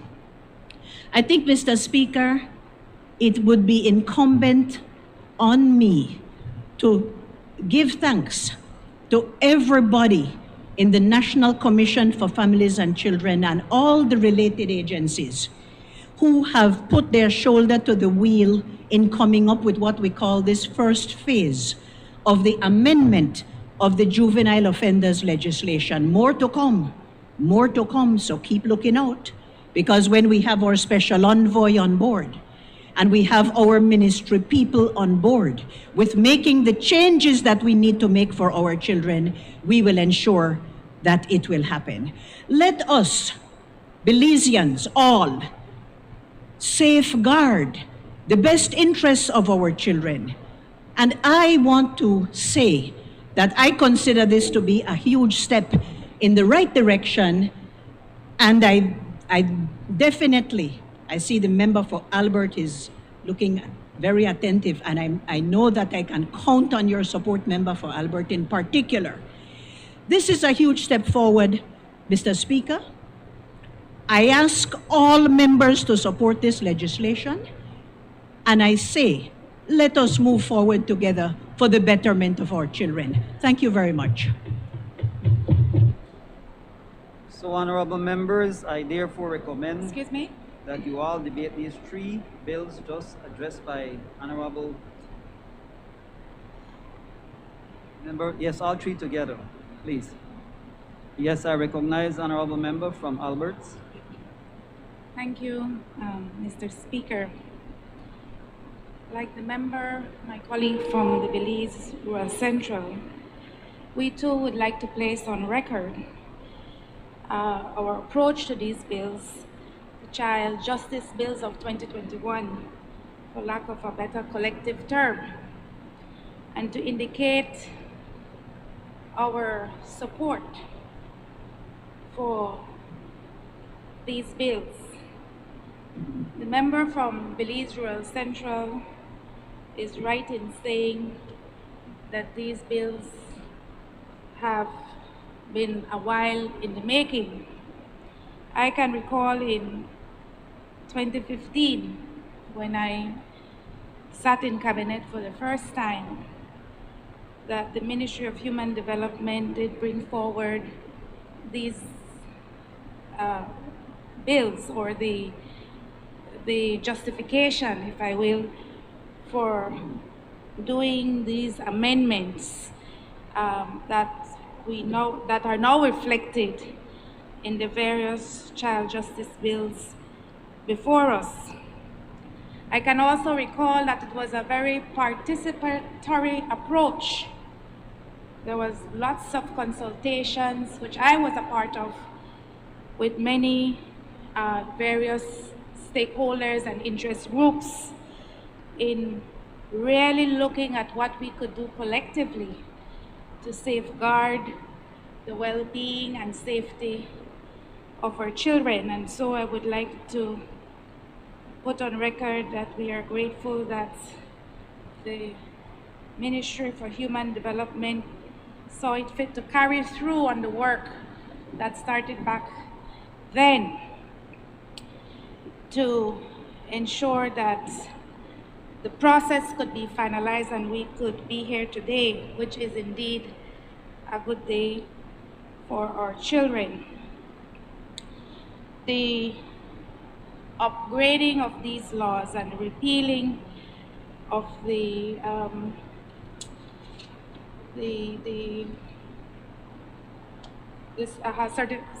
Institutions Act, the Certified Institution Act, really will seek to create the enabling environment where parents and guardians can in fact be supported and held accountable for the well-being and safety of their children, where the status offenses, as outlined by the member from Belize Rural Central, would be removed.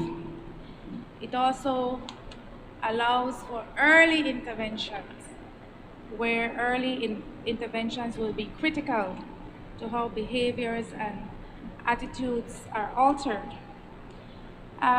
It also prevents our children from having to go before the court system or to be criminalized because of activities that they need to be supported through, or behavior that they need to be supported through. And so I think we both can hold hands across the aisle this evening, because there's been work done, and plenty of work done by both administrations, but also all the entities, all the stakeholders who have been involved since 2015 to date. It doesn't stop here. You know, we see what's happening with our children in terms of our children being gunned down, crimes against children, sexual exploitation against children. And so there's more work that we need to do across the aisles to protect our children and to safeguard our families. Mr. Speaker, those on this side of the House support the bills. Thank you. I recognize the Leader of the Opposition. Thank you, Mr. Speaker. Let me immediately join myself to the comments of my colleague, the member for Albert. And let me also join myself to the congratulations that the honorable member for Belize Rural Central made as it relates to the Youth Parliament held in these honorable chambers a few Saturdays ago. I was extremely impressed, Mr. Speaker, with the level in which the young people delivered themselves. I had the opportunity to meet virtually, and of course, I would have enjoyed much more a face-to-face personal meeting, but because of COVID times and because the student who I was asked to speak to lived in Corozal, I could not meet with her face-to-face, but I certainly enjoyed the virtual exchange. And Mr. Speaker, I can tell you that I agree with the honorable member that our future is in good hands if these young people, in fact, indeed end up in politics. We hope that they will bring about the kind of change. They were mature, Mr. Speaker, and they were able to speak on issues having to do with young people and having to do with our nation that allowed them to make an impact, the impact that maybe we lose many times by throwing the political football across the aisle repeatedly, badgering ourselves in here, and of course, not looking very well in terms of the eyes out there in the public. And so I will refrain from making any kind of negative remarks. My friend, the member from Rural Central, said that yes, there was not the kind of political will indirectly or in a roundabout way. But this is something that you know that we certainly on this side of the House support, and we cannot escape it.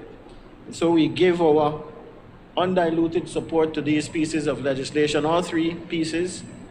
This morning, Mr. Speaker, we were looking at supplementary appropriation for a contract to the prison. And my friend, the member from Rural Central, said in her remarks that they were looking to make not only these systemic changes in the legislation, but you were also looking to improve the quality of life in the facilities themselves for our young people. How much more I would have been joyed to be able to approve that 1.5 million, not for the prison, but for those institutions where our children, or those facilities where our children are housed. Mr. Speaker, I think the member did a wonderful job of explaining the benefits, as well as my colleague, the benefits of these pieces of legislation. And I want to underscore how important those things are. We try in many, many ways to suggest fixes to the problems that we have in our society, especially as it relates to corruption, as it relates to crime and violence in this society, Madam Speaker. And we miss the boat quite often because the answer to those problems lie within our family structure.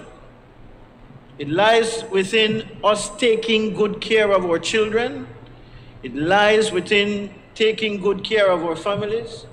I promised that I'd be positive, so let me put it this way. I saw where yesterday some of the colleagues of this honorable House signed on to a pact for early childhood development, something that was done some years ago, and in fact, I chaired a interministerial, or not, it was not an interministerial, but a multi-ministerial committee to champion early childhood development, because many people don't realize that early childhood development is not only preschool and up. Early childhood actually begins from even before the child is born, and we must be there to provide positive environments for our children. And so for me, when I saw that, I had two thoughts, to be honest, two trends of thinking: to complain and to criticize, because this was something that was done already. But I will take the example of the wonderful young people from the Youth Parliament and say that I am encouraged that this is a renewal of these ministries that have said we have a responsibility together not to be duplicating efforts, not to be duplicating and wasting resources. We have this obvious agenda. It's an obligation, if you ask me, that we work together to create the environment necessary for our children. And if we do this for our children, that contract that we have with the prison, we might, from what whoever explained it this morning said, it seems that it's because the numbers in the prisons are going down that more money is required, which is kind of ironic. But I can understand if they depend on a certain number of prisoners in order to reach a bottom line so that they can take care of the needs.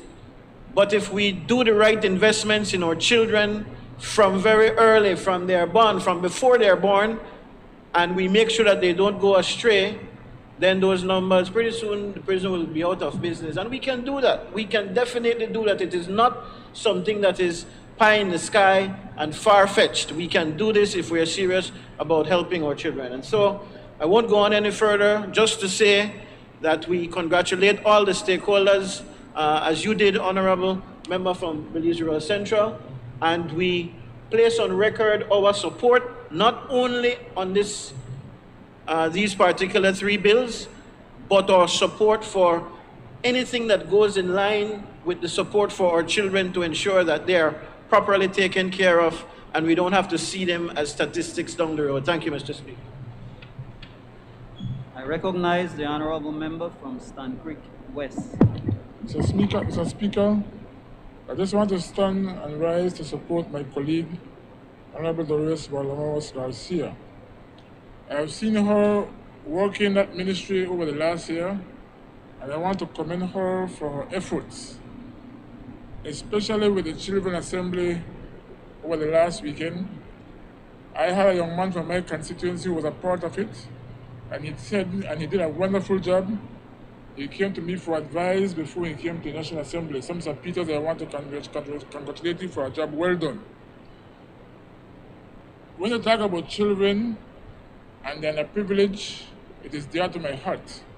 And I really like the passion that you are placing in your ministry to try to improve the lives of children, especially the underprivileged. So with that said, Minister, I want to support you 100%. Beside the point, I want to thank the Deputy Prime Minister and the Minister of Natural Resources and his entire staff who went down and gave me a tremendous work over the last 2 days, providing land for the people of Stanbic West.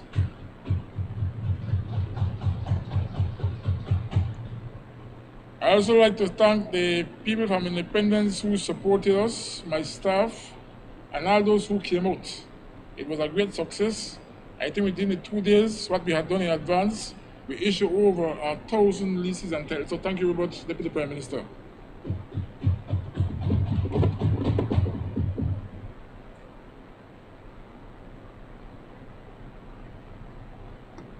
Mr. Speaker, I rise to give my full support to the 3 pieces of legislation that was presented by the member from Belize Rural Central. Mr. Speaker, I want to say that as legislators, as leaders of this country, we have a responsibility to ensure that we safeguard, protect, and enact legislation to ensure that our children can grow in a very safe, healthy environment. Our children are the future, Mr. Speaker. And therefore, we as leaders have a responsibility to ensure that we do everything within our ability to protect them and to safeguard them.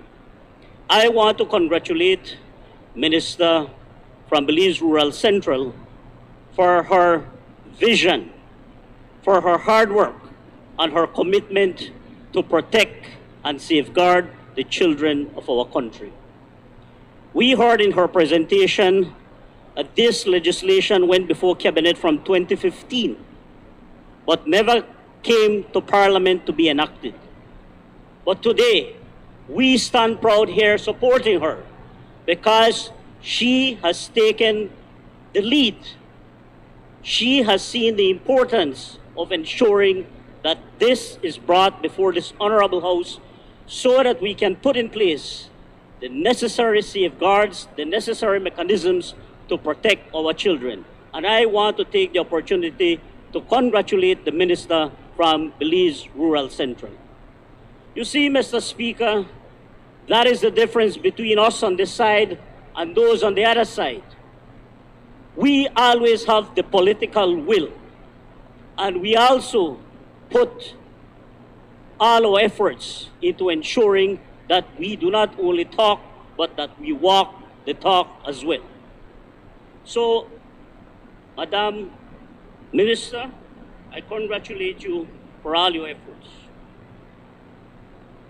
Mr. Speaker, in going through the various pieces of legislation, it is important that we highlight that what it seeks to do is really to provide greater opportunities and a second chance to our young people. We know that we live in a society where we have many challenges: poverty, dysfunctional families, and the list can go on. And as a result of that, we have children who grow up in very challenging circumstances and environment. And as a result, many times run afoul of the law. But we cannot give up on them. As leaders, as government, we have a responsibility to ensure that we support them and that we give them every opportunity, that we give them every opportunity to be able to, turn around their lives, and that we support them through education, through, skills, values, and attitudes, so that they can grow up and that they can also contribute meaningfully to the development of our country. And this is what I see in these pieces of legislation, that rather than punishing and throwing out these children, that we are giving them a second chance, a third chance, so that they can become someone in society, Mr. Speaker. And for that, we must commend the Minister. Mr. Speaker, it is important. I heard the Minister speak with that passion, where she wants to make certain reforms to move away from an environment where our children are confined and where, to a great extent, they are given limited opportunities, but rather to an environment where the children can have more freedom and where they can grow in an environment that is nurturing and conducive to helping them to make those positive changes that are needed. Mr. Speaker, we have seen over the years, and I don't want to get political here, but we must give kudos where kudos is needed. And we have seen where some of these institutions, where children are housed, over the years, how these institutions have been abandoned. We have seen many of the challenges and tragedies that have occurred in some of those institutions. But no move was made to resolve those serious problems. But thanks today to the Minister from Belize Rural Central and a government that cares about the future of our children, that is why these pieces of legislation are before us, because we are serious about reform, we are serious about giving our young people an opportunity, we are serious about developing the young talent of this country. Mr. Speaker, I will end on this note. The children, our children, are the future of our country. And I also want to join, like other members did, in congratulating the organizers and the participants of the Children's Parliament. I watched most of those presentations, and I must say, I was comforted to know that we have great talent and hope in our young people in this country. And that is why, as a responsible government, we must put in place, and we're putting in place, the necessary legislation, structures, and mechanisms to ensure that our children, the future of this country, can be afforded a greater opportunity. Mr. Speaker, I congratulate the member from Belize Rural Central for being innovative, progressive, and caring about our children. I thank you. I recognize the honorable member from Belize Rural Central.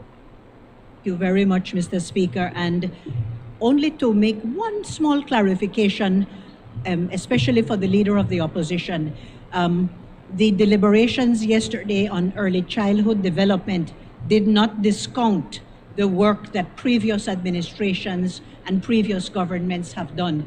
It was very much taken into consideration. As a matter of fact, the title of yesterday's signing of the Memorandum of Understanding was Reimagining the work of early childhood development, not saying at all that it has just started now. So I want to put that on the record, Mr. Speaker. And with that, Mr. Speaker, I don't think there's more to be said, except that I would like to move the second reading of the bill for an act to repeal the Certified Institutions Act, the bill for an act to amend the Juvenile Offenders Act to remove the Section 14 of status offenses, and the bill for an act to amend the Families and Children's Act to provide for residential care facility throughout our legislation and throughout our social services institutions. I do so move. Thank you. Honorable members, the question is that the bill for an act to amend the Families and Children Act, Chapter 173 of the Substantive Laws of Belize, Revised Edition 2011,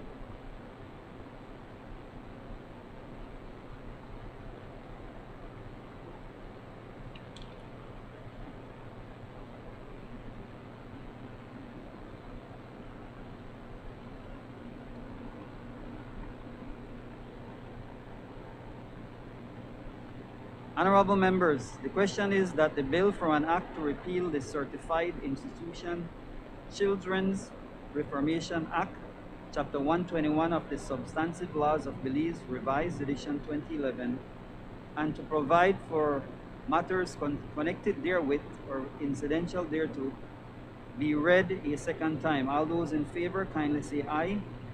Those against, kindly say no. I think the ayes have it. Honorable members, the question is that the bill for an act to amend the Juvenile Offenders Act, Chapter 119 of the Substantive Laws of Belize, Revised Edition 2011, to repeal the provisions that relate to status offenses, and in favor, kindly say aye. Those against, kindly say no. I think the ayes have it. Honorable members, the question is that the bill for an act to amend the Families and Children Act, Chapter 173 of the Substantive Laws of Belize, Revised Edition 2011, to substitute the term approved children's home with the term residential care facility in order to ensure consistency with its use in those laws that refer to the residential care facilities, and to provide for matters connected therewith or incidental thereto, be read a second time. All those in favor, kindly say aye. Those against, kindly say no. I think the ayes have it.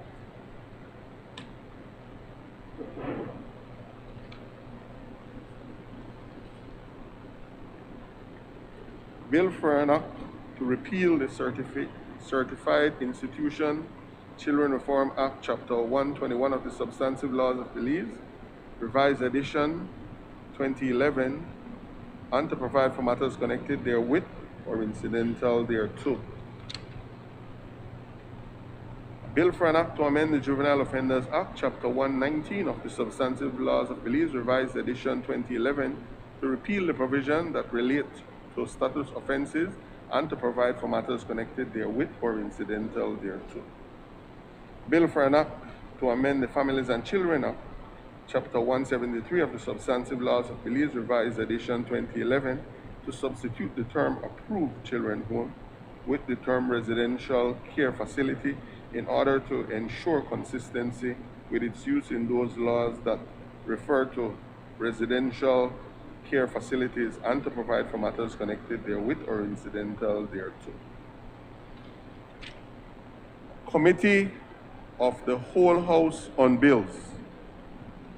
Honorable members, the House will now resolve into a committee of the whole House to consider the bills that were read a second time. I would like to ask the visitors in the galleries to leave during this portion of the sitting.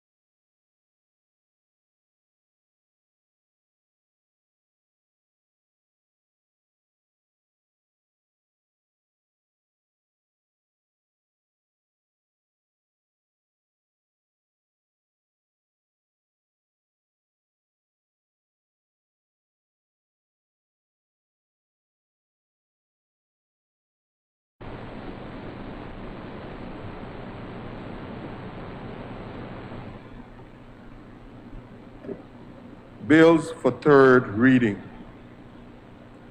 I recognize the Honorable Prime Minister and Minister of Finance, Economic Development and Investment.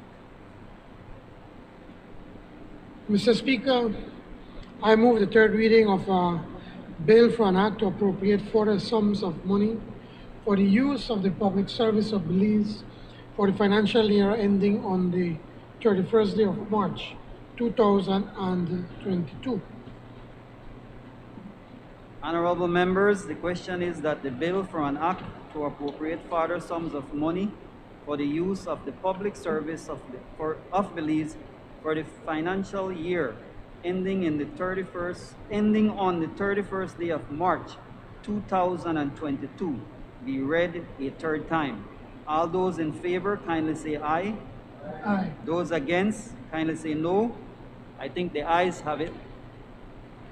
A bill for an act to appropriate further sums of money for the use of the public service of Belize for the financial year ending the 31st day of March 2022. I recognize the Prime Minister of Belize and Minister of Finance, Economic Development and Investment. Mr. Speaker, I rise to report that the Committee of the Whole House has considered the Customs and Excise Duties Amendment Bill 2021 and passed it without amendment. I now move the third reading of a bill for an act to amend the Customs and Excise Duties Act, Chapter 48 of the Laws of Belize, Revised Edition 2011, to rename the tariff column headed EPA with a EPA/UK to implement the 8th phase of reduction of duties in accordance with the CARIFORUM UK/EPA and to provide for matters connected therewith or incidental thereto. Honorable members, the question is that the bill for an act to amend the Customs and Excise Duties Act, Chapter 48 of the Laws of Belize, Revised Edition 2011, to rename the tariff column headed EPA with EPA/UK to implement the 8th phase of reduction of duties in accordance with the CARIFORUM UK/EPA and to provide for matters connected therewith or incidental thereto be read a third time. All those in favor kindly say aye. Those against kindly say no. I think the ayes have it. Customs and Excise. A bill for an act to amend the Customs and Excise Duty Act, Chapter 48 of the Substantive Laws of Belize, Revised Edition 2011, to rename the tariff column headed EPA with EPA UK to implement the 8th phase of reduction of duties in accordance with the CARIFORUM UK/EPA and to provide for matters connected therewith or incidental thereto. I recognize the Honorable Prime Minister and Minister of Finance, Economic Development and Investment. Mr. Speaker, I rise to report that the Committee of the Whole House has considered the Belize Bank Limited undertaking, Belize Bank Corporation Limited Operations, Vesting Bill 2021 and pass it with amendments. I now move the third reading of a bill for an act to provide for the vesting in the Belize Bank Limited of certain businesses in Belize of Belize Bank Corporation Limited and to provide for matters connected therewith or incidental thereto. Honorable members, the question is that the bill for an act to provide for the vesting in the Belize Bank Limited of certain businesses in Belize of Belize Bank Corporation Limited and to provide for matters connected therewith or incidental thereto be read a third time. All those in favor kindly say aye. Those against kindly say no. I think the ayes have it. The bill for an act to provide for the vesting in the Belize Bank Limited of certain business in Belize of Belize Bank Corporation Limited and to provide for matters connected therewith or incidental thereto. I recognize the Honorable Minister of Education, Culture, Science and Technology. Mr. Speaker, I rise to report that the Committee of the Whole House has considered the Patents Amendment Bill 2021 and passed it without amendment. I now move the third reading of a bill for an act to amend the Patents Act, Chapter 253 of the Substantive Laws of Belize, Revised Edition 2011, to make provision in the interest of administrative and operational efficiency for the registrar to delegate certain functions to the Deputy Registrar of Intellectual Property and to provide for matters connected therewith or incidental thereto. Honorable members, the question is that the bill for an act to amend the Patents Act, Chapter 253 of the Substantive Laws of Belize, Revised Edition 2011, to make provision in the interest of administrative and operational efficiency for the registrar to delegate certain functions to the Deputy Registrar of Intellectual Property and to provide for matters connected therewith or incidental thereto, be read a third time. All those in favor kindly say aye. Those against kindly say no. I think the ayes have it. The bill for an act to amend the Patented Act, Chapter 253 of the Substantive Laws of Belize, Revised Edition 2011, to make provision in the interest of administrative and operational efficiency for the registrar to delegate certain functions to the Deputy Registrar of Intellectual Property and to provide for matters connected therewith or incidental thereto. I recognize the Honorable Minister of Education, Culture, Science and Technology. Mr. Speaker, I rise to report that the Committee of the Whole House has considered the Trademarks Amendment Bill 2021 and passed it without amendment. I now move the third reading of a bill for an act to amend the Trademarks Act, Chapter 257 of the Substantive Laws of Belize, Revised Edition 2011, to make provision in the interest of administrative and operational efficiency for the registrar to delegate certain functions to the Deputy Registrar of Intellectual Property and to provide for matters connected therewith or incidental thereto. Honorable members, the question is that the bill for an act to amend the Trademarks Act, Chapter 257 of the Substantive Laws of Belize, Revised Edition 2011, to make provisions in the interests of the administrative and operational efficiency for the registrar to delegate certain functions to the Deputy Registrar of Intellectual Property and to provide for matters connected therewith or incidental thereto, be read a third time. All those in favor kindly say aye. Those against kindly say no. I think the ayes have it. Bill for an act to amend the Trademark Act, Chapter 257 of the Substantive Laws of Belize, Revised Edition 2011, to make provision in the interest of administrative and operational efficiency for the registrar to delegate certain functions to the Deputy Registrar of Intellectual Properties and to provide for matters connected therewith or incidental thereto. I recognize the Honorable Minister of Education, Culture, Science and Technology. Mr. Speaker, I rise to report that the Committee of the Whole House has considered the Law Revision Amendment Bill 2021 and passed it without amendment. I now move the third reading of a bill for an act to amend the Law Revision Act, Chapter 3 of the Substantive Laws of Belize, Revised Edition 2011, to provide for the electronic publication of the revised edition of the Laws of Belize and to provide for matters connected therewith or incidental thereto. Honorable members, the question is that the bill for an act to amend the Law Revision Act, Chapter 3 of the Substantive Laws of Belize, Revised Edition 2011, to provide for the electronic publication of the revised edition of the Laws of Belize and to provide for matters connected therewith or incidental thereto, be read a third time. All those in favor kindly say aye. Those against kindly say no. I think the ayes have it. The bill for an act to amend the Law Revision Act, Chapter 3 of the Substantive Laws of Belize, Revised Edition 2011, to provide for the electronic publication of the revised edition of the Laws of Belize and to provide for matters connected therewith or incidental thereto. I recognize the Honorable Minister of Agriculture, Food Security and Enterprise. Mr. Speaker, I rise to report that the Committee of the Whole House has considered the Sugar Industry Amendment Bill 2021 and passed it without amendment. I now move the third reading of a bill for an act to amend the Sugar Industry Act, Chapter 283 of the Substantive Laws of Belize, Revised Edition 2011, to clarify provisions in relation to elections of officers of the association, to empower the minister to receive and deal with disputes and complaints, and to provide for matters connected therewith or incidental thereto.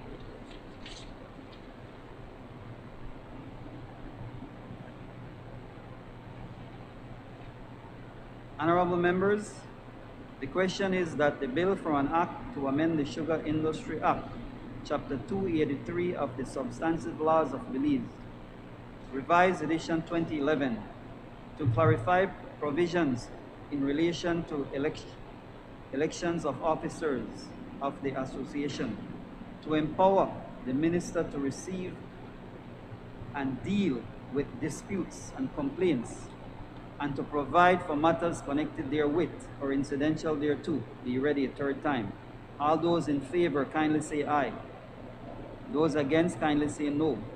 I think the ayes have it.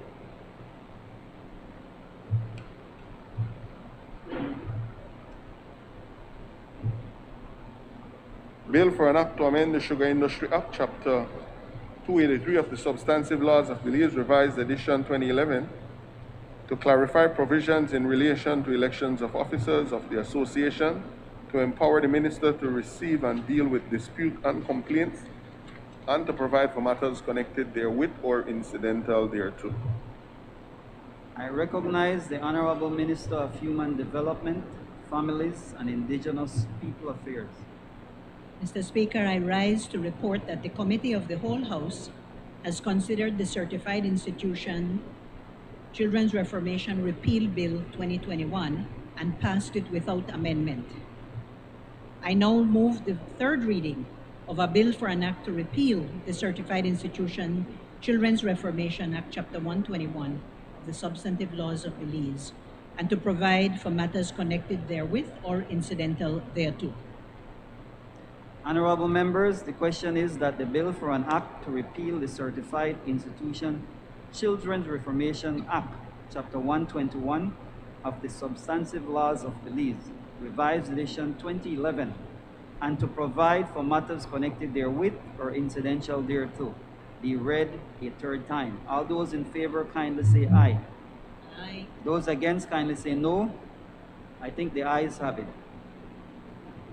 A bill for an act to repeal the Certified Institution Children Reform Act, Chapter 121 of the Substantive Laws of Belize, Revised Edition, and to provide for matters connected therewith or incidental thereto. I recognize the Honorable Minister of Human Development, Families, and Indigenous People Affairs.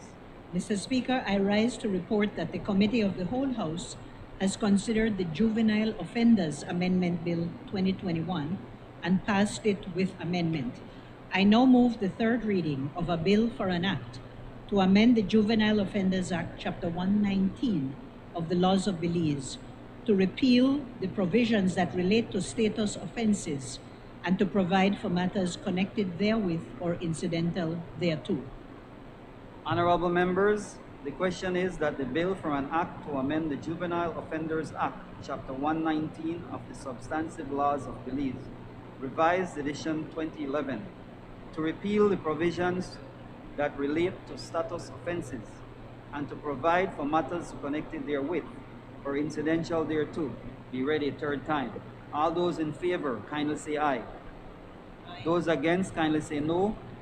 I think the ayes have it. Bill for an act to amend the Juvenile Offenders Act, Chapter 119 of the Substantive Laws of Belize, Revised Edition 2011, to repeal the provision that relate to status offenses and to provide for matters connected therewith or incidental thereto. I recognize the Honorable Minister of Human Development, Families, and Indigenous People Affairs. Finally, Mr. Speaker, I rise to report that the Committee of the Whole House has considered the Families and Children Amendment Bill and passed it with amendments. I now move the third reading of a bill for an act to amend the Families and Children Act, Chapter 173 of the Laws of Belize, to substitute the term approved children's home with the term residential care facility in order to ensure consistency with its use in those laws that refer to residential care facilities and to provide for matters connected therewith or incidental thereto. Honorable members, the question is that the bill for an act to amend the Families and Children Act, Chapter 173 of the Substantive Laws of Belize, Revised Edition 2011, to substitute the term approved children home with the term residential care facility in order to ensure consistency with its use in those laws that refer to residential care facilities and to provide for matters connected therewith or incidental thereto, be read a third time. All those in favor, kindly say aye. Those against, kindly say no. I think the ayes have it.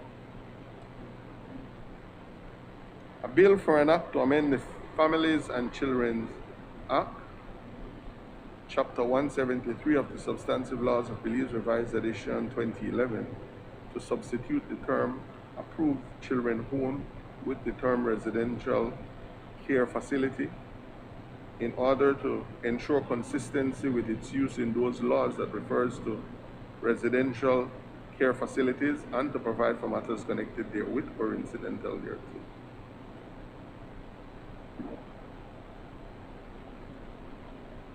I recognize the Honorable Prime Minister and Minister of Finance, Economic Development and Investment.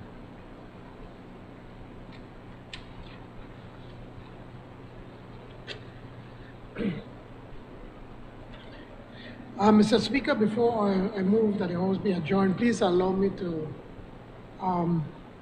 wish all our colleagues here in the House, from both sides of the House, a blessed Christmas. And it's been a very tough year for us, for Belize, and also for the government of Belize. But I can tell you that we've worked diligently every single day to try to bring betterment for everyone. So as we come to the end of this year, this is our last House meeting. I wish yourself and your family, the Honorable Leader of the Opposition, and all the members in this House, all the best to them and to their families.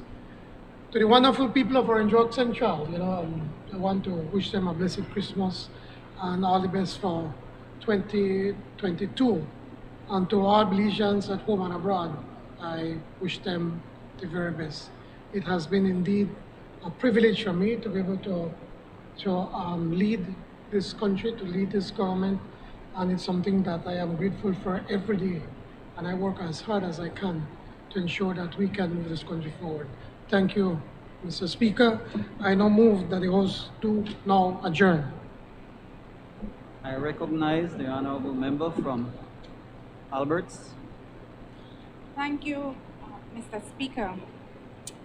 I would be remiss if I did not raise in this meeting a matter of public concern that, in my view, requires greater attention. You will recall, Mr. Speaker, that at our inaugural meeting of this 13th parliamentary term, the Honorable Prime Minister and the Governor General made quite a fanfare about the absolute importance and commitment by this administration to ensure that we adhere to the highest standards of transparency and accountability. At the first official meeting of this House, there was actually a good governance motion that was tabled to cement the commitment to these gold standards, if you will, of transparency and accountability. I believe that Transparency and accountability was the charge, the mandate, the promise of a better tomorrow that was championed by the People's United Party as they led the people of Belize to win the last general elections. But somehow, since that time, Mr. Speaker, it seems that this fervent, robust desire to hold these high standards are slowly slipping away.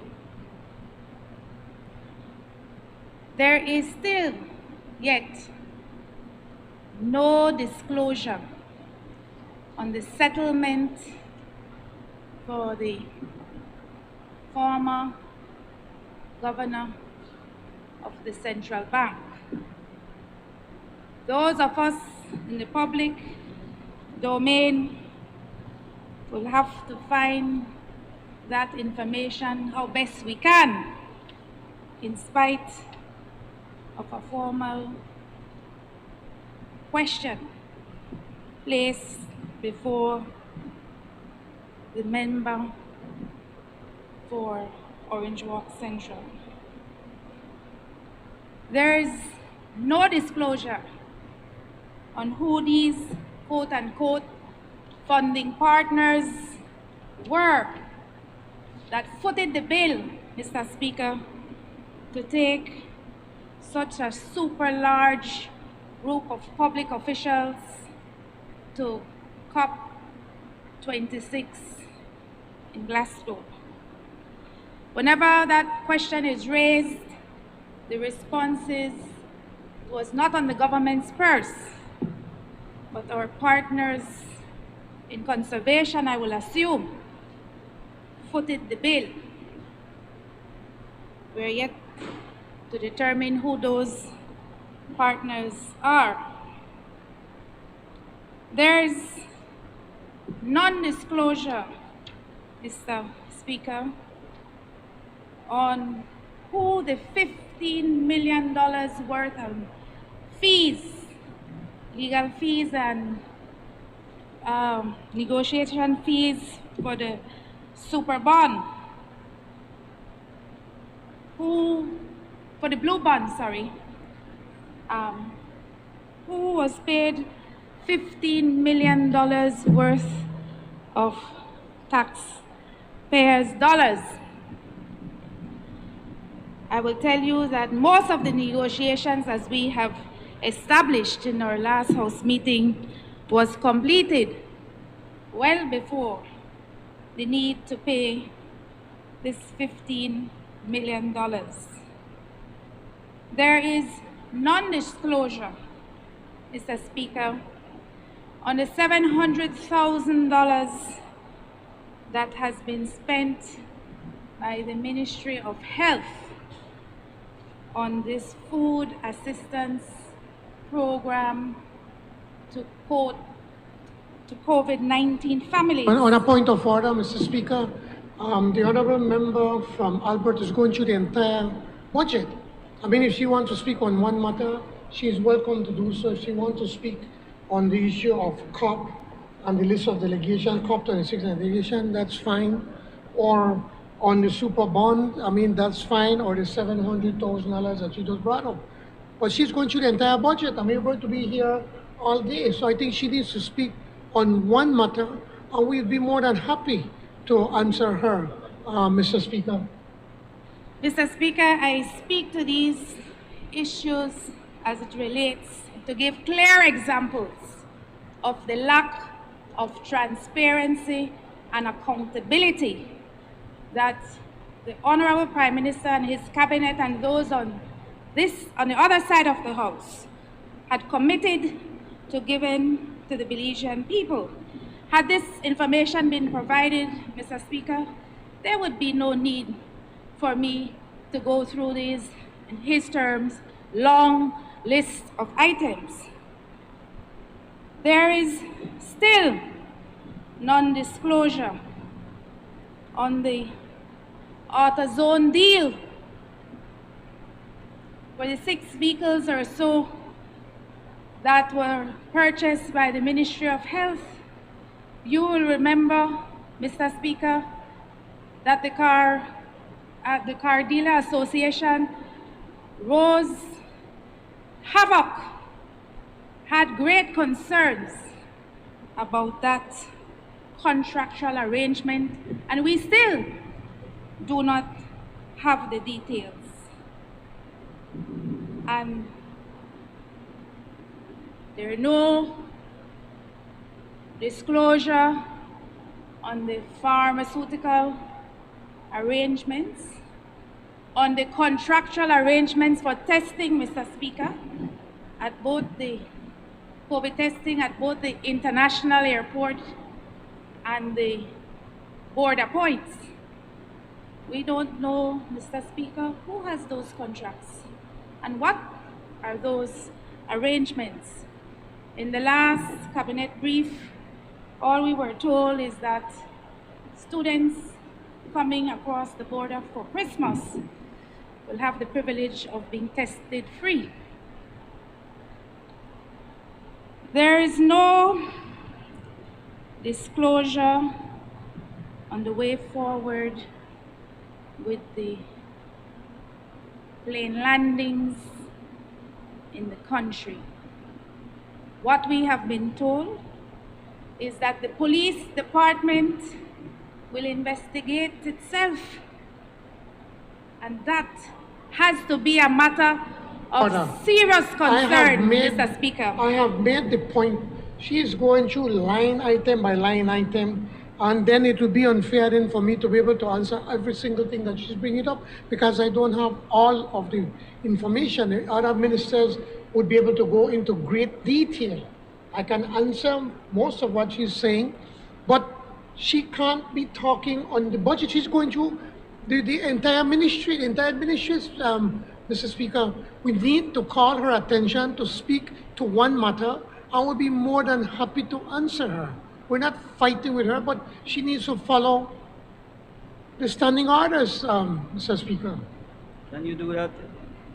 The matter is about transparency, accountability, and if the Prime Minister and his cabinet and his members on that side would provide the information, there would be no need for me to ask the questions. This is not about the budget. Mr. Speaker, the plane landing has nothing to do with the budget. I urge that you ask her to speak on one matter. What is and the not point on of order? Under the budget. This is not the budget. Plane landing has nothing to do with the budget, Mr. Speaker. The fact that the police is investigating itself has nothing to do with a budget item. It has to do with the transparency and accountability that they said that they would offer to the Belizean people. Mr. Speaker, there is no disclosure and on the fact that public officers were sent to Bolivia and Peru with financial officers, with government of Belize receipt books, as declared by the Minister of Foreign Affairs, to process passports for Belizeans in the diaspora in Peru and Bolivia. Mr. Speaker, I don't know how many Belizeans live in Peru and in Bolivia, but I can tell you, Mr. Speaker, that there are jurisdictions in North America where we have huge Point of order. blocks. Mr. Speaker, the member should be sit down, man. You say we are standing up on a point of order.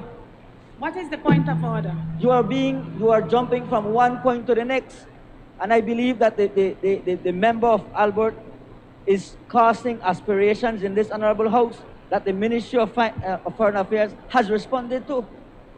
We need to caution the member of Albert. And I'm reporting what the Minister of Foreign Affairs said in his press release to the Belizean people, that the matter was not even disclosed in a cabinet brief. To your point. This was not even a cabinet Hold on. direction. It was said in the cabinet, and again, Mr. Speaker, I have no problem with her bringing it, but if she will go line by line on every single thing, Mr. Speaker, let's speak on one matter. Let's discuss it. We have absolutely no problem, honorable member from Albert, to answer you.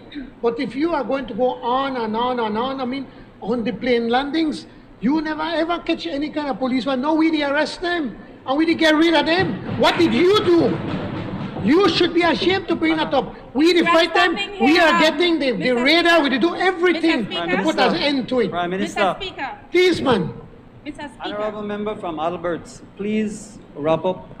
Wrap up, man, wrap It up. seems to me like you're doing I would it seems understand to why me- the member would want me to wrap up, you know. It seems to me like I you're don't have a going back the problem. whole year. Please just wrap up your presentation. These matters, Like Mr. you're doing a Speaker, full year wrap up. well, we are at the end of the year, no? And these matters have still remained So please do unresolved. one more The issue people and of let's this country wrap up your still have a right presentation. to know what has happened in these situations. I won't speak about the situation with SMART. I will not do that. Can you do one But more it's a issue and matter wrap of- up your it's a matter of- presentation? The issue at hand, Mr. Speaker, is very clear. A lack of transparency and accountability in doing the government's business. The government's business is the people's business, Mr. Speaker, and the people of this country have a right to know. They have a right to disclosure. This is not a budget debate. These are matters that the questions have been asked and the matters have been left unanswered. And I am saying to the Prime Minister and the members of that side of the House that they were the ones who stood on the platform of good governance, of transparency and accountability. And I am asking, Mr. Speaker, that the Prime Minister be sure that these questions are answered in a way that is acceptable to the Belizean people. Thank you, Mr. Speaker. To the Prime Minister. Wrap up, man. I will not. You say over and over. There's the no same time things, limit. I could stand here all day, no. I know you can. I can. Well, I don't think you all could day. stand here and get tired, but please, man, you're saying, I've been saying it over and over, Mr. Speaker, respectfully to the member from Albert. I have absolutely no problem in you bringing up these issues. But for you to go just line item from the budget, that's basically what you're doing. Won't you, every ministry, you want to talk about transparency and accountability? Okay, pick a ministry, talk about it, and we then could answer you. But you are going from ministry to ministry. Know that the standing orders does not give you the right to do such thing. Mr. Prime Minister, I would like to urge you to listen to the presentation made last night of your mayor of Belize City, since you don't want to hear from me.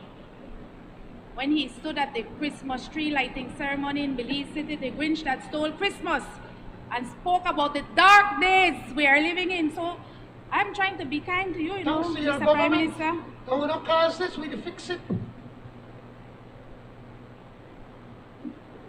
Mr. Prime Minister, Mr. Speaker, it's a simple matter. It's a matter that this administration made a firm commitment to the Belizean people. They enshrined it in law when they came to this House to pass a motion on good governance, on upholding the highest standards of accountability and transparency. And all I am asking is that as we go forward, as we end this year and we start a new year, that those standards, Mr. Speaker, are adhered to. Obviously, I've caused the Prime Minister quite a bit of grief. He has been on his feet 3 or 4 times since I started this presentation. Then you bring I'm less not bills in to the our House, house, but sir. the opposition will have its say. The opposition members will have their say in this House, Mr. Prime Minister. Let me say, Mr. Speaker, I will wrap up to save them the heartache. Mr. Speaker. Let's allow her to wrap up. Mr. Speaker, I just want to remind the member from Albert on a point of order. Is she speaking on Standing Order 13 or Standing Order 14? Because she seems to be going on and on and on. It's very clear the standing orders allow you to ask questions, member. You have to submit those questions. If you have questions, you can send in those questions in advance, but you can't stand there on adjournment and asking questions that have already been asked before. So please, the matter, Standing Order 13 is very clear. It says any matter, or, not plural, matter. So that's one. So please, if that is your matter, then say it and please sit down. Thank you. Member from Alberts, please wrap up your presentation. Let me reiterate, Mr. Speaker, because I think my colleagues on that side have a problem with understanding my matter of public concern, which is Standing Order 13. The matter of public concern is the lack of transparency and accountability by this government administration that made a commitment that stood on the platform of upholding the gold standard, Mr. Speaker, for transparency and accountability and good governance. But in closing, because I don't want to be the Grinch that stole Christmas, the mayor of Belize City did a particularly great job at that last night. But in closing, I want to congratulate the government and people of Barbados on their decision to become a republic. I also stand in solidarity with the Women's Commission and the envoy for the development of families and children on the 16 days of activism against gender-based violence in Belize under the theme, You and Me, from 16 days to 365 days. End violence against women now.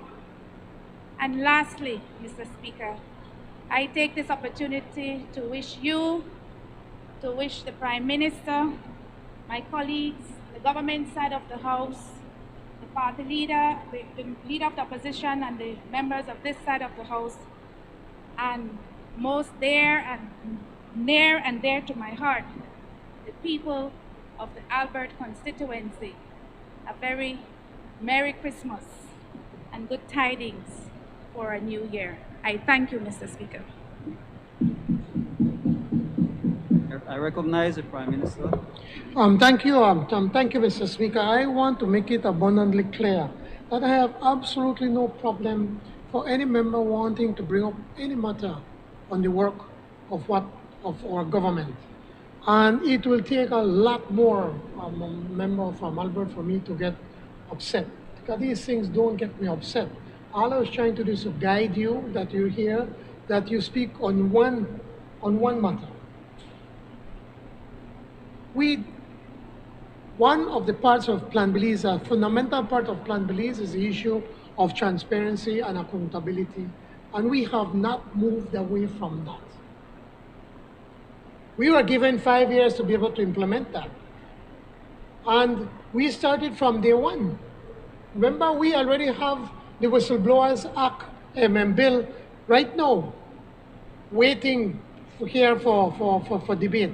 And we're still waiting on legislation, we're waiting on the unions, because we've sent them copies of other two pieces of legislation when it comes to accountability and transparency, and waiting for their input for us to be able to move it forward. We have been reporting for the very first time. We are coming to the House as best as we possibly can to bring our appropriations bills ahead of time, before the money is spent. And we don't give you a one-line item. We go literally line by line explaining why is it that we are bringing we are asking for extra monies to be spent, something that has never been done.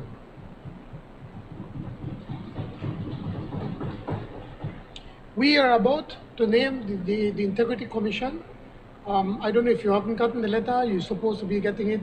You should have gotten it by now. I've asked the Cabinet Secretary on Tuesday to send you the letter, but of our nominees and consulting with you, and then asking you also to give us your name so we can have, before the end of the year, a fully functioning Integrity Commission. We are fully committed to what we promised in Plan Belize, and that we are not going to move away from. We're in the process of setting up a constitutional and political reform commission. And we expect, now we've been having delays, but we expect that by sometime in January we'll be able to get that going. So we have not deviated from that promise. What the problem is, or the truth is, Mr. Speaker, is that the UDP wrecked this country so bad that all we've been doing is concentrating in rescuing the economy, rescuing the Belize dollar so that it does not get devaluated, and creating thousands of jobs for Belizeans, man. We need to get our people back to work. The best social program that we can have is to give our citizens a job. And that's what we've been concentrating in doing. You brought up a number of issues. It spoke about the COP26 and the list of the delegations. As we've told you over and over, it did not cost all of those, all of these people, all the members that went on this delegation were paid for by our social partners or partners in conservation. Now, again, the UDP leader of the PSU, the president, tried to throw aspersions against the member of Cayo West. Cayo Northeast. And saying, giving the impression as if his wife, that we paid for his wife's ticket, just to show. No, it is important for me to point out, Honorable Member from Albert, to see all of you are working together. You and the President of the PUC are one and the same. All he had to do was to ask the minister, and the minister have showed him the receipts where he personally paid for his wife's ticket. And so, could you just on a point of order, what Mr. is the Speaker, point of order? You are not addressing That is not a point of order. The member did not raise that. Yes, he brought up COP26. The member he did brought not up speak about the COP26 minister's and the list of wife. You are delegations. bringing that up. Could you kindly You sit? are bringing it up. She brought up COP26 and the list of delegations, and the wife of the honorable member from Cayo Northeast was in the list.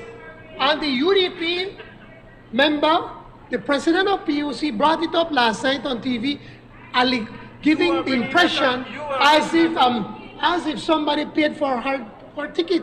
So I am making it clear in this National Assembly to all of you and to the entire country that they use their personal money to be able to pay for that ticket. When you give allegations, when you are talking and insinuating, I never cry foul. Listen to what I have to say. What you talked about the delegation list, Honorable and member the member, the president from Alberts, of can you member just of wait the- until but can you wait until he's finished his presentation? Did You should be quiet while he's speaking. Come on. Did you not talk about the delegation? Did you not talk about the delegation? So then it is important to point out that when allegations were made against the Honorable Minister of Sustainable Development's wife, it is important for me to make it very clear that her ticket was paid privately, not by anybody else. Moving on, she's talking now about the super bond. That are the last thing we should have talked about. Members of But- the opposition, can you please be quiet while the Prime Minister finishes? I have some numbers right here, Mr. Speaker, for her to understand. And I know she understands, you know. But it just try create an issue out of nothing. That when she's talking about the bill that we paid, let me show you. In 2023, 2013 under the UDP, when they renegotiated the super bond, never saved no money. The total transaction cost was $8.1 million. And the face value was 1.52%.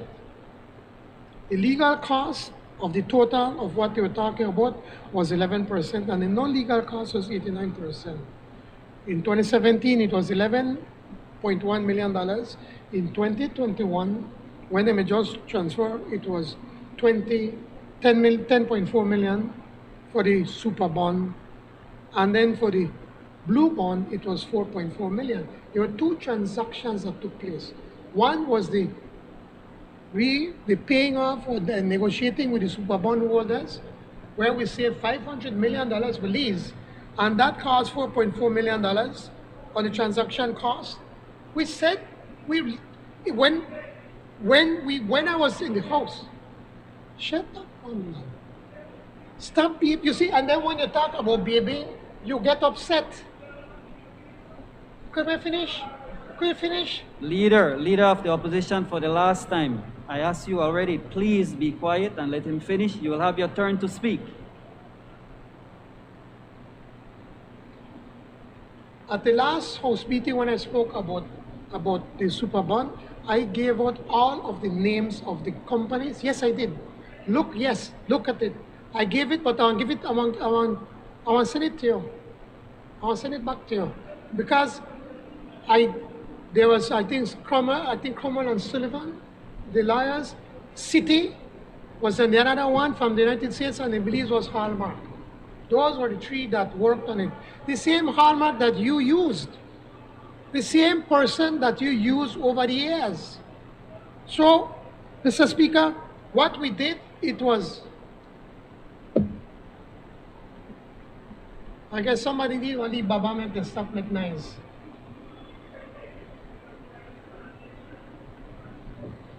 Leader of the opposition, you're not standing up. You are shooting comments across. This very disrespectful. It is very disrespectful. Proceed, PM. Should only behave and leave it.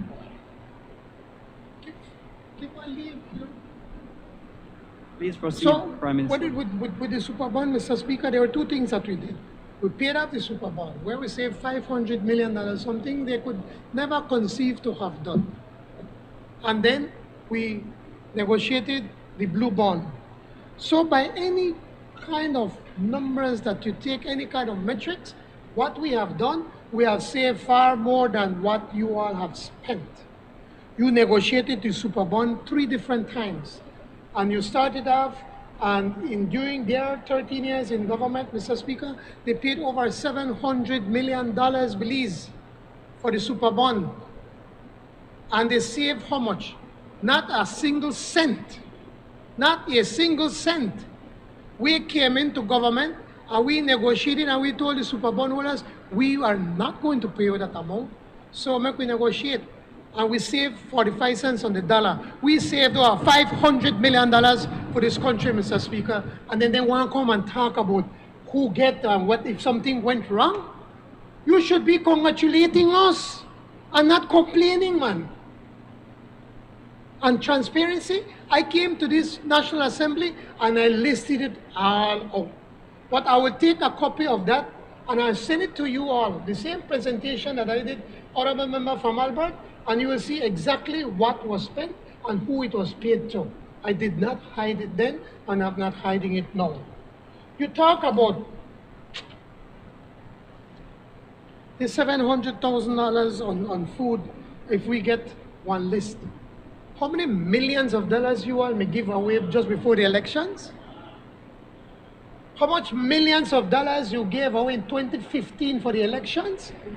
40 days before that, how many million? I think about $40 million you gave away just before the elections in 2015, and you dare come and talk to us about $700,000? You should be ashamed, member from Albert.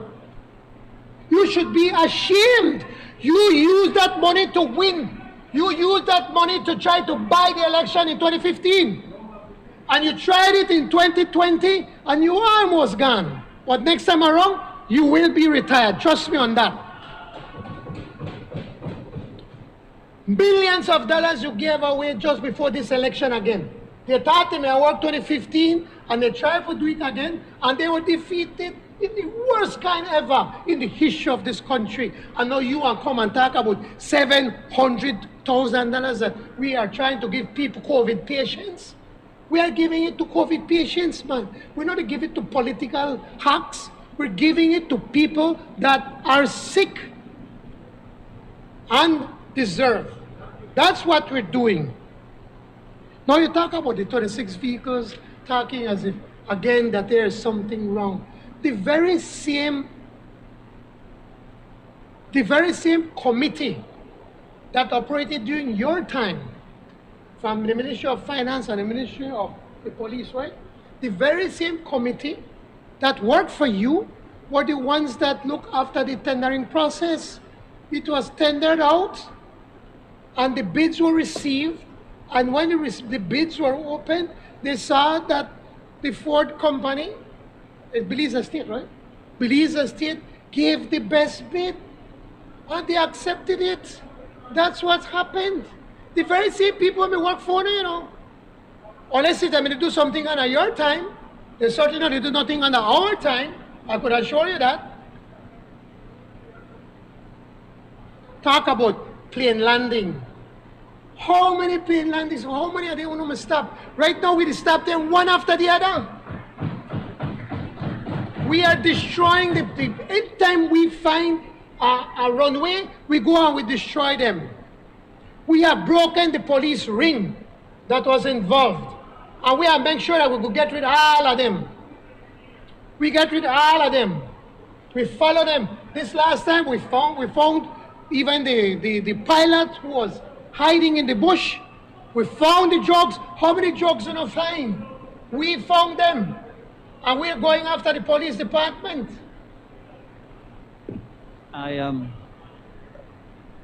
It is totally irresponsible and shameful of the members on that side to be behaving in that manner.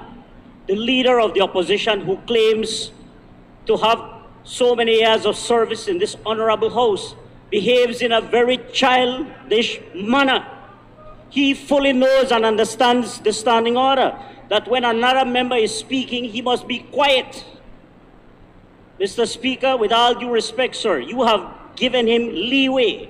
It is time for him to listen and act irresponsibly. That's the reason why you're over there, man, because you act very irresponsible and childish. None other than your member from Mesopotamia said that to you, sir.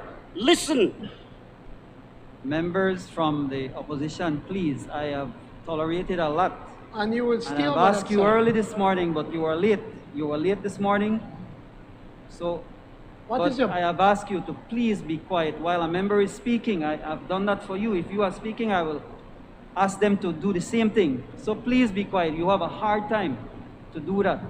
It's very difficult for you. I've asked you and you continue to do it. Please stop so we can finish up today. Member from, do you have a point of order? Yes. What's your point of order, sir? No, I have a... Oh, you're not finished? Not finished yet? Please wrap up, PM. Now you are called it on. I have to answer you. You brought, so I said on the plane landings for the first time, we're breaking that police ring. Never happened under your time. Under your time, the plane lands south and the police go north. Now we know why. Now we know why. And you wonder why, who all was involved. And we're breaking that. We're in the process, we are in the process right now of getting the radar, the much vaunted radar. When I talk about that, I don't get it. When I talk about it, We want to do it. We will get that radar. Then you talk about the immigration department going to Bolivia to go and help, as if we're not going to do it in US. The problem is that you all knew that you have a passport system that's breaking apart, a passport system that is obsolete. And so what are the people in the immigration department trying to do? Trying to see how best we can help the diaspora. So the Ministry of Immigration have said, yes, we have these people that are stuck over there in Bolivia, and they went and looked after their things, and then they're going to do the same thing in the United States of America whilst we get the new system that's going to be fully computerized, that's going to have all the necessary security protocols that are needed, and that you would not have to come all the way to Belize, or we have to go to where you are so that you get it done. We're investing $20 million to be able to get that done. Something that you all should have done. But you know, I'm busy, they try to buy one election. That's why I couldn't get it done. And look after the needs of the Belizean people. Then you talk about SMART, as if something wrong was there. First of all, you brought up SMART. You brought up SMART. Why did you bring it up? Why did you bring it up? So why did you mention SMART? But let me answer you. For the first time ever, Mr. Speaker, the government of Belize decided to put to action or to forbidding the services for Office 365. It has never been done before. And we got 3 different companies to bid, including SpeedNet. And they are making their allegations. Well, the Contractor General has given his report. The very same Contractor General that you all appointed. And he has gone through everything, every email, made all his investigations, and he said that there was absolutely nothing wrong that was done, nothing illegal, that it was done fair and transparent and be able to save money for the taxpayers of this country. This government, we have made a solemn promise to the Belizean people that we are going to be a government of transparency and accountability, and that we are going to change the laws so that there can always be openness and transparency in this country, and that we're going to limit the powers of the minister. Just now, when you spoke about the sugar industry, and you rightly said, why is it that we have to give the minister as the last stop the responsibility to be able to act? And I agree with them that we don't want to do that. We want for that to be in the past. I spoke with the Minister of Agriculture over it, and we discussed it, and he has given and indicated a firm commitment that within a year, we're going to remove that. It does not belong there. So we're going to change it because we firmly believe that we need to limit the powers of the minister. So, Mr. Speaker, I'm sorry to disappoint the honorable member from Albert, but we have not deviated from our promise to the Belizean people that this is going to be a government that's going to be fully accountable and transparently, and accountability and transparency, and that we are going to change the necessary laws to ensure that future governments are also held to that high standards. Thank you, Mr. Speaker. I recognize the member from Corozal North. Mr. Speaker, I want to bring about a matter of public importance. And it has in its core, Mr. Speaker, the situation with the agro-productive sector. It is a worrying situation. It is a matter that needs urgent and immediate, precise intervention. And I think that we are at a juncture, we are at a place where many farmers will either do or die. Why do I say this? When we look at the increase in the prices of inputs. And I'm talking specifically of fertilizer, we're talking about herbicides, we're talking about pesticides, irrigation material, and of course, the accompanying measures that have to come with the servicing of the vehicles utilized either within the farms and the vehicles utilized to transport these goods to their destination. Mr. Speaker, I have brought this on 1 or 2 occasions in the past, but it has reached a point that if we don't take any action, only, in my opinion, only 2 outcomes can come out of this situation. When we look at the figures and when we look at the prices of, and I'll refer to fertilizers. Last year, December, the price of fertilizer averaged to roughly about $45 per 110-pound bag. The price as we speak now stands at $93 per bag. And we're speaking about the same 110-pound bag. At its best, and I made a call just a while ago, the blend that farmers use, and I will speak specifically on sugarcane, the blend that we use, which is 18460, it's a blend of nitrogen, it's a blend of phosphorus and potassium, stands at $117.50 per bag. When we look at herbicides, where the matter is not any better, we're looking at a price increase of 206.67%. We're not talking about 5% or 10% increase. We're talking about 206.67%, and I'm talking about very, very conservative figures. Now, when we look at the possible outcomes, what will happen? One of 2 things could happen. One is that the prices of the basic commodities, the food basket, is going to go up and it's going to skyrocket. It can be the case that you will see the basic food of the healthy items that we are consuming of fruits and vegetables, food, if we may call it from that end, skyrocketing. This will only add additional pressure to the already tight pockets of the Belizean public. And the second scenario is that the farmers will consume all of this increase. Now, if we're talking about the farmers incurring this kind of increase, we're talking about having these people to actually take burden of an already dire sector.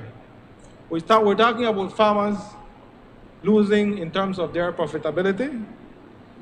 We're talking about farmers actually declining their purchasing power in terms of getting agriculture products. We're talking about farmers' inability to produce a product that meets the quality standards. We're talking about farmers not being able to produce at competitive rates. And we're talking about the ability of farmers to eventually pay back. I think the member of Orangewock South made an excellent remark when he said that he does not know of any particular farmer that does farming work and does not owe any particular financial institution. And that is precisely the situation here.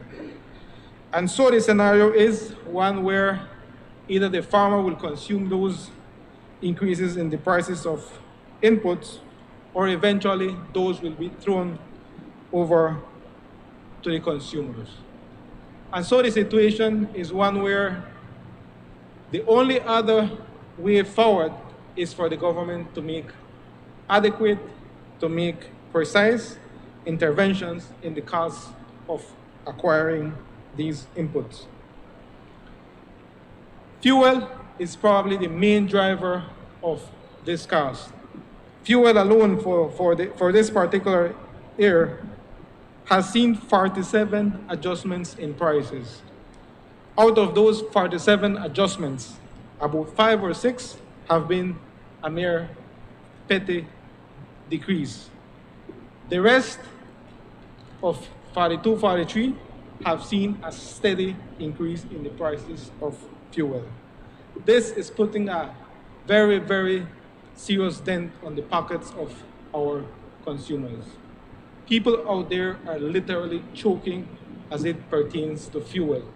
And fuel is one that is needed almost by every other Belizean. It's either you go to your work, it's either you go to do your errands, it's either that you use to move, whatever the case be, fuel is a driver, and it's a huge expense that the Belizean people are incurring.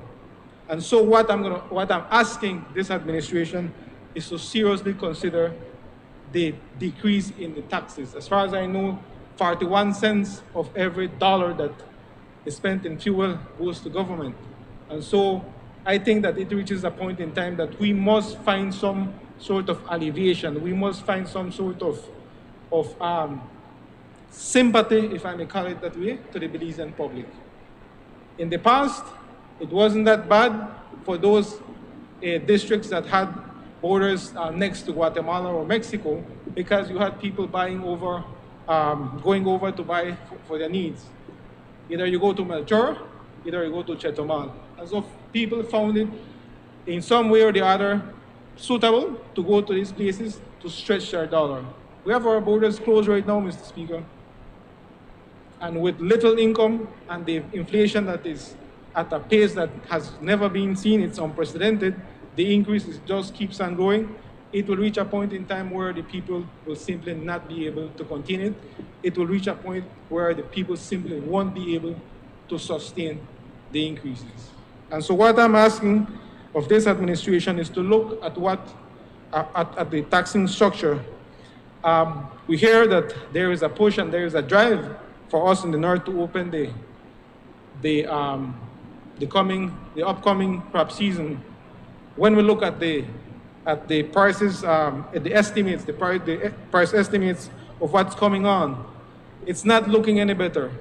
When you add up what it takes to produce 1 ton of sugarcane versus what is being paid, what is proposed as payment to the farmers, really, and Mr. Prime Minister, it is going to be a hell of a challenge this year for the farmers. If things remain constant, if we don't see any change in the variables, I can simply say that out of the 4,500 plus farmers that we have, we're going to see a lot of our small farmers just simply abandoning the industry. It is not because they want, but it's simply that because of the cost of inputs, they will be forced to leave the industry. We do not want to see a situation like this, but it is happening. I've spoken to many farmers in the area, and when you visit the stores that sell agrochemicals, really, out of, I would say, sadness, some of them simply walk off and not being able to buy what they need. Sugarcane, for one cash crop that I know, is one that requires a lot of intensive work. Intensive work in terms of land preparation, intensive work in terms of machinery, intensive work in terms of the spraying of herbicides, intensive work in the spraying of pesticides, and intensive work in the application of fertilizers. And if those ingredients are not applied to those fields, you will simply see a decline in the production that we have. I think the figures for this year stands at 1.335 million, if I'm not mistaken. And it's because this year there was a lot of assistance coming from the government, assistance that we as a government back in the UDP lobbied for, and there was an additional assistance of fair trade, so that the farmers were able to meet that gap. But this year, as I said, constant remaining and the price of sugar not changing, it is going to be a lot of follow.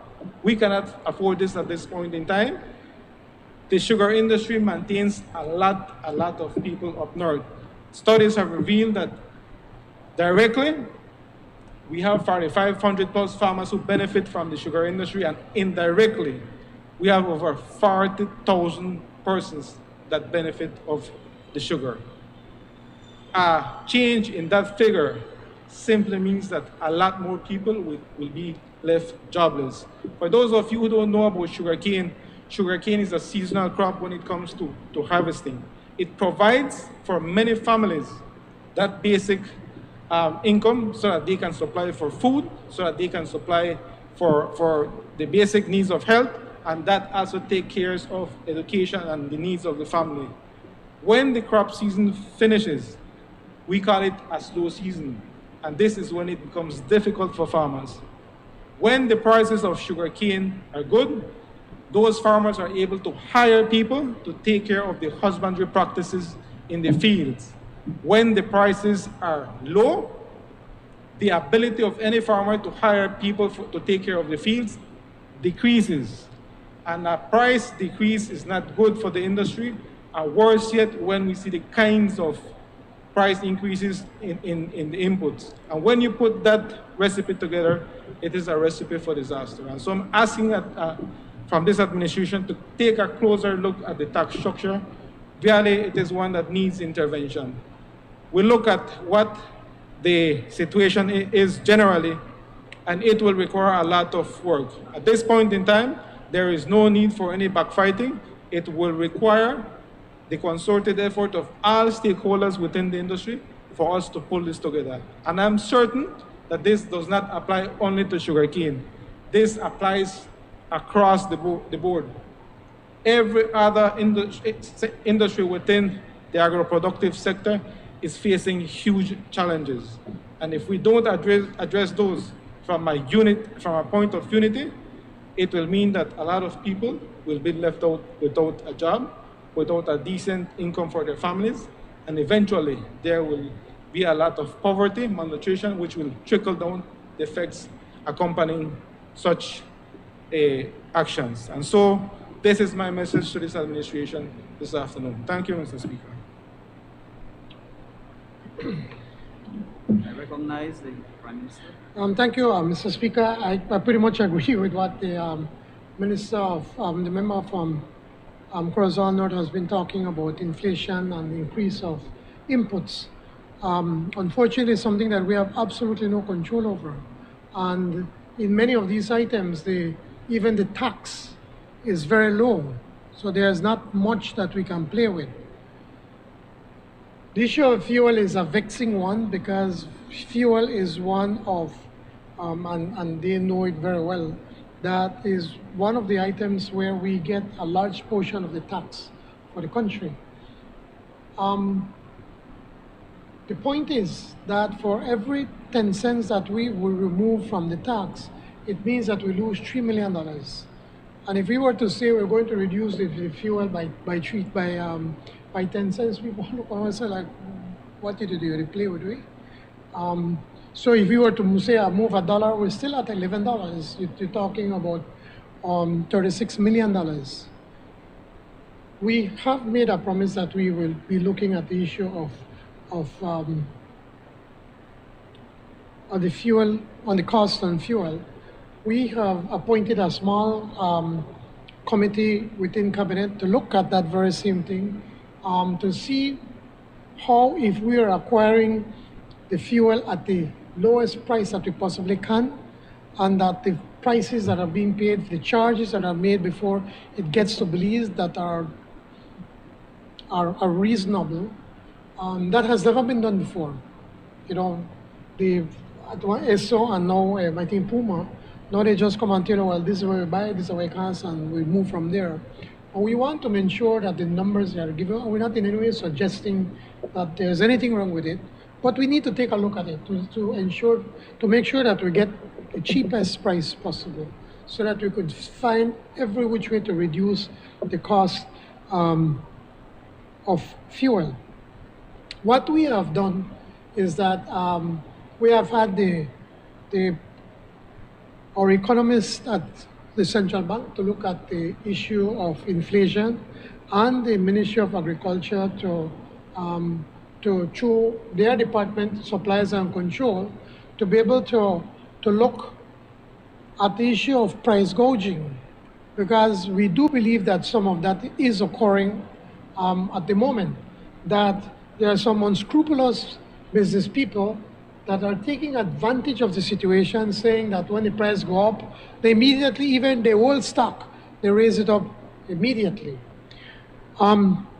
We got two different papers at last cabinet, but what we did, we've asked both Minister Mai and Minister Koi to sit together and see if we could amalgamate both papers into one and to see what can be done. There is this idea of amending the legislation so that instead of us hiring more people to police the price gouging, what we want to do is now to be able to allow, one, to increase the penalties considerably more. I think right now about $100, $150, it's, but probably we're talking about raising it up a lot more so that you will think twice before you try to raise your prices. But secondly, what we're thinking about doing is then that with technology, have our citizens police price gouging. That in any store they were to go and they believe that the price is way beyond what they're supposed to charge, that they could take a picture and send it by WhatsApp to the ministry, and then we can then go and do an investigation. And if we find the person for price gouging, that fine is going to be shared between the government and the person that sent the evidence to the ministry. In that sense, we're going to have thousands of citizen police against price gouging. I'm not going to run away from the fact that, yes, the cost of living continues to go up because of inflation, something that we have no control over. It's happening worldwide. But it does not mean that we should just sit down and accept it. So I agree with the member from Crozan North that we need to find any which way. We need to find creative ways in trying to find some kind of relief for the Belizean people. Thank you, Mr. Speaker. I recognize the leader of the opposition. Thank you, Mr. Speaker. Mr. Speaker, let me begin by joining with those, including the Prime Minister, to wish all members of this Honorable House, yourself included, Mr. Speaker, a very happy Christmas.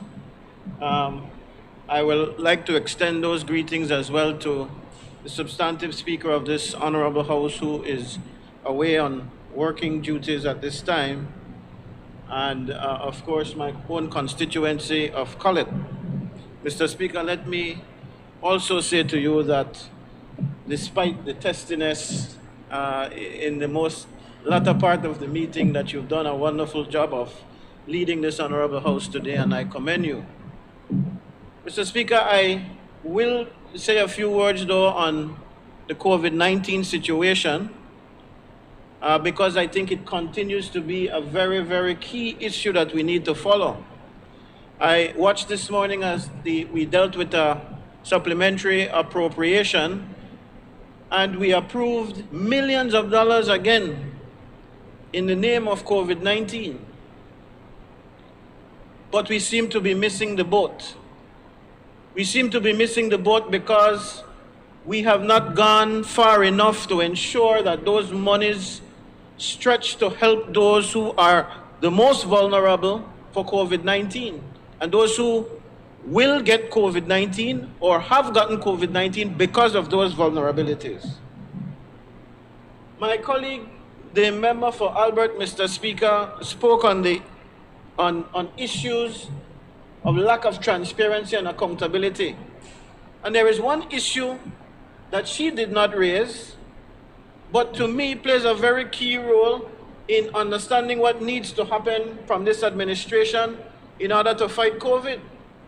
She did not raise the Prime Minister's lack of accountability on an issue that was asked of him publicly.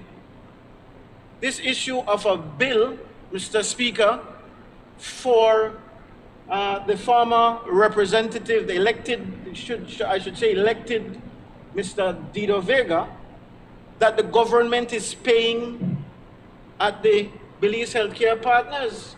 And why is this relevant to our fight against COVID-19? We don't know what the bill, why the bill is being paid. First of all, and I think the Prime Minister owes us an answer. Is it being paid because Mr. Vega, if he had died after being sworn in, would have been a member of this House, and you probably would have paid his widow a pension if he had died in office? Is it being paid out of some kind of ex gratia mechanism because the lady herself had a big bill and the member himself had a big bill? And before you stop me, Mr. Speaker, why does this matter to the Belizean people? And why does it matter to the fight against COVID? Because despite all of those millions of dollars that we approved today in this honorable House, in the name of COVID-19, we have failed to address the concerns of those dying in the Karl Huchner and the other hospitals or health facilities in this country, where people cannot pay for the cocktails that are needed in order to save their lives. We don't have to have all of these debts. I hear the Prime Minister say that, yes, we are going to allot another 3 million. 3 million. He's saying they had already advanced $1.5 million to the Karl Huchner Memorial Hospital. Well, we know that the Karl Huchner is suffering in terms of materials and equipment and medication from much more than the issues that they have with COVID-19. So there is no dictating to the KHMH that once they get this $3 million that it will be used for the cocktails to save the lives of those patients who are suffering from COVID-19. In fact, if you listen to the Prime Minister, he is telling you that already the KHMH has gone beyond the call of duty in paying and taking care of these clients, these persons who are suffering from COVID-19. High flow machines and intubation machines are already at the KHMH, so they're already spending these monies, but these things may not necessarily be saving the lives of those affected by COVID-19. The other issue, Mr. Speaker, is that we also have a lot of people who are still very vulnerable, who are not getting the very necessary services that they need in order to keep them out of the COVID unit. Those people with hypertension and diabetes still can't go to the health centers and get their regular treatment because you've said to them, don't come. We're focusing on COVID. People are dying hand over fist, and we need to take care of the COVID folks. So we need to be watching that. And I raise the case of the Vegas, Mr. Speaker, not out of any malice, but if it is, you are prepared, Prime Minister, to find, what is it, $140-something thousand to pay a private hospital bill for one individual, and you don't even have the decency to tell this honorable House or tell the people out there in a public way, talk about transparency, tell them what it is you're doing. Maybe they'll understand. But if you're going to pay for them, what about those people who are in the Karl Huchner dying on a daily basis and in other parts of the country who need the medication? They don't need $140,000. They don't need $14,000 every month. All they need is some kind of insurance that the medication is going to get to them. And I'm not saying to give money either. The other side of that is that when you give the monies to the institutions like you said you'll do, you said you'll give them the $3 million, you've already given them $1.5 million. You don't make sure that we get the best bang for our buck. You know why? Because all of the companies that are providing for the pharmaceuticals are creaming, they're laughing all the way to the bank. Your friends, the people who you have fattened. We raised the point in here that one of the members in here was very closely related to an entity that won some of the pharmaceutical bids. And in fact, if you trace it, you see some new ones popping up, some that are very closely related to my friend, the member from Belize, Kaya North. These things are wrong. But if you just give money and tell them, buy pharmaceuticals, buy equipment, buy machinery, and you don't do what the UDP has suggested that you do time and time again in our press conference, then you are throwing good money after bad money. And what is it that we've said? These cocktails that are there, and again, I can speak to you about this firsthand. Having my mother suffer the worst of fate, well, not the worst fate would be death, but suffer a very serious fate because of COVID-19. If you can't afford that medication, you will die. And the medication that the private hospitals are giving, and if you just throw money on the KHMH and tell them to buy medication, the same thing will happen. They will pay the middleman an exorbitant amount of money. And if you have to pay the PUP cronies middlemen, because you've created your own people in those, as I put it in my Independence Day address, you minted new millionaires. It's for real. You've made sure that your people are there. It is the explanation as to why the pharmaceuticals were expired that the Minister of Health spoke about, because you did not want to use the medication that was there. You preferred to go and buy from other sources and get new people to come in. You see, Mr. Speaker, you see how that one is disturbing and interrupting? You should have a word with him, like you did with me. This is why the medication expired, because you refused to use the medication.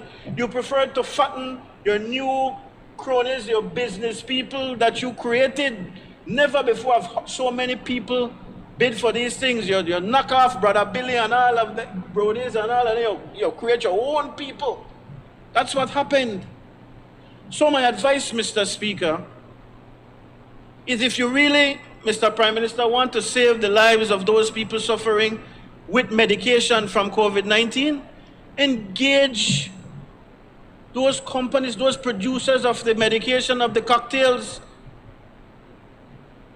Erase the middleman. Medication that costs $600 US is costing Belizeans in the hospital $6,000 US in some instances. Or even if you want to give it 6,000 Belize dollars. My mother was in there and she needed four units of the monoclonal medication. It was $6,000+ for one. $24,000 within the first day. That is why people are dying in the hospital. That same medication, I am told, could be gotten from the producers of the medication, especially if the government makes an outreach, or you make a government-to-government outreach to erase the middleman, but you're not interested in doing that, because those middlemen are the ones who will give you those monies that you need to keep your party afloat. Talk about all that spending on the election victories and so on. The PUPs didn't spend any money, no? You didn't spend millions of dollars to get elected? You would think not. You are Simon Pure. Negotiate with those producers of the medication so that we can have those medications. The minister spoke about remdesivir, and I agree. All the things that he spoke about though were miraculous. It was miraculous to my ears that he was saying that. He spoke about how many people have vaccinated. Which vaccination made when the UDP mean a power? Ridiculous. How could we have been giving remdesivir when even some parts of the developed world were not approving remdesivir, talking that he brought remdesivir? What he needs to do now is to ensure that these medications, these cocktails that can be given to our people who are suffering terribly from the disease, get it. Stop playing the games. All of them millions who want to approve this morning don't mean anything. People will continue to die if we don't use the money in the proper manner. And effectiveness and efficiency with the monies and the spending is what we need. Don't just dump the money at the KHMH. It would be best for you to go out, as I've said, and purchase the equipment, the cocktails, and then say to the KHMH people here. And I'm not trying to take bread out of anybody's mouth. Some of those persons may well be official retailers or wholesalers of the companies, the larger companies in the developed world. But something must be able to work out when we have all of this happening. So, Mr. Speaker, while it is that there are some good efforts, and I will not knock all the efforts, I continue to say that the vaccination efforts of this government, that effort has been good. In fact, the fact that we are already on the ball in terms of the booster shot is also very good. I was able to, a few weeks ago, Mr. Speaker, get my booster. And it allows me to move around with a little bit more confidence. Not that I am completely immune from getting COVID, but it gives me a little bit more confidence moving around the society. And on that front, while I commend the government, I also want to urge them to actively try to get the vaccine for the 5 to 12-year-olds. That has been approved now for 2 to 3 months, at least 3 months. And there's been no movement. I've asked about that in this house already. That to me is a surer way to get our children back to school. I'm hoping that the minister is still here so he can give us some update as to what is happening with the vaccination from between 5 to 12.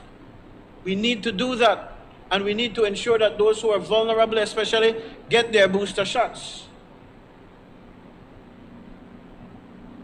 So again, we repeat, I listened as several accusations were made this morning about the opposition not living up to its position. We have been very helpful. I know that one of our members even said they're doing a little Christmas function. They've invited the Ministry of Health to set up a booth. And in fact, that might be a good way. All of us now, thank you, Prime Minister, I won't seem ungrateful. I made my point this morning about what I felt about the Community Development Fund Christmas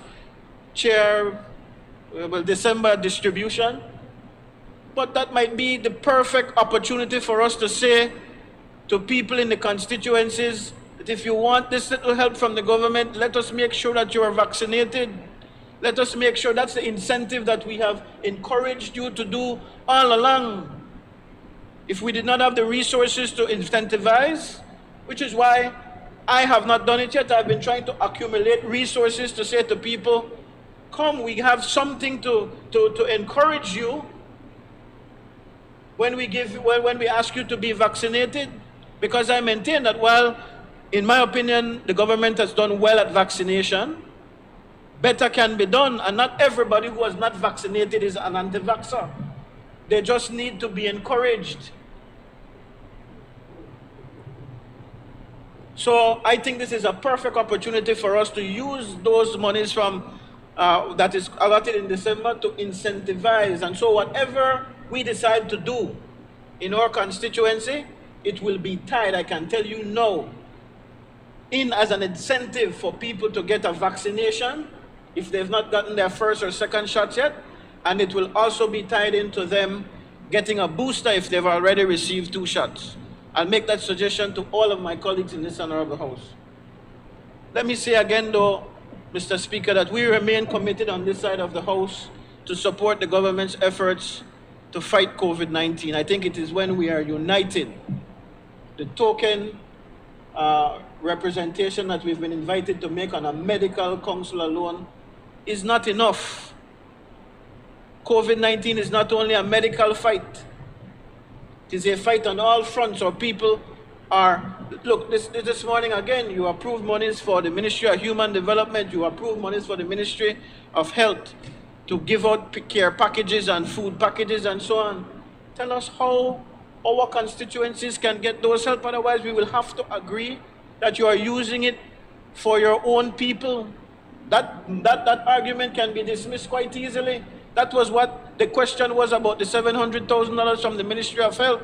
It was unfortunate that you chose to politicize that and to attack the opposition about what they did and how do we get access for our people. That's the question that we're asking.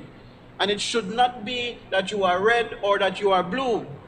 It should be that everybody should have access to this. But we stand committed to do our part in the fight against COVID-19.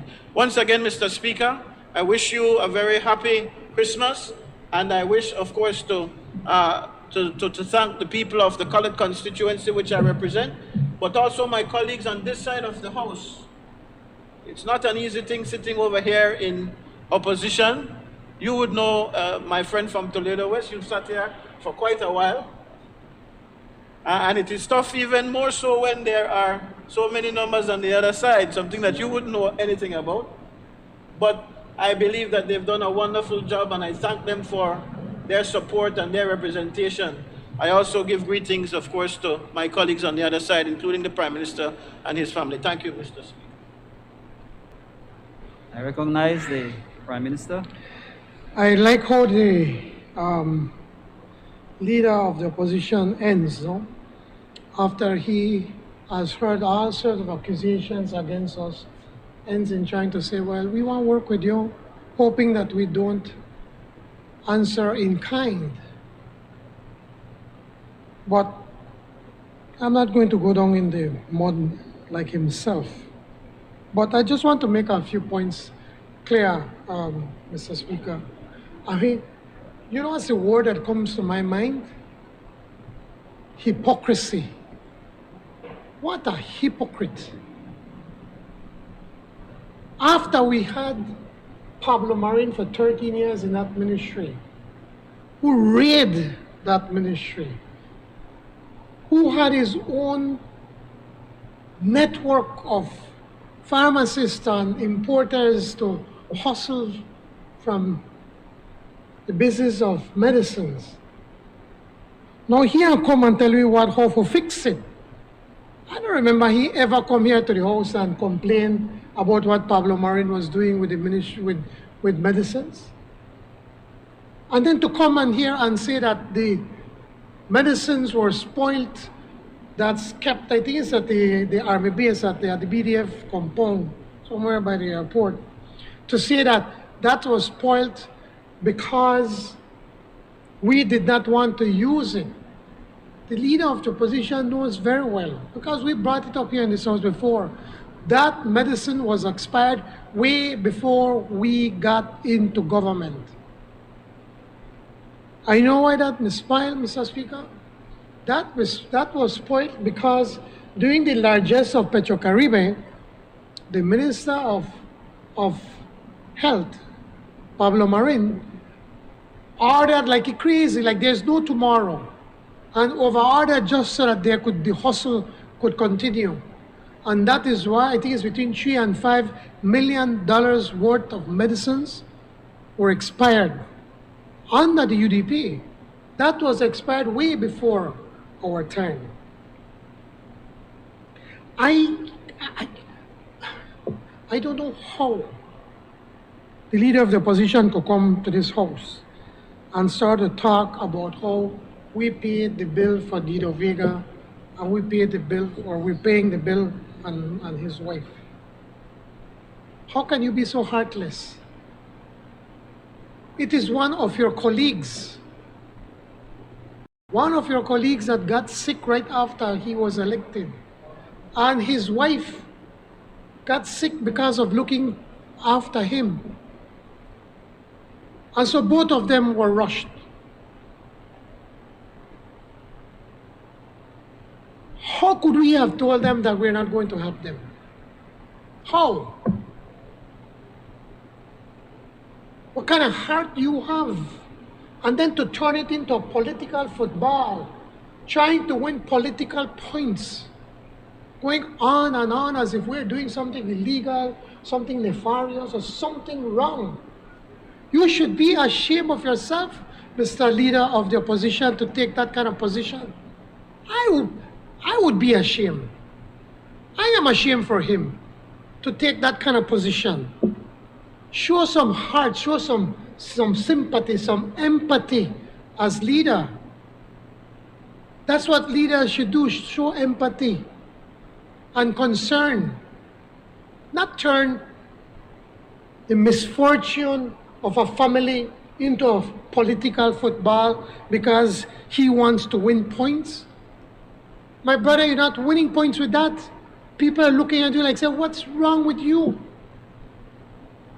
But yet, he has nothing to say when we paid Dr. Manza bill. You may know we paid Dr. Manza bill, right? UDP Dr. Manza, same UDP Dr. Manza. You all who are advising him not to step down when we were trying to accommodate Dr. Manza. When he got sick, Mr. Speaker, I was the one to say, you know what, Dr. Manza has been working and fighting and helping during COVID times. Let's take good care of him because he needed more help, more attention. And we sent him to Belize Healthcare Partners. But he does not say that when he knows that the government of Belize is also paying for Dr. Manza. He's not saying anything when he also needed help. And he called me for help, or he called the CABSEC to ask me for help. And I did give him the help. I did not turn it into a political football. I did not go and announce about, could you just, when you were talking, I was Mr. listening Speaker, to the you. Prime Minister Come is on. making an untrue statement about me that I am need making to a clarify. In fact, you have that is the media Listen people to me. calling me right Listen now, to me. I have not trying said, to Leader of the inquire. opposition. Mr. Prime Minister, Mr. When- Speaker, I absolutely need to correct him. when you needed help, did you not call he- the CABSEC? He Did is you telling not call a the serious CABSEC for help? and you are not giving me anything. You're not paying No, any I'm saying, did I say medical I gave bill. you? This When is you a ask different for kind help- of situation. Let us not deteriorate. Leader, I sat here and I listened to you talk for like 20 to 25 minutes or so, and the party leader said nothing. Everybody on this side listened to you Because I wasn't for telling any lies almost on half him. an hour. And this is not the first time. As he started to talk, he started to blurt. Listen to him. Mr. Speaker, he's telling an untruth about me But- personally and my character, and I don't take